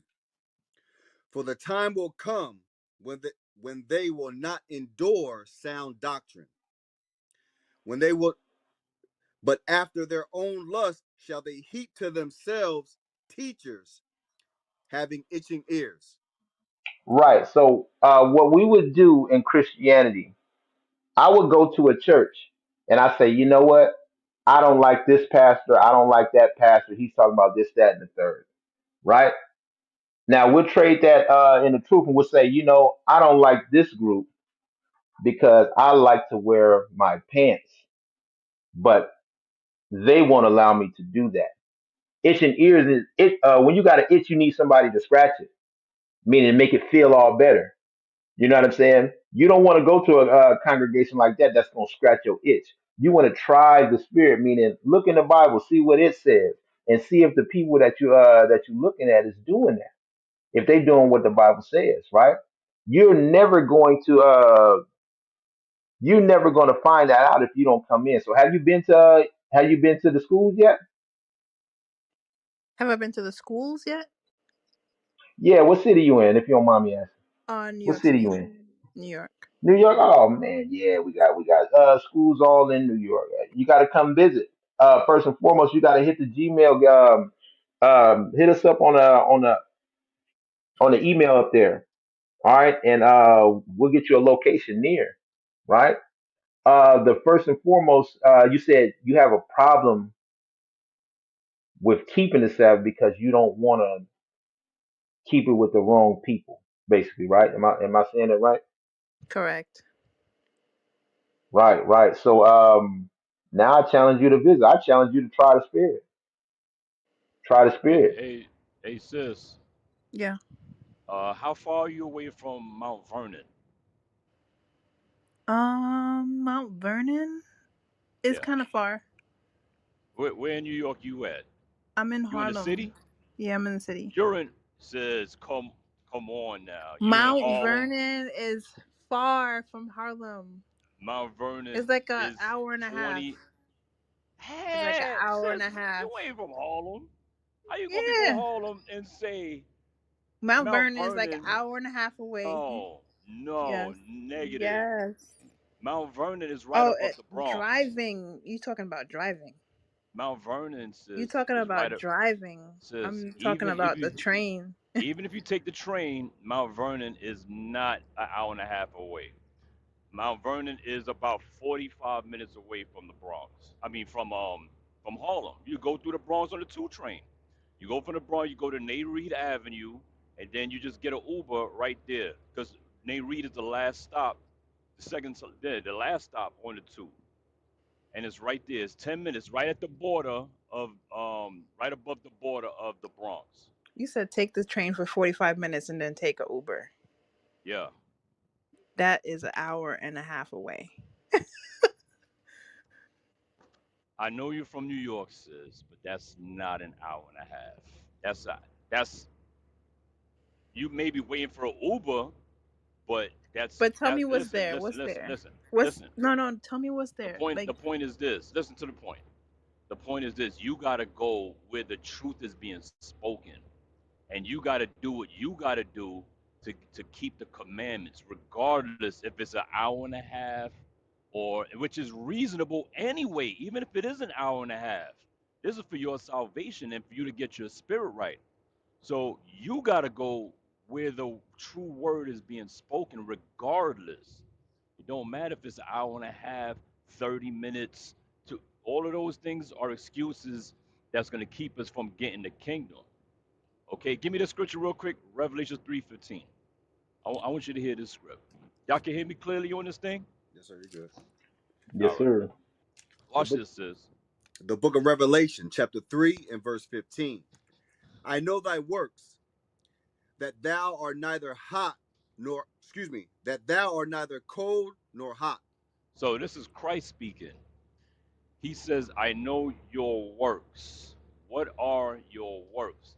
He knows you're not hot for the truth, and he knows you're not ice cold for the truth. right now you're listening, right? Read the Bible. I would thou wert cold or hot.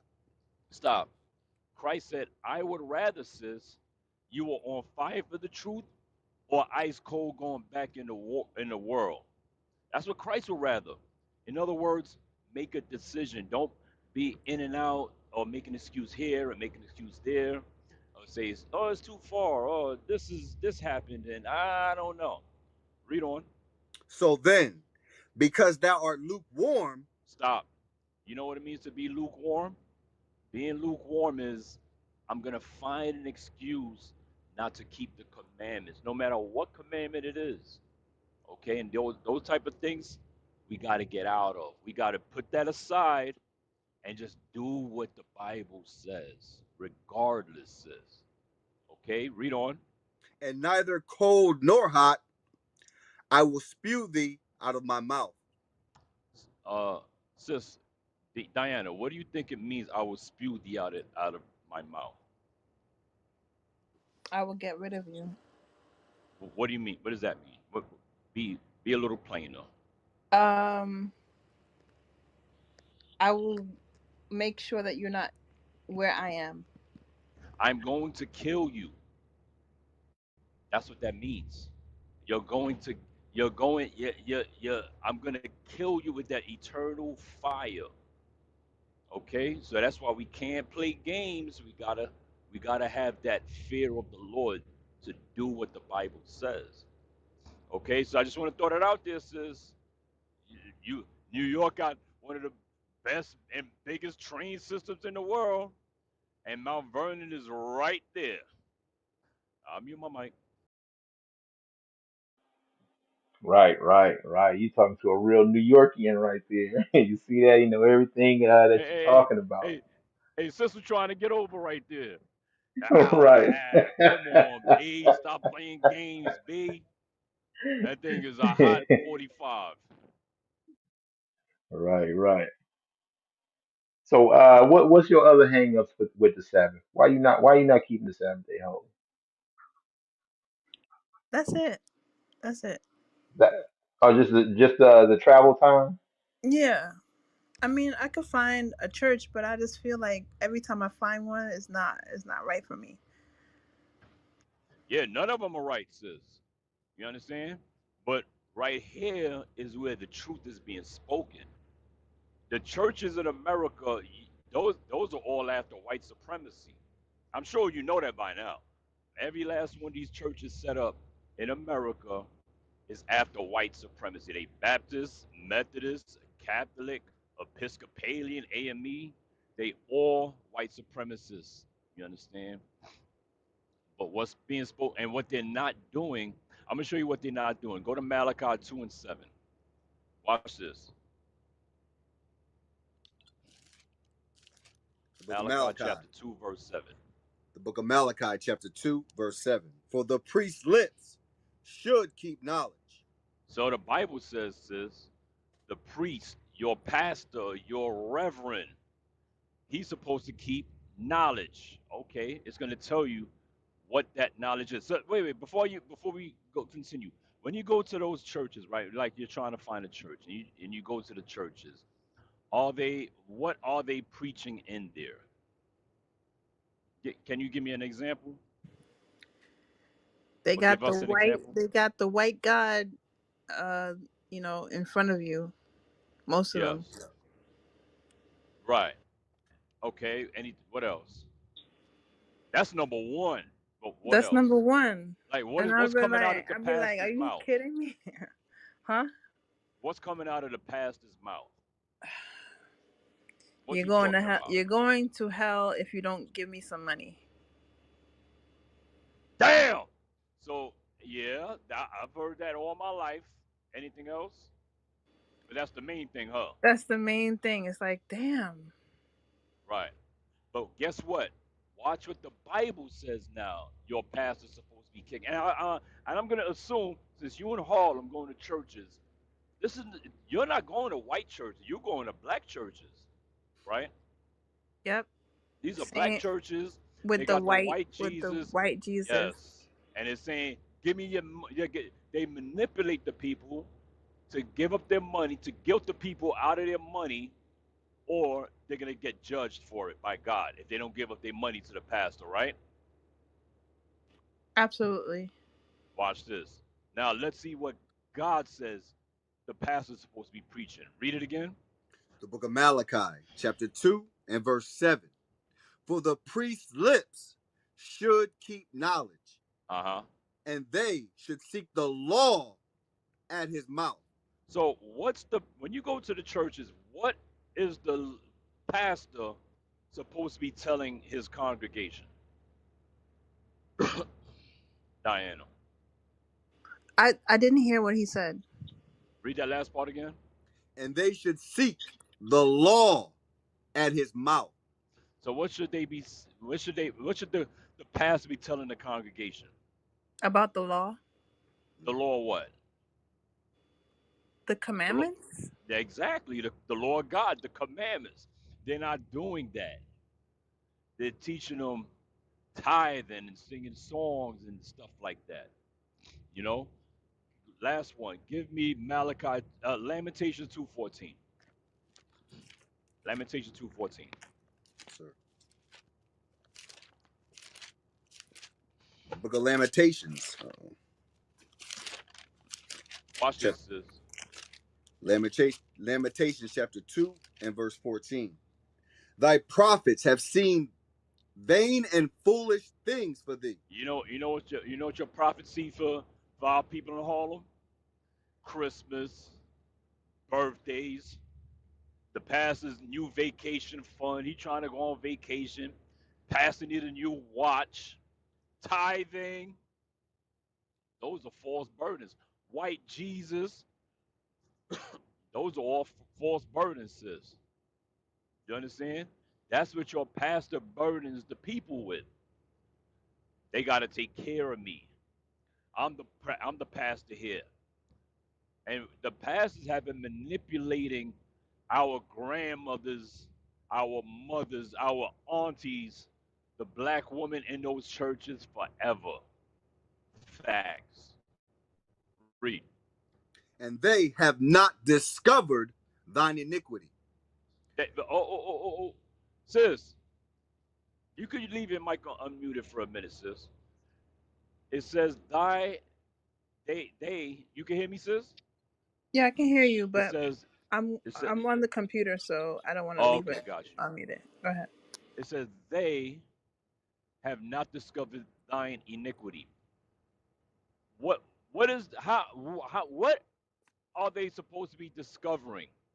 What is the pastor supposed to be telling them again?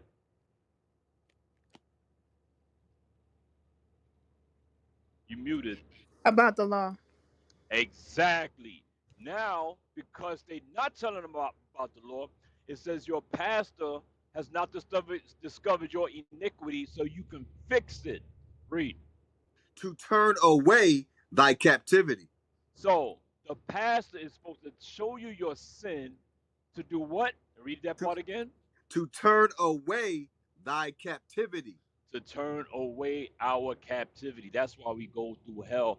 And these disgusting, stinking pastors won't say nothing. So right now, with this movie out, the Clarence movie, Book of Clarence movie, every pastor is supposed to be supporting this right here, especially when Esau gets in an uproar about the, the biblical depictions in the movie. But these pastors ain't gonna say shit. They're not gonna say a damn thing. Why? Because they are gatekeepers of white supremacy. Facts. I'm mute my mic. Absolutely. They should have been in an uproar when they seen the passion of the Christ. You know, they supposed to have Right. knowledge of the Bible, you know. They supposed to know this stuff. They should have said, wait a minute, Revelation 1:14 don't describe Christ like that. But And, they with it. and you know what's crazy? Here's what I hate about these pastors, black, white, whatever. When they say they had the white Jesus everywhere for years, nobody's in an uproar. We come out with the Bible and show them that Christ is a black man, Revelation 1:14. Well, Then the pastor will use an excuse. Say, no, no, no, no, no, no. That's just a vision. That's just his glorified body.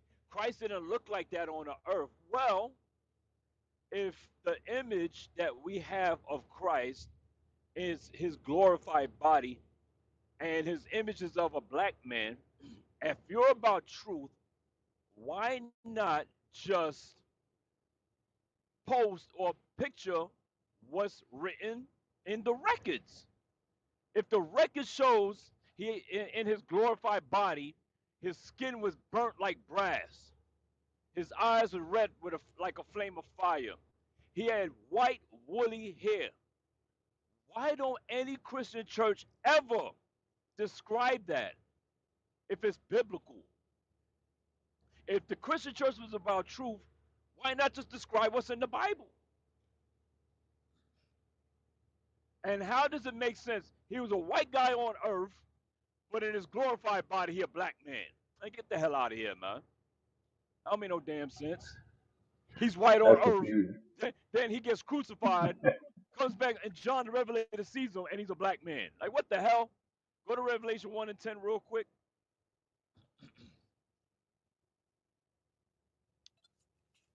The book of Revelation, chapter 1 and verse 10.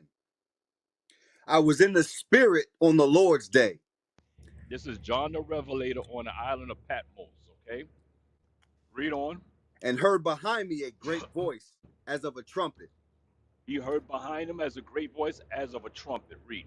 saying, I am Alpha and Omega, Read. the first and the last. Uh huh. And what thou seest, write it in a book, Wait, wait, wait. He said, what you see, John, write it down. Keep a record of what you're about to see, John. Read.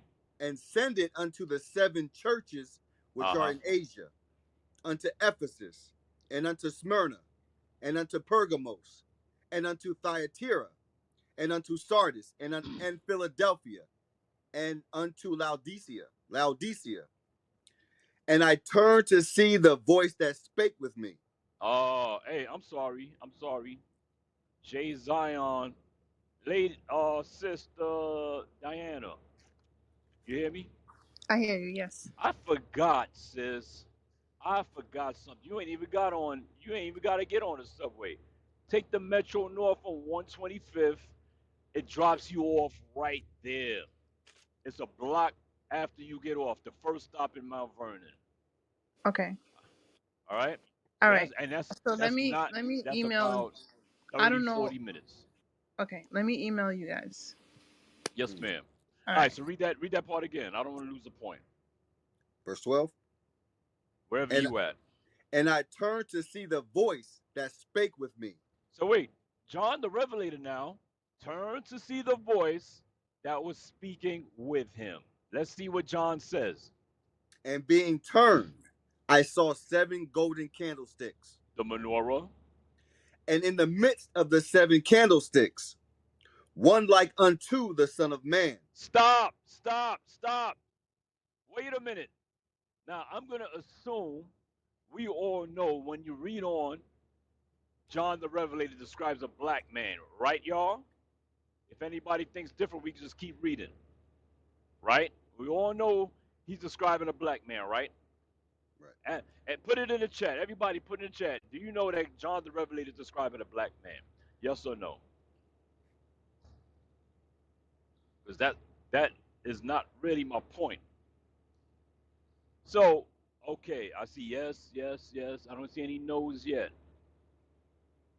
Let me know if y'all see a no in the chat. 'Cause I'm driving. Okay. So read that last statement from John the Revelator again. And in the midst of the seven candlesticks, one like unto the Son of Man. Stop. If Christ was a white man on the earth, and when he described him in verse 14 and 15, described the black man, how in the hell could he make this statement right here? Read what John the Revelator said again. One And like what? in the midst of the seven No, candlesticks, just one like what? one like unto the Son of Man. My question is, How could John the Revelator make the statement that this voice that he heard and he turned on and saw an image looks like Christ if Christ was a white man? How could he make the statement? Because he looked like, because it was Christ. And Christ is a black man according to the Bible. That's right. Where's the bomb on that? So read on. Clothed with a garment down to the foot, He didn't have a suit and tie on like your nasty, disgusting pastor. Come on. and girt about the paps with a golden girdle. Uh huh. His head and his hairs were white like wool, He had white, woolly hair, afro hair, kinky hair. Go ahead. as white as snow, Uh huh. and his eyes were as a flame of fire, His eyes were as a flame of fire. He had a reddish tint to his eyes. He drank wine in moderation. Go ahead. and his feet like unto fine So brass, now, John the Revelator is describing Jesus' feet. His feet were like what? like unto fine brass, His feet were like fine brass. That's brass burnt in a furnace. No, to keep reading. as if they burned in a furnace. So that's very dark. Christ's feet was very dark. Do you think Christ looked like Christ's feet was black as hell like that and his face looked like Charles Manson? Do you think Christ's feet was black like that and he looked like freaking some hippie in the 70s? Absolutely not. If his feet were black, the rest of his flesh was black. It's pretty simple. It's not hard. But when Satan's all on you, then it's going to be hard for you. You start denying facts. You understand? Read on. And his voice as the sound of many waters. He sounded like a strong man. Christ didn't sound like Joel Osteen. He wasn't talking about being swallowed like your pastor, T.D. Jakes. He didn't sound like these dudes. You ever been swallowed? You think that would come out of Christ's mouth? Read. And he had a and he had in his right hand 7 stars. Uh huh. And out of his mouth went a sharp two-edged sword. And his countenance was as the Hello. Go ahead. Go ahead. You broke up a little bit, but go ahead. and his countenance was as the sun shineth in his strength. Read. And when I saw There's a him, point I want to get to. Okay, here you go. When I saw him, and, go ahead. and when I saw him, I fell at his feet as dead. I fell at his feet as dead. Go And he ahead. laid his right hand upon me. Stop. Stop. Stop. Wait a minute. What did Christ do? And he laid his right hand upon me. Christ. So now you know this ain't no damn vision. Mm. This is Christ in the flesh. This is Christ in the flesh. He did what? What did And Christ do? he laid his right hand upon me. So this is the proof when an idiot asshole Christian comes to you and says, no, no, no, no, no, no. That was just a vision. Hey, that wasn't really Christ. That was a vision. Now you keep reading, you see that ain't no vision. Visions don't lay their hands on people. I mute my mic. Right, right. It like you talking about the simplicity that's in Christ. It's easy to understand that. So it's no way all of these pastors, every one of them, for years since my grandmother been going to church, since my grandfather been. You mean all of these pastors never read that and had a problem with what they've been seeing? Come on, Nah, they read it, man. bro. They read it and they deny it because it's going to upset their master. Right, Trust and believe, that's all it's about. It's about upsetting massa. And black people, that's the last thing black people want to do is upset massa. right. Make master uncomfortable. We did people do that right now. When the boss walk in the break room, get quiet. Get real quiet. You're not even talking like you used to talk. Because master, you don't want to Hey, make him uncomfortable. shit, it ain't even got to be the boss. Just a regular Edomite co-worker. You don't Yep, have to you send his right. ass. Don't want to tell the truth. Don't want to say that Jesus is black. You know what I'm saying? He might get a little squeamish. He might get a little uncomfortable about that.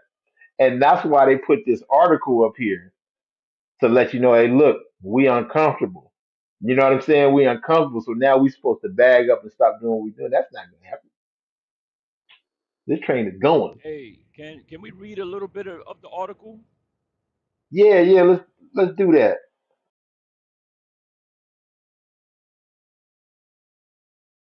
This will show how Esau's mad.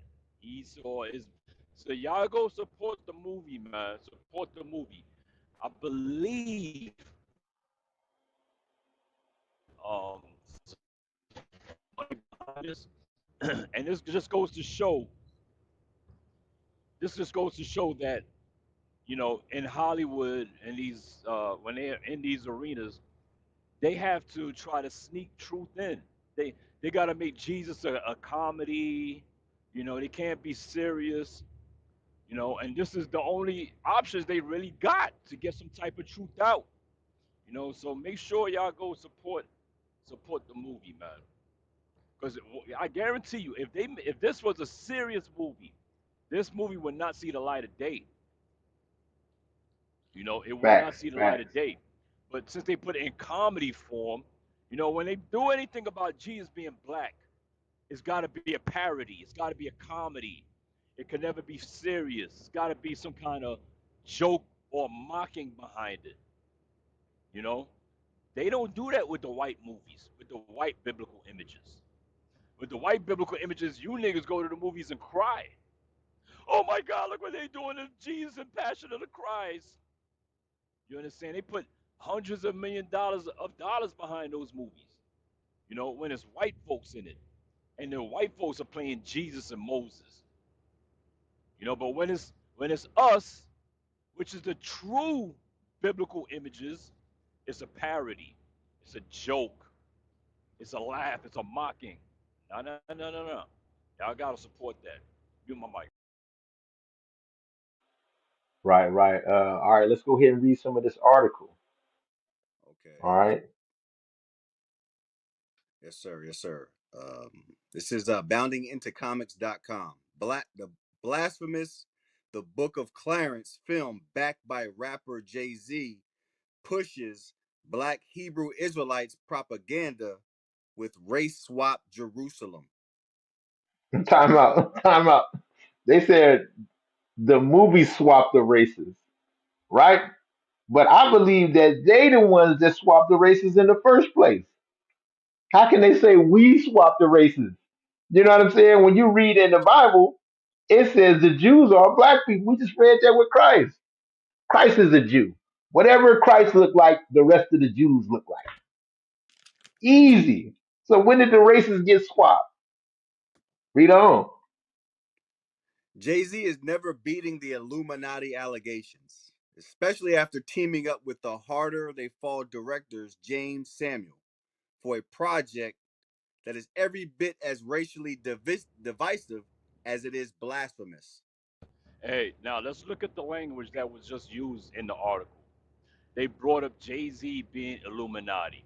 Mhm. If Jay-Z was when Jay-Z did that Super Bowl was rapping at the Super Bowl and making white folks feel good, they wasn't calling him Illuminati in their articles. Now that he makes a movie about black people being Jews, the real Jews, now they gotta throw the Illuminati in there. Y'all gotta see how these people operate with the language that they use in a lot of these articles. Okay? Now they want to slander Jay-Z. Keep reading.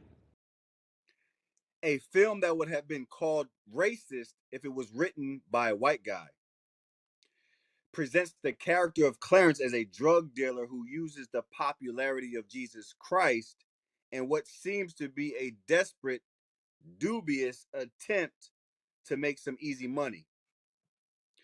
The film reimagines Jerusalem as a majority black population A Look at that. belief. Look at that. It reimagines Jerusalem. Reimagine. That means you niggas was never there. You niggas was never Wordplay. there. That's what it is. Wordplay. Like this devil know. Hey, listen. When you read a lot of these articles from these devils, they don't know. They have no freaking clue. They're just regurgitating stupid shit from Amalek. A lot of these guys don't know nothing, man. Trust and believe, because when you actually, I believe this guy's name is Ben Mock, the author of this article, right? I'm gonna send you a picture. I want you to after this, I want you to post it. I'm gonna put it in the group so you can post it, all right? But you're gonna see who he is, and you're gonna see these assholes mean us no good. They want us to stay niggas in the Baptist church with white Jesus hanging on the wall, and if we're not, they mad. They're gonna write articles and all kinds of stupid stuff, and nobody's gonna check them. Keep reading. A belief held by many in the black Hebrew Israelites who think themselves to be the true descendants of a lost tribe of Israel and charge white people with censoring history to deny their Jewish heritage. Damn. I didn't even read the whole article. You hear that? What you think about that, Joe? Boom. Ooh, that's what they call that damage control right there. That show you that they are uncomfortable. They don't like that. They don't like that it was shown like that. You know, that's what made me want to go watch the movie. I want to see it now. Right. What they call that in California, it catch on fire every year, and they do what's called a control burn. So they'll burn some they'll burn some grass up. You know what I'm saying? They do it on purpose so the rest of it don't catch on fire. You know what I'm saying? They try to do a control burn right now. You know, because hey, look, it's out there. This is something you cannot cover back up. We've been reading. You know what I'm saying? We've been reading lately. People have been showing us the scripture saying, read along. We're reading the simplicity that's in Christ. It's easy to understand. Hair like wool. We know what that feel like. You know, we all know what that feel like. You know, so it's just kind of it's funny and at the same time it's exciting. I'm excited. I'm glad they're uncomfortable. I like it. I want to get more uncomfortable. You know what I'm saying? I want to see some more come out. All right, let me see in the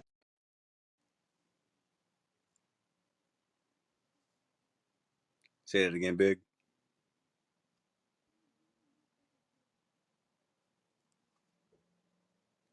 I'll read on.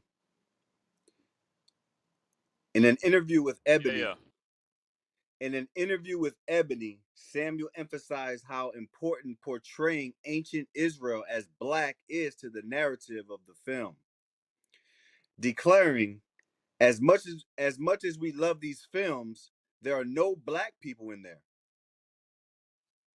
What happens when we, people of color, and powerful women occupy and inhabit a space?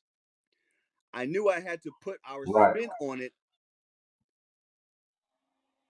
Go ahead. right. It's another link we want to put up here about No, no, no, no. Keep reading first. Hold on. Read a little more. Read a little more. What happens when we, people of color and powerful women, occupy and inhabit a space? I knew I had to put our spin on it and inject our flavor into it, he elaborated. Rapper Jay-Z would double down on Samuel's claim and further push the narrative the black people are in fact the center of biblical Jerusalem, noting that the director is fearless and a genius. Toward the end here, he's not afraid to think big about things that put us at it as a people in places where we were erased. The rapper went on. We didn't exist in Western times. We all know that's false. And we didn't exist in biblical times. History would say otherwise. Right. So it's coming. It's spilling over. The rappers starting to see it. Even if they don't take it, they still know that they still know the history is true. You know what I'm saying? Geography wise, it's true. That's where we come from. You know what I'm saying? That's where we be from. That's who we are. That's what you cannot deny. Even the what you call it, Egyptologists and all that, they can't deny Deuteronomy 28. They don't even deny that. They're like, well, you got me on that one. You know what I'm saying? But we was all things. But one thing they do know is we was that also. Hmm. You know what I'm saying? So that lie cannot be pushed no more. So I guess he said, let me put it in there. You know, make me want to watch it. Some more here. Among Jewish advocacy groups, Black Hebrew Israelites are labeled as an extreme hate group. Oh, here we go. Do you notice in every article they have this is like a disclaimer. Hmm. In every article they have about Israelites. This is the disclaimer they gotta put. They gotta mention. I haven't even read it, but I'm gonna assume that it's gonna say that SPLC deems them a hate group or extremist. But go ahead. Let's Right. see. They're called advocacy groups here, sir. So yes. Okay.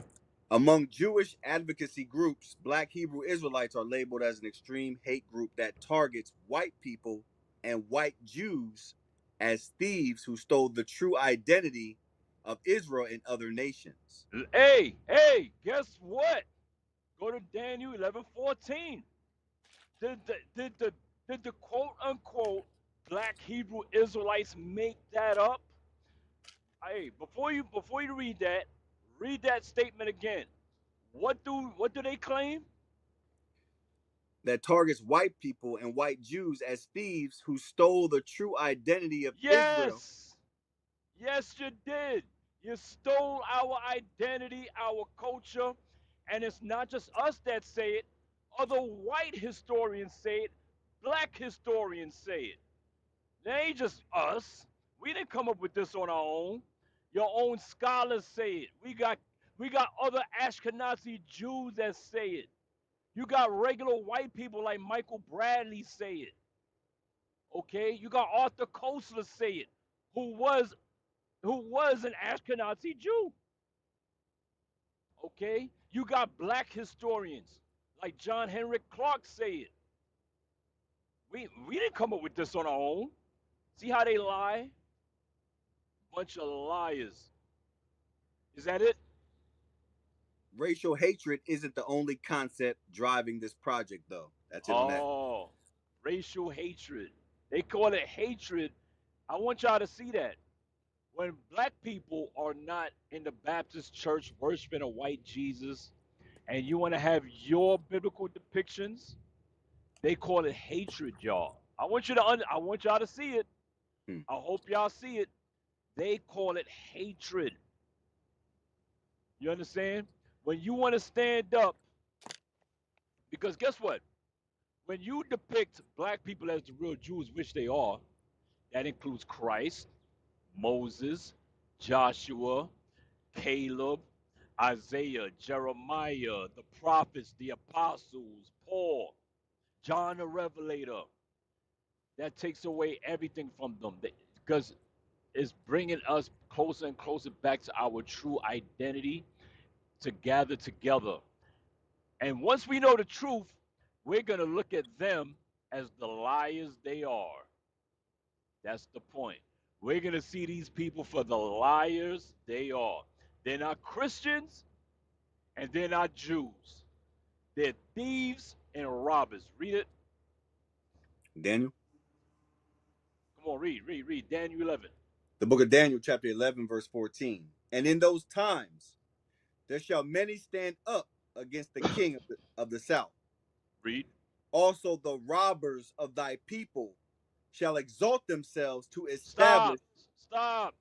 The robbers of thy people. That's them converts. They robbed everything those converts did. Yes. They robbed everything. They robbed our land, our temple, our heritage, our culture. our minds. That's what they did. Yes, read. And robbed us of our free labor.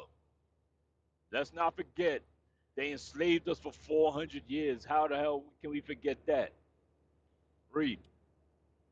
Also, the robbers of thy people shall exalt themselves. Whoa, whoa, whoa. They're going to exalt themselves as the Jews. They're going to exalt themselves as Christians. We're righteous and pure. We're Christians. Meanwhile, they're enslaving people. Meanwhile, they say, manifest destiny. My footsteps here, it belongs to Queen Isabella of Spain. Okay? That's what they do. Read. To establish the vision, To establish the vision that they are the Jews. Read. but they shall fall. The prophecy is they're going down, down, down. And right now, they're being swallowed up. They're being swallowed by the spirit of the Lord's mouth. That's what's going on right here. Hold that, hold that, hold that. One sec. I'm gonna look for something real quick. Yes, sir.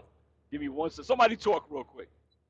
Yeah, I got you. I got you, man. So, like he explaining, the wicked is being revealed. They're gonna be revealed. They got to show themselves, right? Yeah, Uh, you know, you ready? yeah, yeah, yeah. That's what I wanted. Second Thessalonians 2:8. Yeah. It don't say swallow, but it's a synonym. It's close enough. The book of Second Thessalonians, chapter 2 and verse 8. And then shall the wicked be revealed, The wicked will be revealed. The wicked has to be revealed. The mystery of iniquity, the man of perdition, the man of sin has to be revealed. Who is it? Well, look at verse 4. verse 4. Who opposeth and exalteth himself above all that is called God, Who does that? The white man does that. Okay? He does that. Then when you make a movie that shows true images, they get mad. Very, very mad. Read. or that is worshipped, Uh-huh. so that he, as God, He as God. Whose face is on the 16th chapel butt naked, touching fingers with a butt naked little rod ass Adam. With children, with naked children behind him. The white man. He as God. sitteth in the temple of God, He sits in all your white supremacist churches. showing himself that he is God. That's why they want their lives all over the earth. He's changed everything in the Bible. Okay? He goes totally adverse to God, like he is God. Read. When we jump down to verse 8, read on. Now, now jump back. Verse 8. And then shall that wicked be revealed, He must be revealed to be the wicked on the earth. Read. whom the Lord shall consume with the spirit of his mouth. See that? So TDJ said, have you been swallowed? The Lord gonna swallow the white man up. All the white man's lies gonna be swallowed up. All of them. All the lies are gonna get swallowed. No more the Jews are white. No more God is white. No more Christ is white. No more Christmas. No more birthdays. No more you're just an African American and nigger good for destroying your community. All those lies are going to be swallowed up. And the white man's going to be consumed. Read on. And shall destroy with the brightness of his coming. That's those missiles right there. The Lord going to destroy this man with his coming. Is that it? Yes, that's it on verse 8, sir. So listen, man. Y'all better go support. I think we should support this movie and let's keep talking about it. Look, man. Shit getting hairy out here. We see what's going on with Palestine and Israel. Now you got movies coming out, Esau Man, at real biblical images. I want y'all to really think that's what an enemy would do. If it's something to uplift black people, why would white people be mad? If they love you so much, why are they mad? Hey, pin the next picture I showed you. Because when you look at the article, right, the man's name that wrote this article is Jacob Green. Click his name, and what does it read when you click Jacob Green, the author of the article, the man who wrote the article? Can somebody read that or pin it so everybody can see who this guy is? Because sometimes, you listen, when we read articles, we really got to figure out, don't just read it and take it at face value and be a sheep and say, oh, that's what's going on? Okay, cool. Are they racist? Oh, okay, cool. Like they already did real research for you. No, no, no. You got to research who's writing these things. You really got to look around and see who's writing these articles and these blogs and things like that and putting it out there to the masses to confuse you. Okay? Can somebody read that? Did y'all pin it? Somebody trying to pin it? Moderator?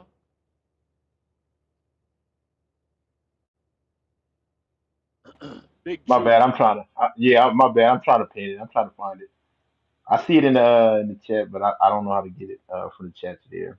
So I'm gonna go to the link. Okay. All right.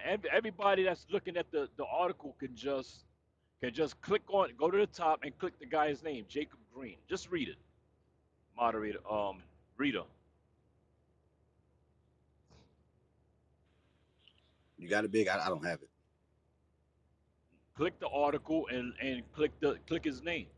That's all you got to do. Click the guy's name. Jacob Smith. Yes.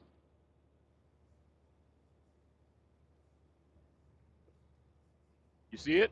Or Jacob Green Smith, whatever. Yeah, I don't got much here, sir. I think Don't you? Did you click his name? Just read it. Read what it says.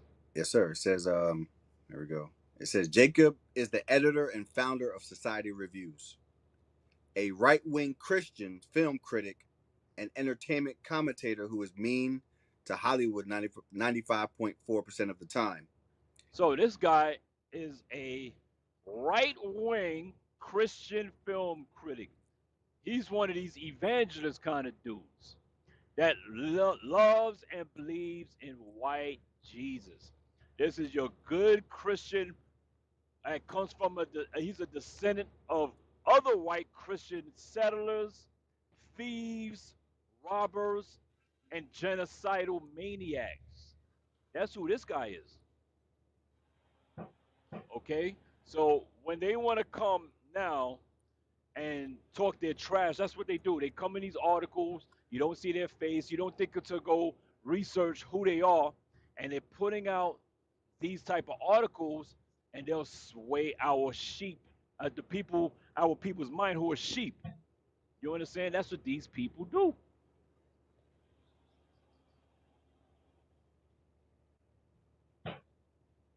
Oh, you got it. All right, so everybody can see it now, right?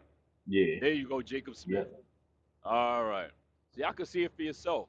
These are the articles that they will be writing on this movie. Hallelujah. Make Esau mad. I'll mute my mic. Right. You know what's Hey, cold is and that's what's supposed to happen. When you speak truth, this is what happens. White people get mad. Okay?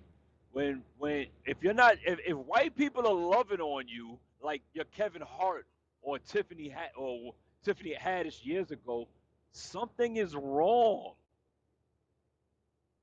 Okay? If white people like you and they more than tolerate you and they always want you around, something is wrong. Something ain't right with you. Think about it. How can Satan always want you around? That means you one of his good boys. You a good boy. This one would never harm me. He don't speak no truth. He made me comfy. Listen, a lot of them have become victims of white fragility. You are a victim of it, of white fragility. You scared to make the white man uncomfortable. You scared to let the white man face truth at all. You understand? A lot of brothers and sisters are scared. Oh, I might lose my job. Oh, he's gonna be mad at me. Oh, it's gonna be uncomfortable in the office. Man, to hell with your office. To hell with his office. That's his office. But I mean my mic. Hey, they don't care about you being uncomfortable. They don't care They about sure you being don't. uncomfortable at all. You know? Hey, hey. When George Floyd had that knee on his neck, and the world was in an uproar, and you had to come in the office and deal with your white boss, he wasn't Ooh, uncomfortable. He told you, hey, go get my coffee. Make sure you put 3 sugars in it and cream. Thank you. Thanks, Tyrone. Bye bye now. He told wow, your that's sister the heavy. same thing. Hey, Shaniqua, go downstairs in the copy machine and refill the copy paper. I'm out of copy paper. Do it now, right now. Scoot, scoot. He told you the same shit, and you did it willingly with an uncomfortable smile. Y'all know how y'all do in Hmm. the office. You smiling uncomfortably in that office in that white man's face when he joking with you.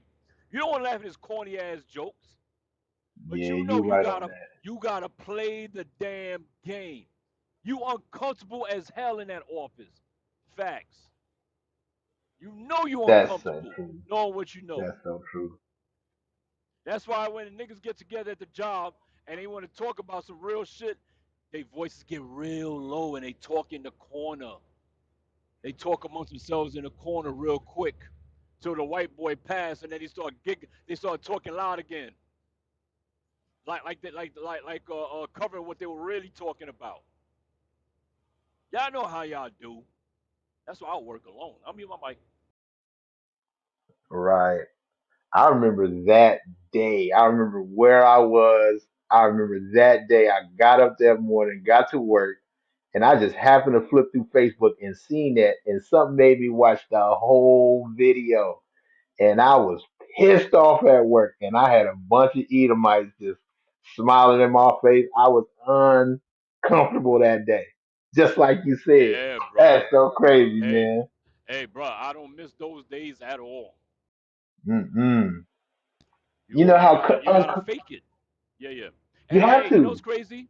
You always got an old brother at the job that tells you, I know, hey, we've all heard it. They all say the same thing. Hey, just play the game. Just play the game. You gotta smile. You gotta talk to them. You gotta key with them. Nah, I can't play that game. Nah, it's a new day. That game is old. It's harder to play that game when you got self value. You know who you are. You know your Right, right. nationality. You know you better than them. God got you know what I'm saying. God got you above. It's hard to put yourself below them now. It's hard to do it. That's so crazy. We'll change our voice when we go on when we answer the phone. Especially you get an interview call. You say, "Oh hi, yeah, this is he." You know you change your voice because you don't want to make them uncomfortable. You know what I'm saying? But I could if it's a black sister on the other line, she's a receptionist. I know she's black, even though she's making that voice. I can hear it. You know what I'm saying? It ain't like they don't know. They know that you playing the game. You know? So that's heavy, man. That's so heavy. Making them comfortable. All right. We got my man Jonathan on here. Jonathan Israel. You've been patient. What you got on the topic? Hey, shalom, most and Christ bless to each and everyone. Hey, Shalom. Yeah, my brother, I'm good. Yeah, man. It's crazy how um as anything comes up with that threatens their existence in terms of their political existence, their so-called Christianity existence, anything has to do with I want to put it try a better word to anything has to do with black, colored black, and to reveal their that expose their lying and hypocrisy and their wickedness. They always try to use their power to kill it, and it's expected because the Bible declares all of that. It's not going to be easy. That's why I don't just Google like the Bible on Google and all those stuff. It's for a time, but there's gonna come a time when they wanna change everything just to whitewash whatsoever they have leave of us that they can whitewash. But I'm so glad, man. The Bible, nothing can go against it. It disputes all lies. So I'm not even worried. But I know this time this is expected. Anything that comes up that declares that we are the true people of the book, they're gonna try to put a damp on it. They're gonna try to use their political power, their so-called financial power, whatever the influence they have up there in the white supremacy. They're always gonna try to put a damper and try to overflood us with the lies and the hypocrisies and the Christianity and that we are a hate group and all that shit, and to gather the mass against us. But it's expected. It's crazy. Yeah, shalom. Right. Yeah. And like we was talking about earlier, it's the fact that you want to make them uncomfortable or comfortable that make the whole thing work. Because if you didn't care, you know what I'm saying? If that's why the Bible stated, "You shall know the truth, and the truth shall make you free." Something simple like that. You know what I'm saying? That seemed like a simple scripture, but just the truth will set us free as a nation. Telling the truth at the end of the day, regardless of how anybody feel, that's gonna set y'all free. You know what I'm saying? Regardless of how they feel. For instance, you got a trainer that trained tigers. He have that tiger have to have some kind of psychological dysfunction to let this little tiny man who don't got no claws and no teeth, he don't got that, to let him control you as a tiger. You know what I'm saying? All the tiger got to do is be a tiger, regardless of how that man feel. And then you see how the role flip. They be terrified. They be scared. You know what I'm saying? That's the same way we are. We like they say we sheep among wolves, but then at the end of the day, we gonna be like lions among sheep. You know what I'm saying? When we get changed, when we get changed, it's a wrap. So all we got to do is do what God told us to do, and regardless of how they feel, we come on top. All we got to do is be Israelites. That's it, Yes, sir. unapologetically. Yeah, you know what? You know what? It is a word that triggers all of this. That's really get them uncomfortable, and that word is exposure. That's what happening to them. That's the There word. you go. Exposure. Now, how they getting exposed? They getting exposed by their own trap, by the things that they use. Right? They use these things to like entertainment. And how do we push entertainment more? How do we make it more fast? Let's use the internet. All right, YouTube Shorts. We got all these things, but guess what's popping up on there now? We popping up on there telling the truth. So guess what? It's the thing that they use to destroy us is actually the thing that's going to destroy them. Social media is the thing that killed the news. Like like the CD destroys the VHS tape.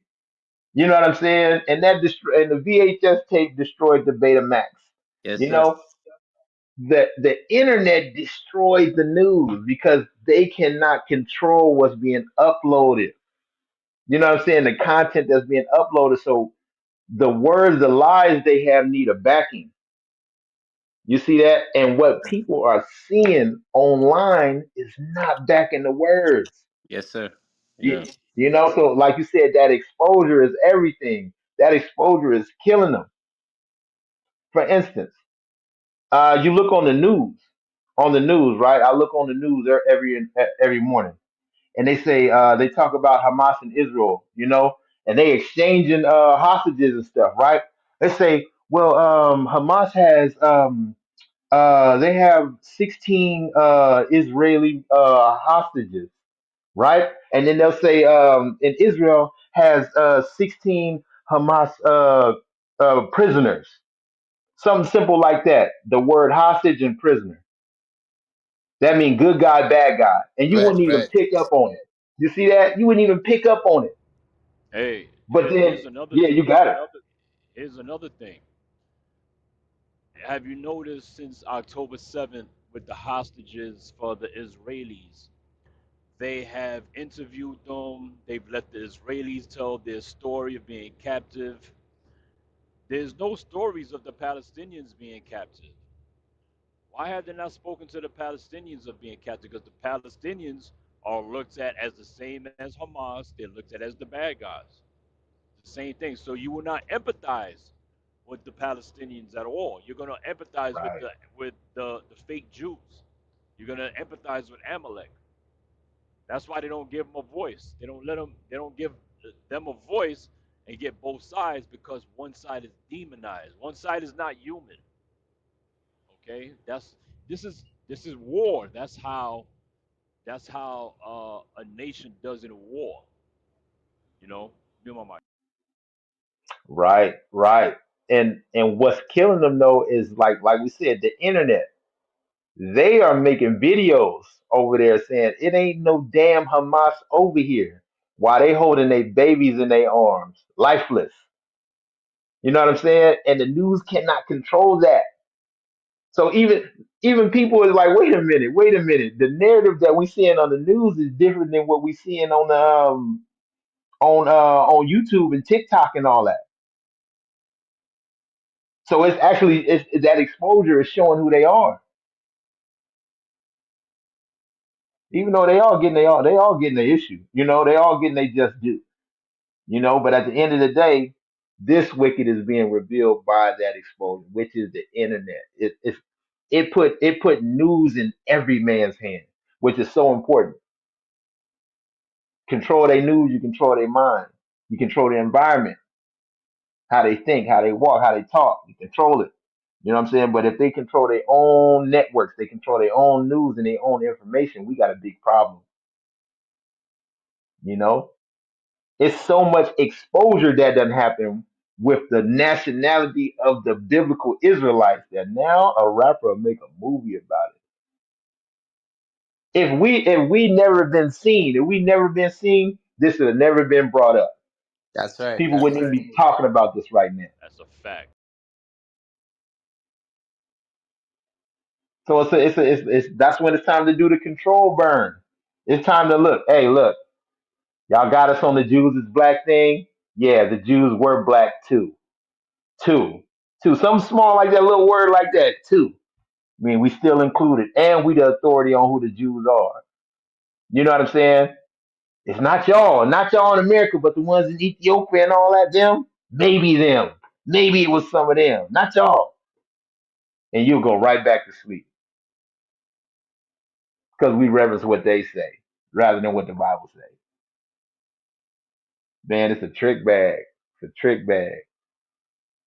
Which we coming out of. We coming out, and that's why it behooves us to keep pushing, pushing, keep pulling that stronghold down, keep exposing. You know what I'm saying? Keep pulling down that casting down those imaginations. It's working. It's working. All right. So if y'all out there, raise your hand, make comments on the topic. On the topic, if you got questions, this is a good time to raise your hand. Keep the conversation going. All right. So we're talking about what's your thoughts on the book of Clarence. We got a movie made by Jay Z with a cast depicting the Israelites as black and the Romans white. That imagery is heavy. What's y'all thoughts on the topic? Right? Hey, Jonathan, what do you think more about it? What do you think about how that's going to impact? I personally, I think it's gonna, as I said, it's gonna be. I think it's a great impact. It's just that I wish that they put the narrative out. You know, the white man put the narrative out. You know, they are trying to have less people. That's why I like when Benji say, "Yo, to put emphasis, go out and see the movie."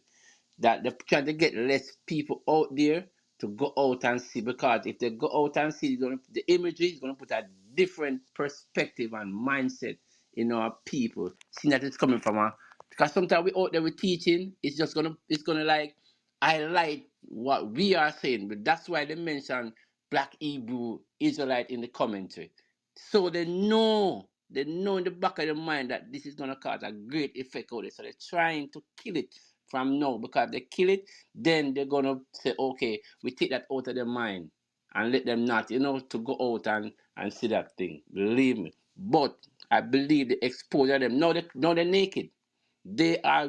So bit by bit, get their clothes, that wolves, that sheep clothing is coming off them, and they expose them for who they really is. And people are waking up bit by bit, one by one. That's the effect it's gonna have out there.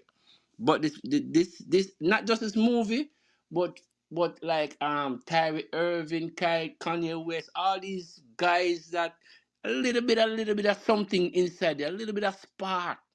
That's just gonna let us see that, okay, damn, these fucking guys are really telling the truth. And they're gonna see the Bible for what it is.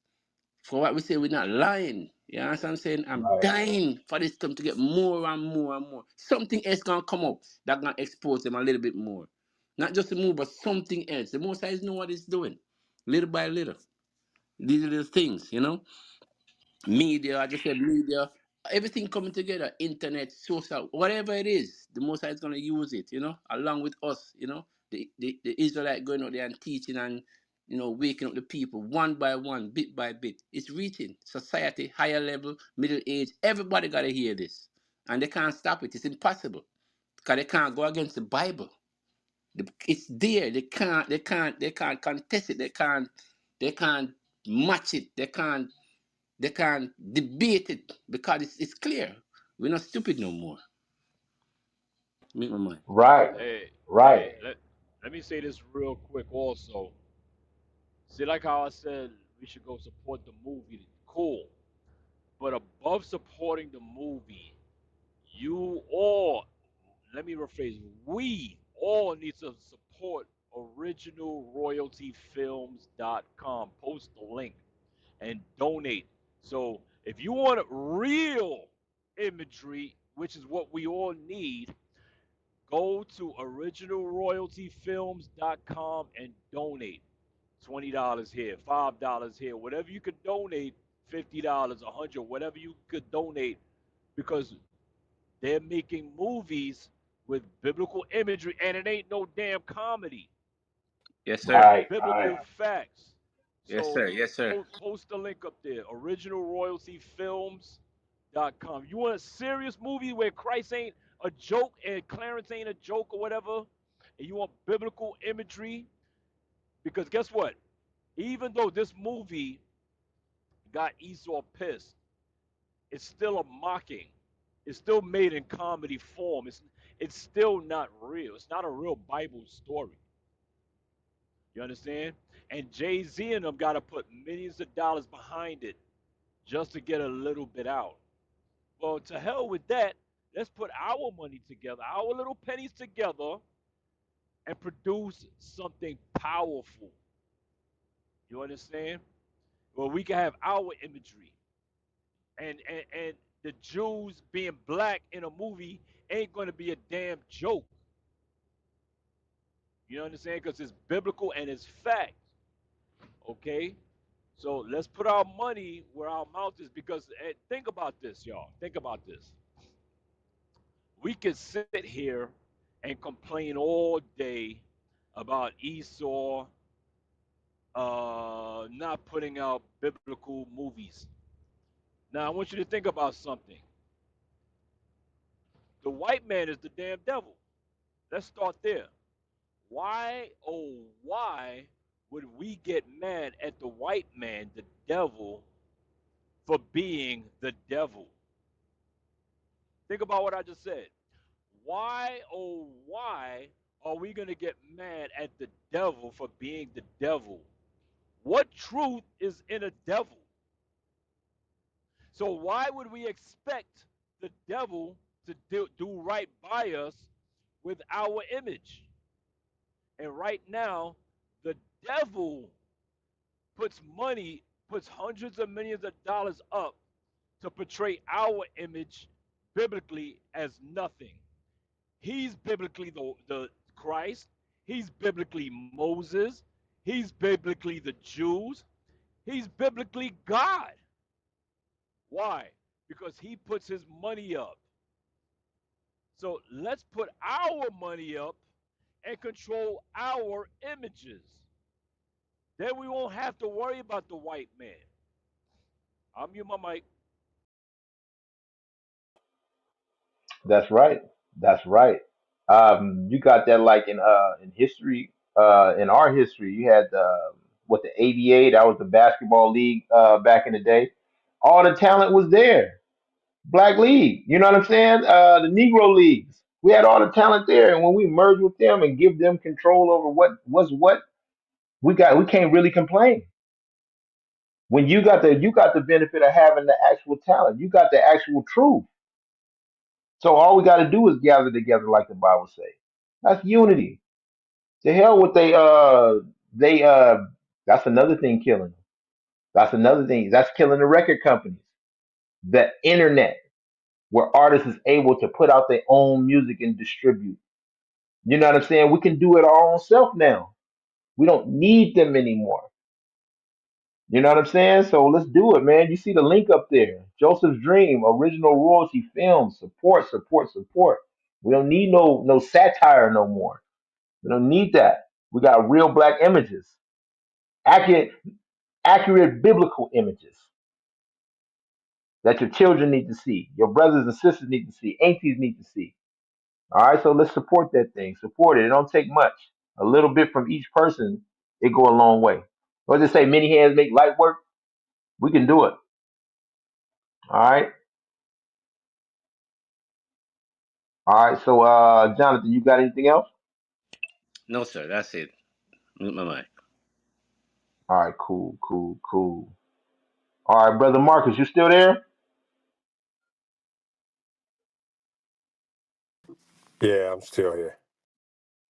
All right. Cool. Cool. What would you star in a role, an all black cast of the Jews being black? Would you star in that?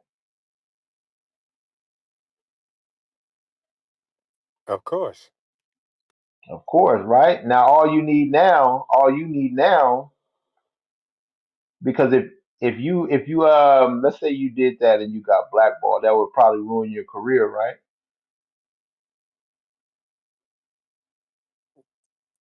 Nah, not really.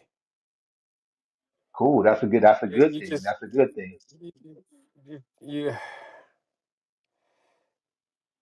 a lot of times, man, you start making your own stuff. That's what you guys are talking about is the way to go. Yes. But the financing is the problem. Getting the financing. There you go. But we got the financing. We don't got the mindset. We got the money. We all got the money here. You know what I'm saying? We all put it together. We could all make a movie today.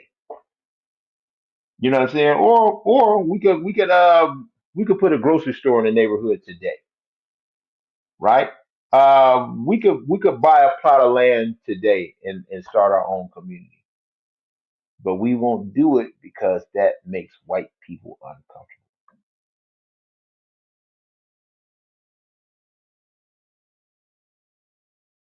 I think it. Yeah. Uh,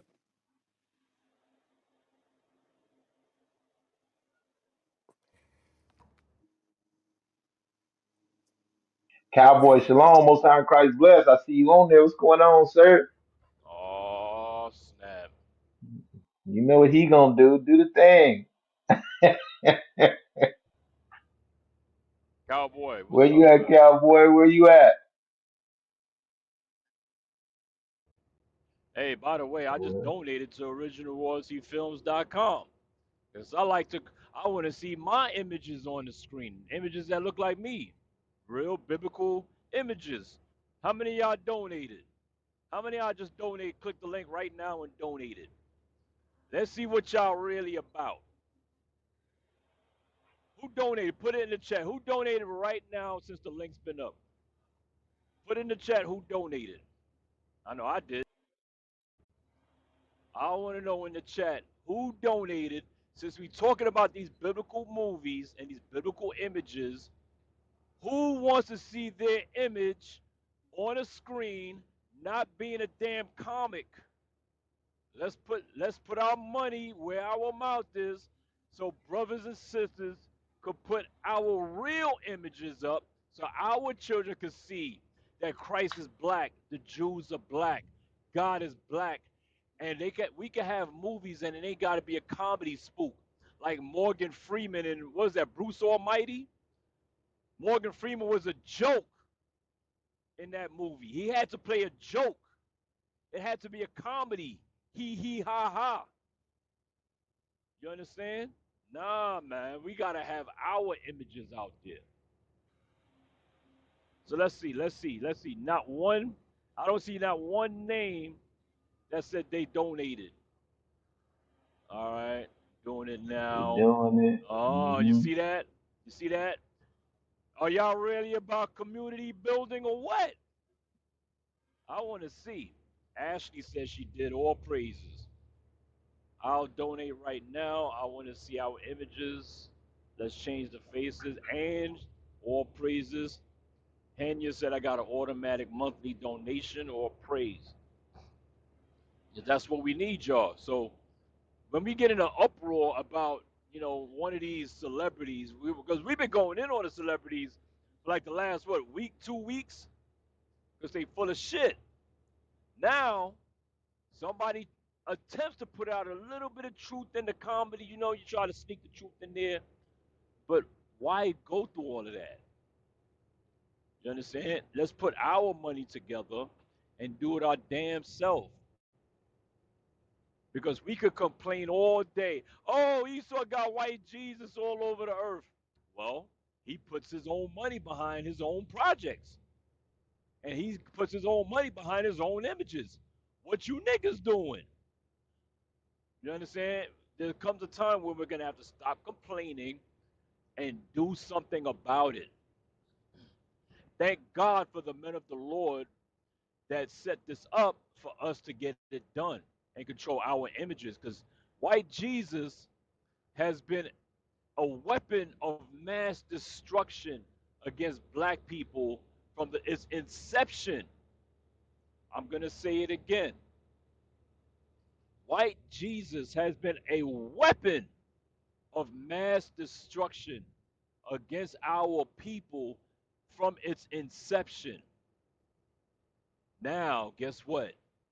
What we going to do about it? We got to change it. The white man makes a new movie about white Jesus or some kind of European images all over and puts that movie all over the earth. Nobody gets in an uproar. Nobody mad about that. You go to the grocery store, you see the white man as Jesus in the Times magazine on the magazine rack when you checking out. You go to Africa, you see the white man's image everywhere. You go to Haiti, Jamaica, you see his image everywhere. Listen, it's time to change that, y'all. You understand? We can't keep complaining. Hold that, Hosea 3 and 4. Go to Hosea 3 and 4. Let's walk this dog a little further. The book of Hosea, chapter 3 and verse 4. For the children of Israel shall abide many days without a king, Okay, and so the without Bible says, the children of Israel shall abide many days without a king. Our king will leave us. The king is Christ. Okay, read on. and without a prince, Uh-huh. We ain't got and with no the leadership we have, we don't like nor respect. The whole world ain't listening to our leaders. Biblically, no, you rather listen to Al Sharpton, T.D. Jakes, Creflo Dollar, Jesse Jackson, Cornel West, Michael Eric Dyson, Claude Anderson, Umar Johnson. That's the black man's leaders. That's the black man's princes. Read on. and without a sacrifice, Without a sacrifice. and without an image. Damn. We abide many days without an image. We see no positive images of ourselves on that damn TV. We had the Cosby Show at one time. What did they do with that? Well, they made this dude. They got Edomite women looking like damn men coming up from 30, 40 years ago and say, "Oh, he drugged and raped me." After he tries to buy NBC, about 3 times he tried to buy NBC. Whenever he tried to buy NBC, makes an attempt, a new charge comes up on Bill Cosby. Every single time. You don't find that suspicious? The first time he tried to buy it, they killed his son. Allegedly. Allegedly. Allegedly. Before we get a lawsuit. Right? Allegedly. Right. So read on. And without an image, and without an Without people. an image. So now, guess what, brothers and sisters? Through the what the leadership has set up, guess what? We have a chance to do that's never been done. Guess what we got a chance to do, y'all? We have a chance together, collectively, as we gather together and organize. We now have the power to control our own images. How about that? Y'all ain't tired of seeing whores on the damn TV screen? You ain't tired of seeing a black man as a drug dealer and a pimp and slapping up some woman? You ain't tired of that yet? You must not be tired of white Jesus if you're not going to donate. You must not be tired of white Jesus. Surely you're not tired of white Jesus. How do I know you're not tired of white Jesus? You ain't donating to royaltyfilms.com. So you must love Caesar. You must love Babylon. Oh, guess what? If you love your own image, that woolly hair, that dark skin, you're going to donate because you want to see your image out there. I'll mute my mic. I hope y'all understand that. Yeah, eventually you got to do something about it. Oh, do the thing, do the thing. I said, well, That was my well, man Hey, right well. hey, there. hey, how many people is in this room right now? How many people is in this room? Can y'all see? Y'all can see how many people is in the room? Probably like 500. Ah, 500. so it should be 500 statements in the chat saying I just donated, and there's only like 12. Shit. Oh my God, Jesus.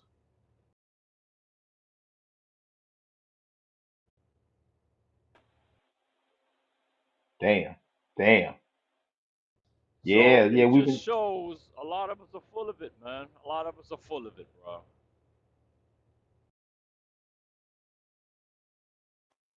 That's true. That's true. We got Jasmine Davis. Jasmine Davis. You've been listening in. What you got on the topic?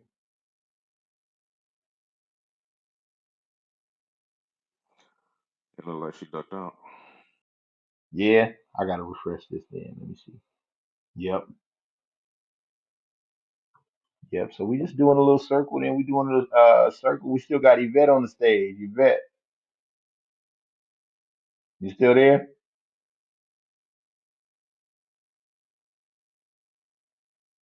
Hey, Cowboy, you seen the movie? Hell no. I gotta You see it. ain't seen it? Yeah, I gotta go This see is it now myself. Yeah, because you know what? When I first, this is what I was thinking, right?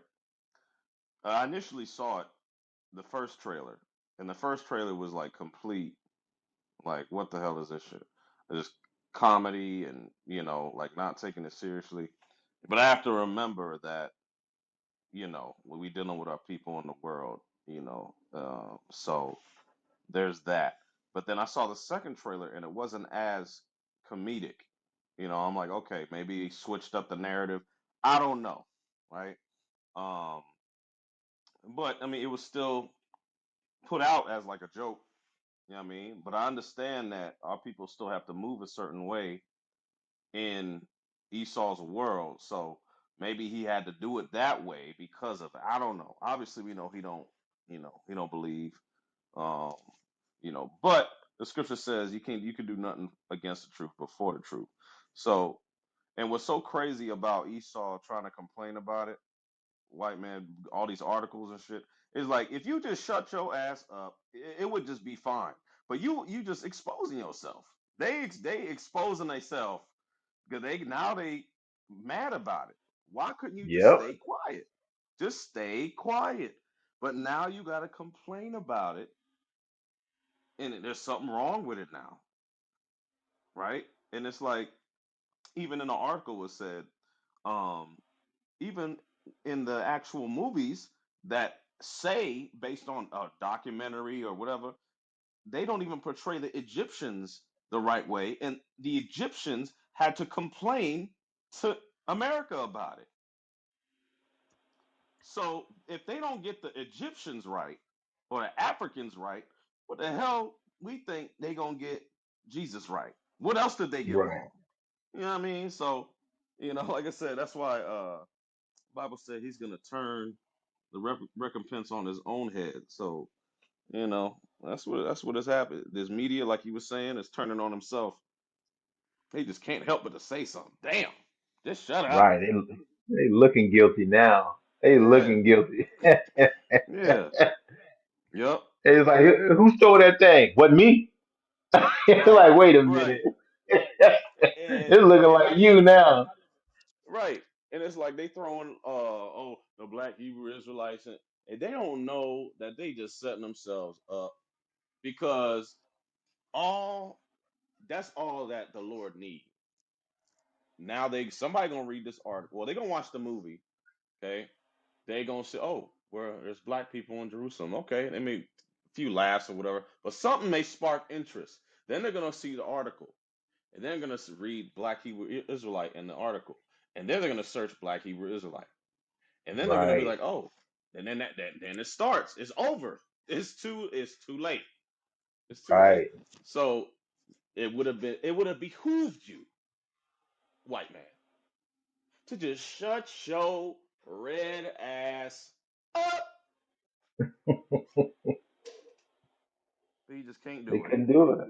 Couldn't do it. Can't do it. Had to say something.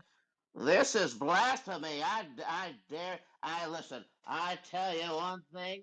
This is a bunch of blasphemous, and it's not true. The hell? Erroneous. It's erroneous. You see the in the article. This is erroneous. This is erroneous rhetoric, if you will. Right. God damn. That's crazy, man. Damn. That's Something crazy. like a little the truth, right? Speaking the truth. And you probably don't see the benefit when you out there day to day. You know what I'm Right. saying? You go out there in your city and you prophesying even to the wind. The word ain't going out void. People in their car with their window down, people in the apartment buildings across the street hearing it come in. You know what I'm saying? But then you got this little camera and the internet and the foolishness of your preaching spark something in somebody. You know what I'm Right. saying? I'm talking about Yeah. a video from way back. Yeah. You know what I'm saying? That you did maybe way back. Somebody watching it right now. Right. Yep. Crazy. This work we do, man. This work we do Yeah, is man. heavy. Yeah, bro. I don't know. I don't know, man. I don't get it. I don't get why. Esau be doing. It's just like you ain't got no game. Like no kind of swag about yourself. Just you can't be God's people. You ain't got no salt. Right. You shit. How you fall in your own trap? Right. He fell in his own trap. That hit dog Right. holler, man. This boy dug a hole and fell in the hole he dug.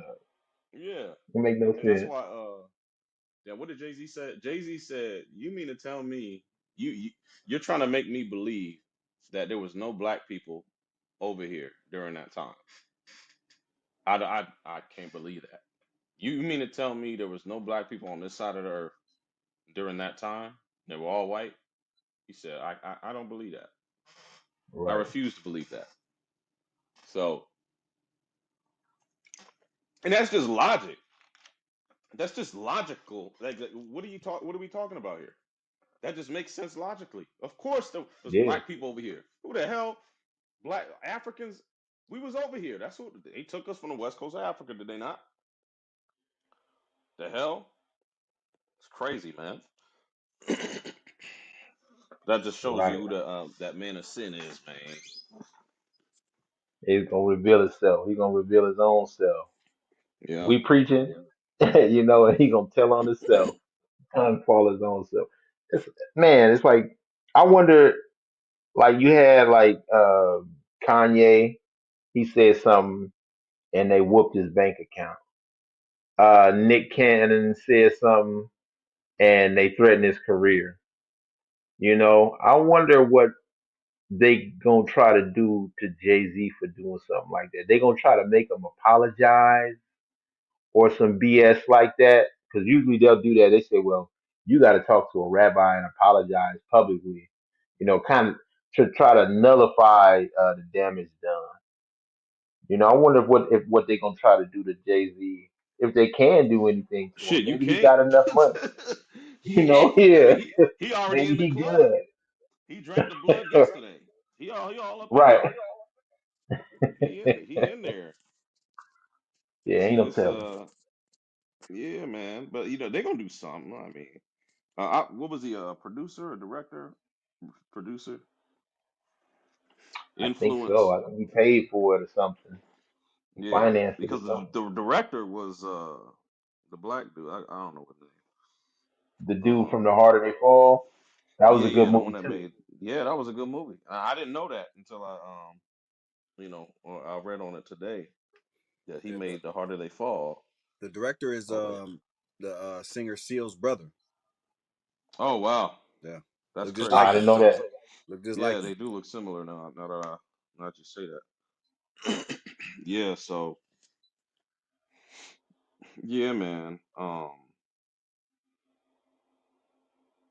It is what it is. It is what it is. They gonna find out some way.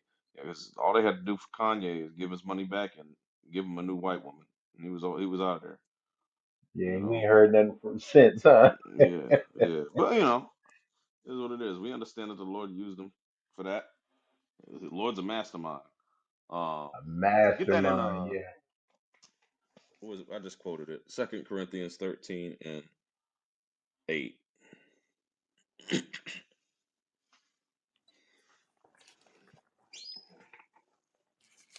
The book of Second Corinthians, chapter 13 and verse 8. Mm, For we can do nothing against the truth, right.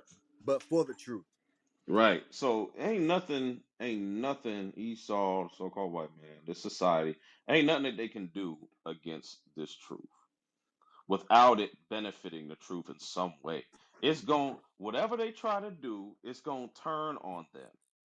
It's going to turn on them. They're trying to slander this movie, but that slander is going to cause people to wake up.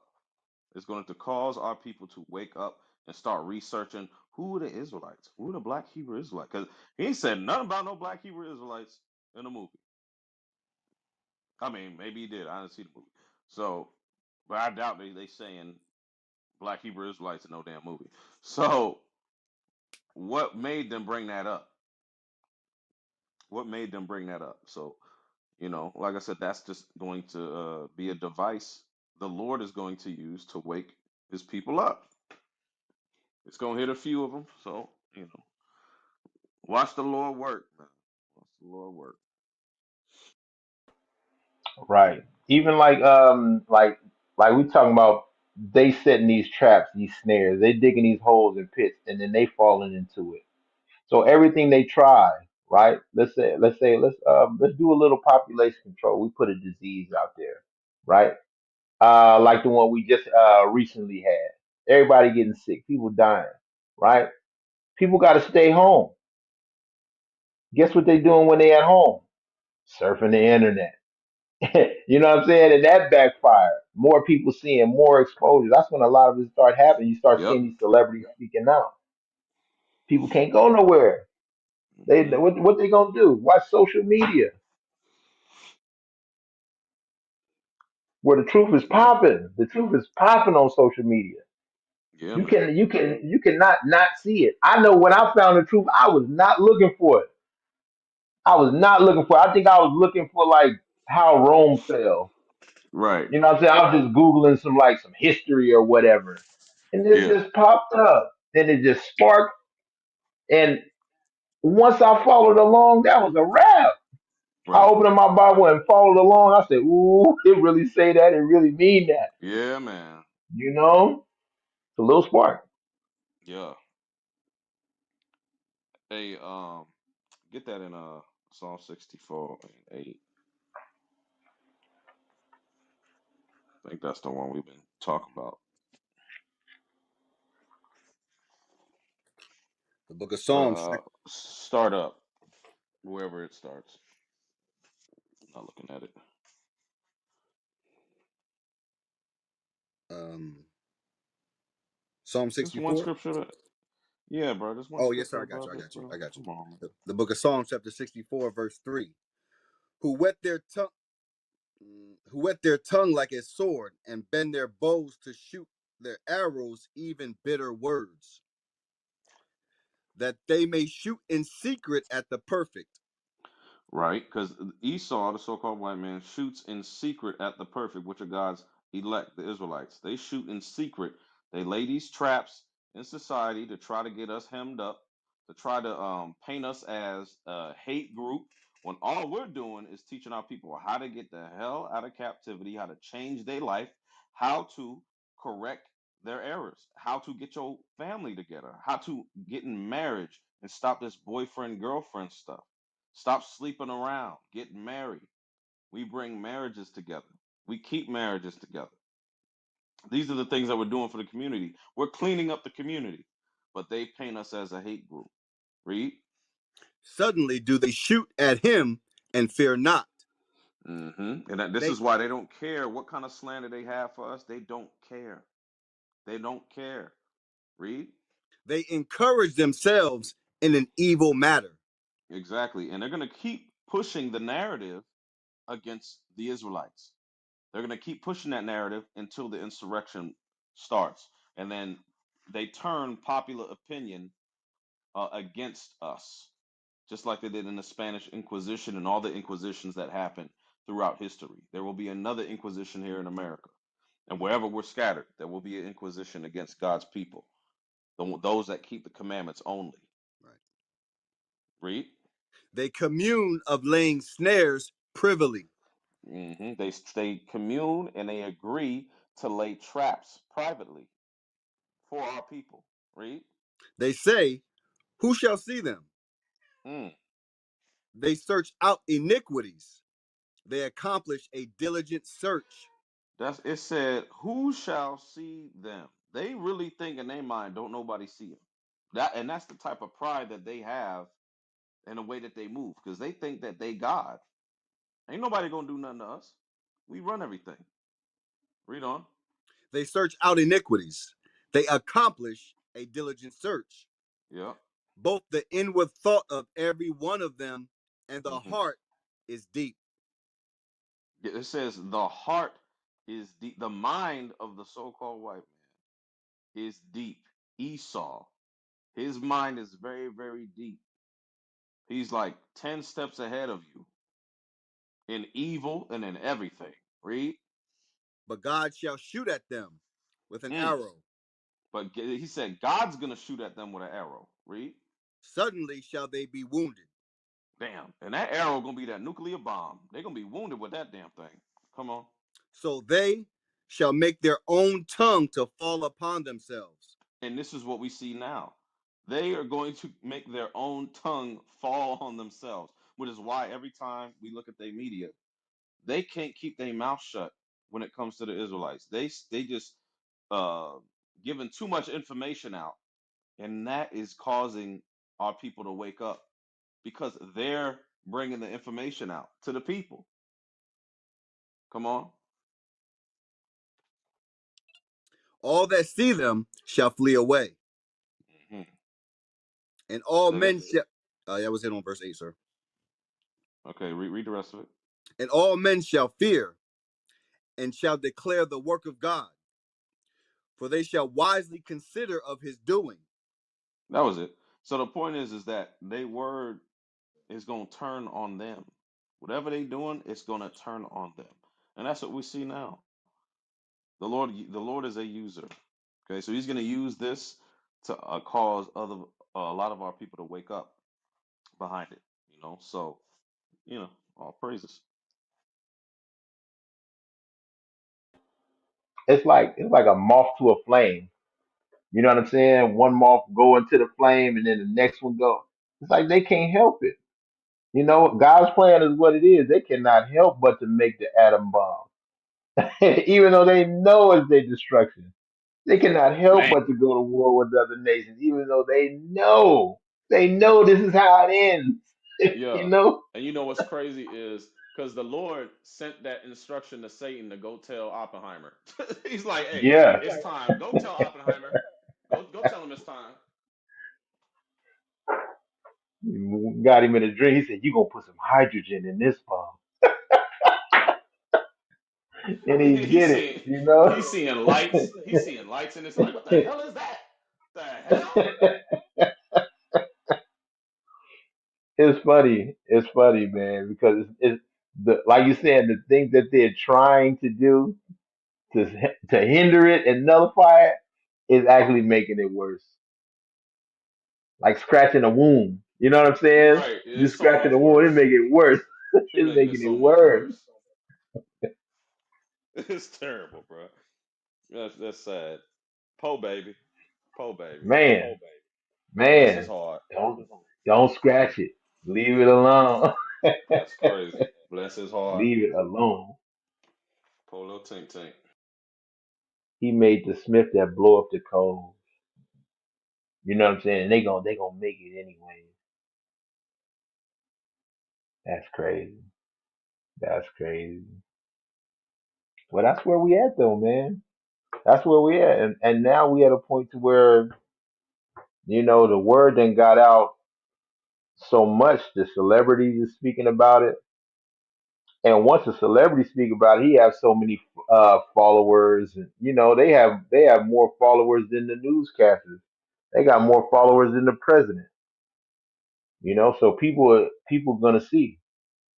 They gonna see. Exactly. You know. Exactly. And they can't hide it though. And that's what's crazy because they thought they was gonna um have a media blackout at Israelites. But nah, the Lord had other plans. We don't need the TV no more. We got social media. We got the Exactly. celebrities. Some of them gonna repent. They gonna be in the how you say outskirts. It's a different word. Not backstage, but you know what I mean. They're gonna be in the back somewhere. Yeah. You know what I mean? Right. Right. Incognito. But a lot of some of them will repent. But it is what it is. It's all part of the master plan. Right. Right.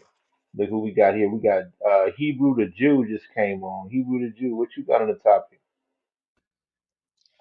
Shalom, leadership. Most high in Christ bless. Shalom, Big Jew. It's Brother Hey, Abishai, Shalom. Big Jew. I know that guy.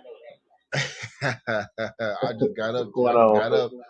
to use the facilities, right? And I heard you. I said, hey, that's my officer right there. I was just listening to what you were Cousin, saying, right? looking at.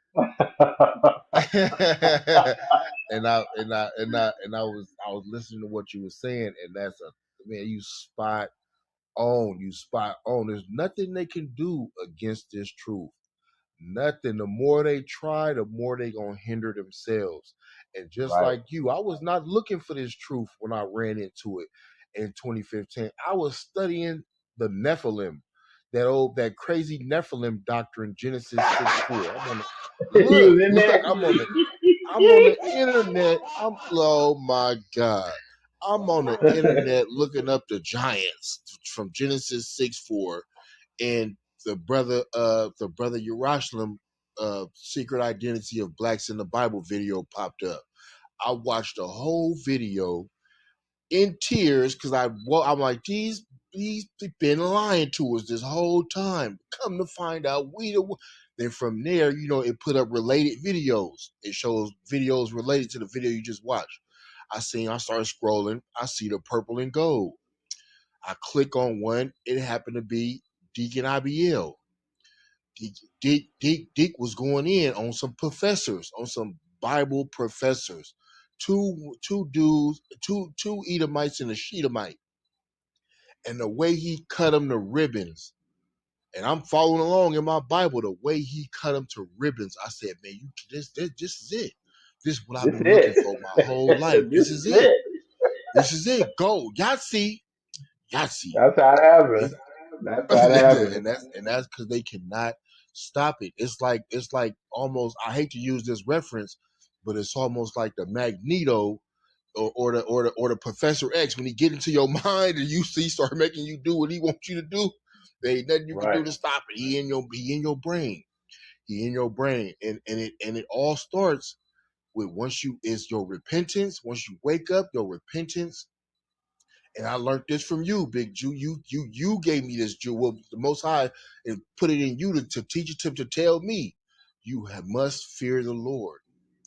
You must fear the Lord. Repent. Fear that man. Fear that man. Study. Yeah, that's the beginning. Study. Read. Keep it, and that's the beginning. Keep the commands and read. Fear that man. Keep the commands and read. And That's everything else it. gonna come. Is laid out. The red carpet gonna be laid out. Fear that man, keep the commands, read, because we're watching the fall right now. Rome is on Right. fire. Right. Rome is on fire. You understand And me? that And we increase your watching it. faith even more.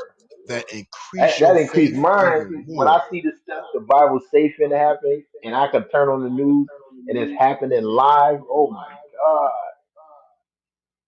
I dance now. I dance. And look, Big Jew, I'm out here. I'm out here in Phoenix, congregating. I didn't graduated forklift school. While I'm getting ready, I got my certificate and everything from forklift school. My All whole praise. situation, You that you just fear, gonna let us that know when your I whole shit, huh?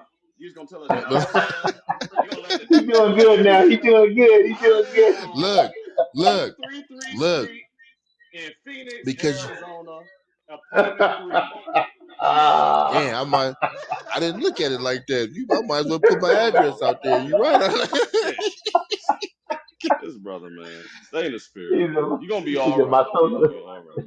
He about to give a social security number out. Remember Yeah. everything. Dang, I ain't. Dang, I'm so bad, like a dog with his tail wagging. I need to slow down. Let me stay in the spirit. Yeah, you're gonna Nah, be that's all all right, good. You bro. doing good. You doing good. Uh, You seen the movie? no, I haven't had a chance to see the movie. I'm gonna watch it today. I'm gonna watch it today when I get some downtime. I'm a 1 2 3 movie that thing. Right, right. Yeah, I gotta I'm a watch it one two myself, three. man. I'm gonna Cause catch I that thought, like thing I because said, I thought it was gonna be some satire. So I thought it was gonna upset me, and I didn't want to see it. You know what I'm saying? I didn't want to see them mhm. mock Christ. But I keep hearing this is all right. And from what the leadership is bringing out, and what I be hearing from the deacons is, yeah, it's true. A lot of people didn't believe Jesus. They act like everybody believed him. No, a lot of people didn't believe him. They didn't believe our Messiah. A lot of folks don't believe the prophets today. They hear us out there, see us doing what, passing out flyer missions, and they walk right past us. They walk right past us, stick their nose up. They know they don't care. They don't care. It's Clarence's and Tyrone's running around right now. Right, It's right, Clarence's and Tyrone's running around right now. So are we surprised? No. No, but Esau, I don't know. He's sticking his foot further and further in his mouth. Sticking his foot Hey, further you and know, further in his mouth. we've been on Clubhouse for so long now, casting down imagination that it's barely any smoke in the chat. Right. Y'all to Where's air the this thing out. smoke? Y'all to air this thing out. Right. Nobody wanted no more. I can't All find right, it. with that, I'm gonna yield my mic. Shalom. Most High in Christ bless leadership. Most High in Christ bless. Good to hear you doing good, man.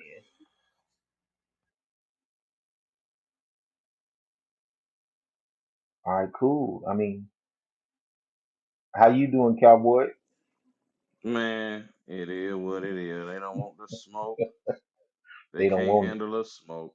And they Esau jacked up this damn app, and that was the beginning of the end, bro. 'Cause you can't see the different hallways and the topics and different rooms like it used to be. Can't just hop in the room. You gotta actually know where the room at.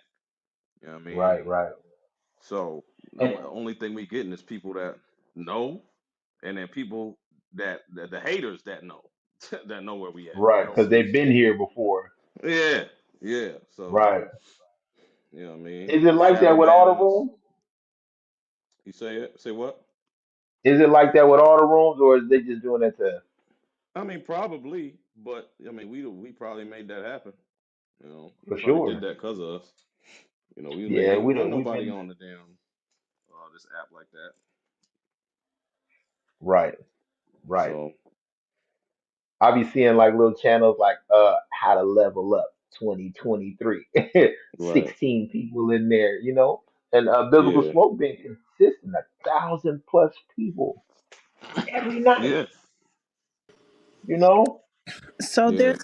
there's I'm sorry to interrupt. Um there's a way that you can see the rooms now.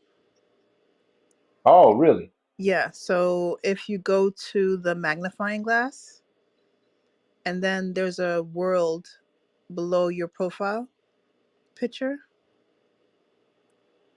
So two steps, click the magnifying glass, then click the world, and Oh then wow, yeah, all the rooms pop up like the hallways. interesting. It just was. It's just Mm, not as accessible as it used. They got a secret damn passcode. You gotta click your heels twice right. and then throw up. You gotta go through the secret tunnel. Yeah, yeah. Shit. Kick your heels twice, throw up, and then throw the peace sign in the air. The Right, hell? And then yes, it's happening to everybody, but you guys have the biggest room. for sure. Right. I've never seen a room this big. Yeah. Yeah. We was making too much noise. And Esau got mad, so Right. they had this, smoke screen. Let's go change the app. Let's All go right. update. Man, I He wish said, I we had trying to make it updated better. this thing. Yeah, yeah, yeah. God, that update was terrible. I'm sure we would have had to do it eventually, but man, I wish I could have just didn't do it. Damn. Damn. Yeah, I'm gonna go. I'm gonna go see this movie though. I'm gonna definitely go see it. Yep. Uh, and don't forget though, y'all. Original royalty, Joseph's Dream. Support that. Not only Joseph's Dream, I think we got the Curse of Miriam coming up. You know, we got a lot of big Excuse me. things. Can't spell Yeah, man. everything, you know, but we got a lot of big things coming up, man. Your uncles and nephews and children, and you know, everybody needs to see the things that, especially for y'all that's new, the things that y'all can't readily explain. You can show. Now you can show. You know what I'm saying? Let's watch this movie. You know, and spark people's mind like that.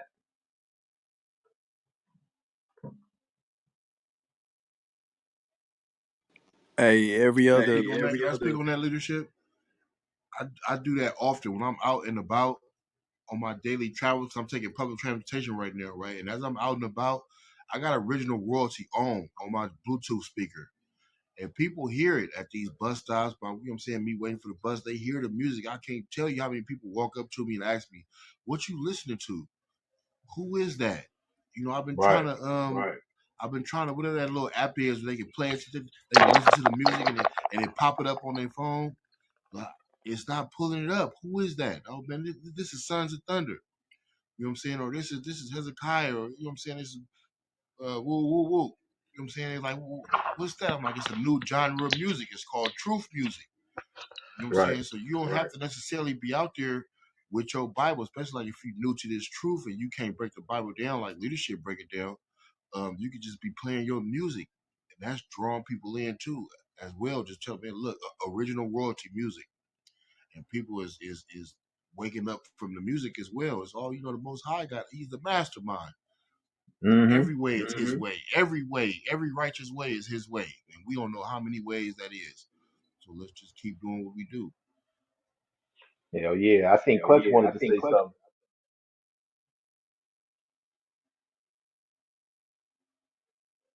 Oh Clutch, you had yeah. unmuted. Nah, There I you was just go. gonna say, I was just going to say that from experience, it's only been biblical smoke where it'll kick me out complete, like kick me out as a member, Mm. and every other room, it stays the same. I can always hop on this app, see those rooms, but this particular room, I don't see it, and then I have to search for you guys, and then I have to rejoin as a member. So yeah, they're definitely doing something about this room. Yeah, man. Yeah, so that's a part of it. Not only can you not see the room, you got to search it.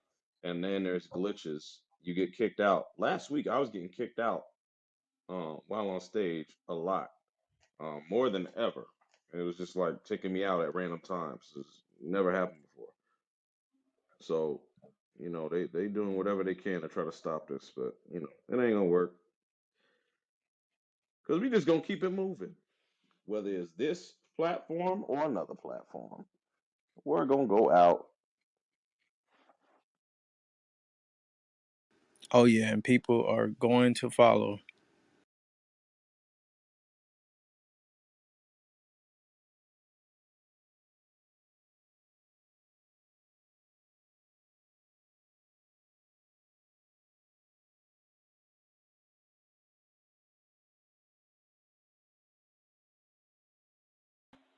My bad. I was muted, y'all. I was muted. So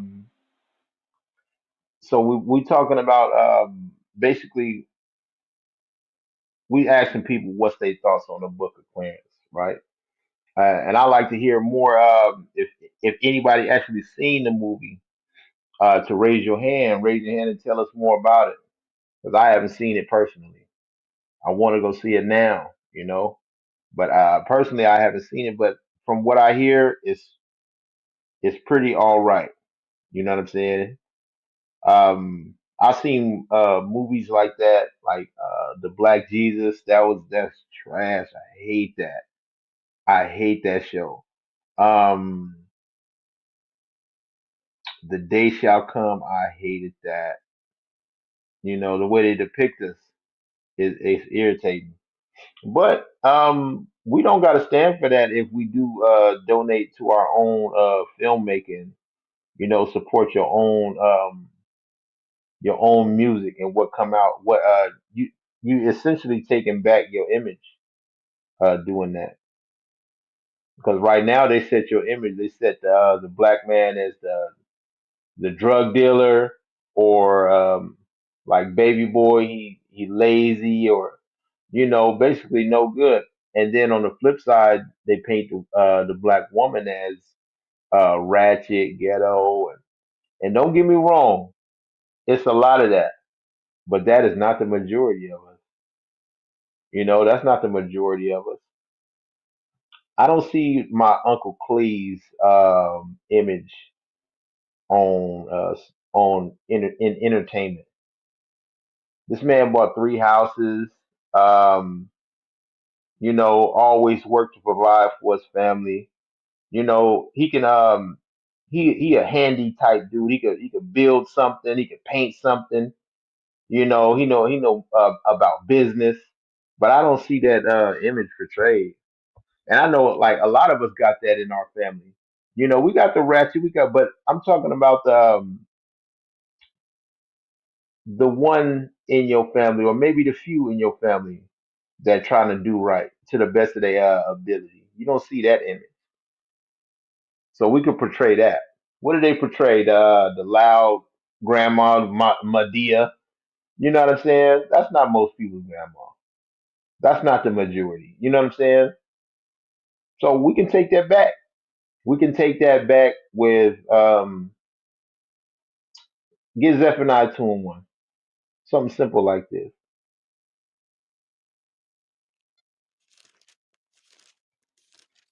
The book of Zephaniah, chapter 2 and verse 1. Gather yourselves together, yea, gather together, O nation not desired. So it say, gather together, O nation not desired. Nobody likes us. Nobody like our image. We got to gather together. If I could sum that verse up with one word, it would be unity. Unity, oneness. You know what I'm saying? How would that work? Um, we come together with filmmaking. We come together with community. We come together with business. We come together with finance. The main thing we need to come together on is how do we run our nation? God's laws. That's it. Easy work. Easy work. If we kept God's laws, we would 100% prosper. But it's already prophesied 2/3 ain't gonna do it. So guess what? Us as the few that choose to do so, we choose to do so. We see the truth. We see the benefit in it. We know who we are. We know God is real. We got faith and works behind our faith. We're gonna do these things. We're gonna have little small sanctuaries because we gather together. Like-minded believers gonna gather together, create sanctuaries, create schools, create these things while we in this captivity. What? It's Jeremiah 26:9 or 29:6. I always get the numbers mixed up. It's 29:6.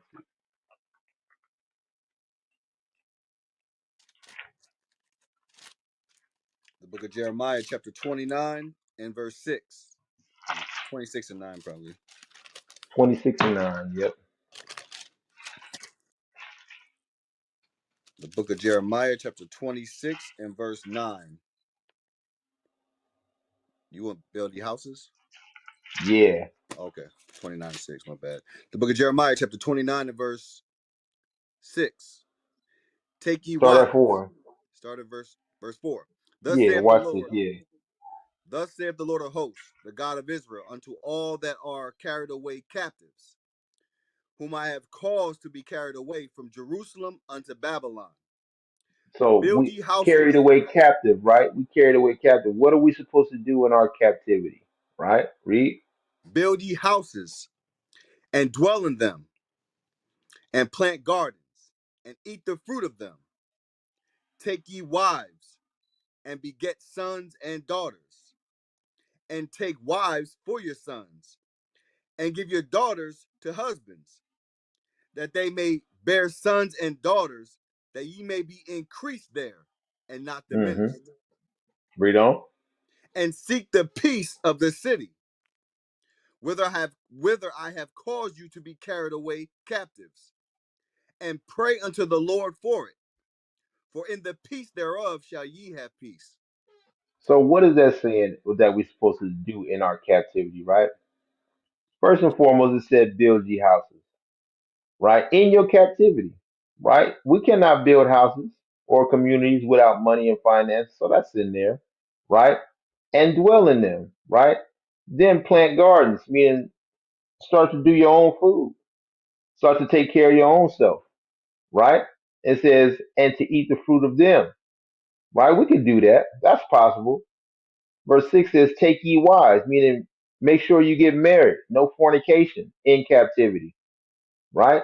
And beget sons and daughters, have kids, be fruitful and multiply in captivity. Take wives for your sons when you have children, right? Make sure your son get married. Make sure he don't get fall into fornication in captivity, right? Give your daughters to husbands. Make sure your daughter get married and don't be twerking on TikTok and date culture and all that. That they may bear sons and daughters. Make sure you have grandkids. They give you grandkids in captivity, right? That ye may be increased there and not diminished, right? and seek the peace of the city. At the end of the day, while we living here, seek the peace of it. You know what I'm saying? Because at the end of the day, if let's say if Russia decides to attack, you gonna feel the drought just like everybody else gonna feel it. When food is not coming into the city, it's gonna hit you too. So while you in captivity, it says, "Seek ye the peace, whither I have caused you to be carried away captive, and pray unto the Lord for it. For in the peace thereof ye have peace." Now it's a time for peace. It's a time for war. It's a time to hug, and it's a time to refrain from embracing. And in the time where your city is in peace, all praises for that. In the meantime, make sure you're doing these things above in your captivity. Getting married, building houses, unity. Two-thirds not gonna do that. Two-thirds don't want no parts of that. They're gonna be cut off and die. All we can do is warn them, but these are the actions we gotta take in captivity. All right. So we can support each other. We can try. We can try to build communities, even though all this gonna burn up. All this gonna burn up, right? Everything we gonna achieve in this particular life, it's gonna burn up anyways. But while we here in captivity, we can make it better for ourselves. We don't gotta just lay in it. We ain't gotta lay in the mud. Give me that in Isaiah 51:17.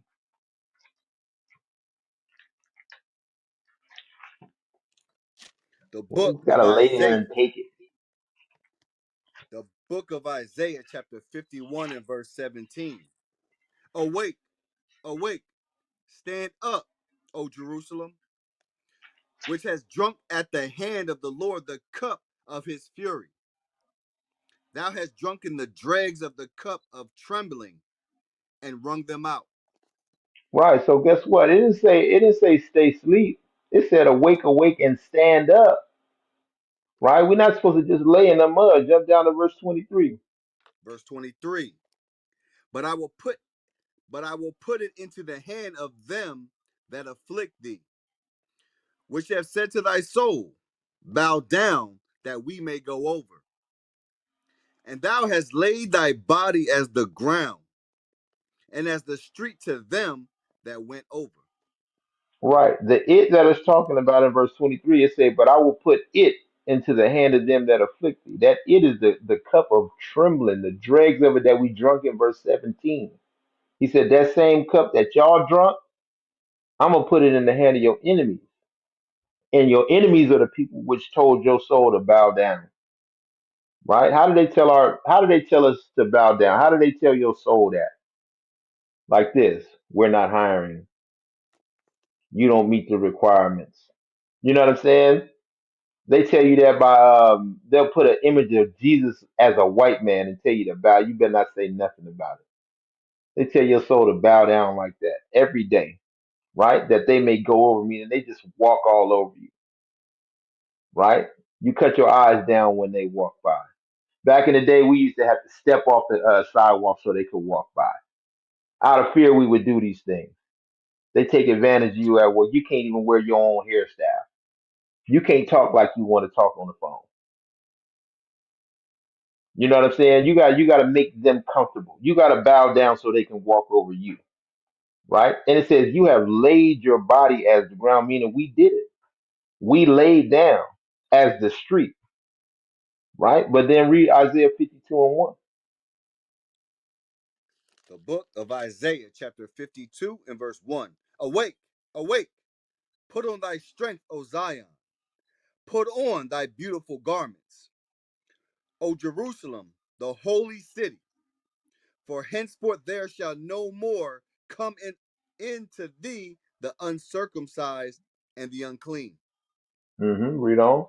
Shake thyself from the dust. Arise and sit down, O Jerusalem. Loose thyself from the bands of thy neck, O captive daughter of Zion. Stop right there. It tells us to awake and put on their strength, meaning stop being so weak. God's laws is our strength. Stand up on it, O Zion. Put on your beautiful garments, right? Salvation. You know what I'm saying? Faith. The whole armor of God. You got to put that on, right? And he say he not gonna let the uncircumcised and unclean take advantage of you no more. If you do that, you build up your strength, right? Then verse 2 tell you to shake yourself from the dust, meaning don't let them walk all over you no more. Make your own damn movies. Do your own businesses in captivity. Until Christ come burn this place down, try this stuff, right? And then it says sit down, meaning relax and learn. Stand up off the ground, shake yourself from the dust, and then sit down and learn. Learn your nationality, what we must do, what God is what want us to do. Then the kicker is to say, loose thyself from the bands of thy neck, meaning you gotta get yourself out of slavery. You gotta get yourself out, O captive daughter of Zion. How do we do that? The easiest scripture that everybody knows it, and you shall know the truth, and the truth shall make you free. You gotta loose yourself. We gotta do it ourselves. We cannot wait for your enemy to loose you. He don't want you loose. He wants you right there where you at, because he can sleep good at night. You know what I'm saying? So how do we loose ourselves? We make our own. We start growing our own food in our captivity. All the stuff that people thinking about doing that stuff. They think economics is the way and all that. Ain't none of that stuff gonna prosper if God not involved. It's all gonna fall. Fall. Taking up guns and arms. We didn't read that in Isaiah or Jeremiah 29. It didn't say get guns and arms and you know what I'm saying. It didn't say that. It said seek the peace of the city while you got it. And in the meantime, you're gonna be building your house. Unity amongst your people. Shake yourself from the dust, man. Don't let nobody walk all over you no more. Have some integrity about yourself. Put on no goddamn dress for a movie role. You know what I'm saying? Don't eat no pork. Don't break the Sabbath for a time and a half. I went on a little bit, but I'm muted on that. That's what we're supposed to be doing, y'all. All right. I'm trying to keep it going. You feel me, cowboy? Yeah, man, they don't want it, bro. They don't They want the don't want it. smoke. They They don't don't want the want the smoke. They smoke. don't want the smoke. They don't want the smoke. They don't want the smoke. The You hell been is looking in the this? chat for the smoke? Is it in the chat? Yeah, man. Ain't nothing. Ain't no kind of Damn, smoke it's not, going on, bro. not even in the Who wanna fight? Looking chat. nah. Dude. Yeah, man. All right, cool. Well, It's one of the slimmer nights too, man. We usually have like at least 700 up in here. So I don't know what's going on. it's been like that. I don't think a lot of people seen this movie. That too. I still gotta go see that thing. So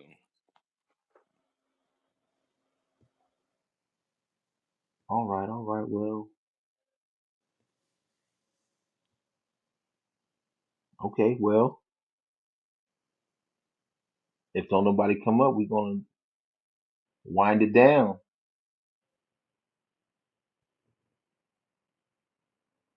I know I went on a little rant. You got one in you, cowboy? and No. All right, I see that. Oh, David came on. got a little build up. Need a little Right. build up to it. Ain't nobody up on this thing, All right. Well, let's get Matthew 26. Sir.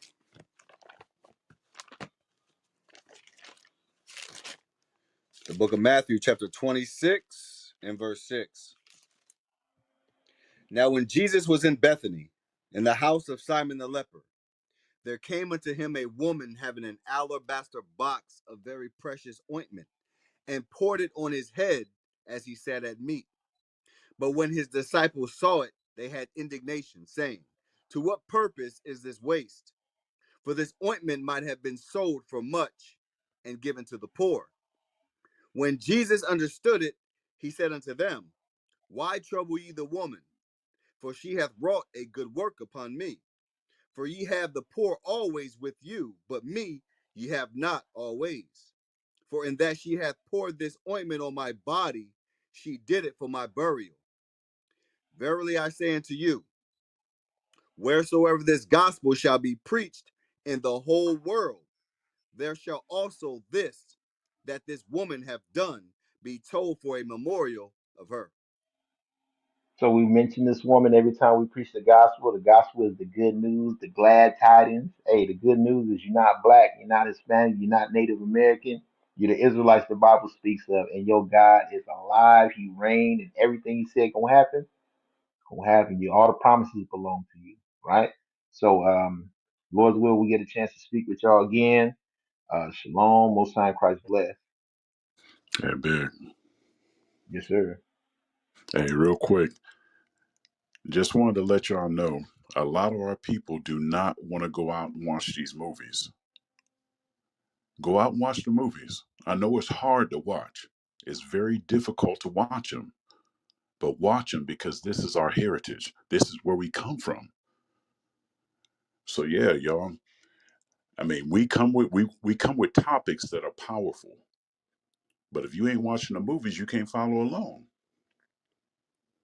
So go out, watch the 12 Years a Slave. Go out, watch the Mandingo. Watch all the hard movies because what it does is it lets you know who you are and who you dealing with. I'm gonna mute my mic.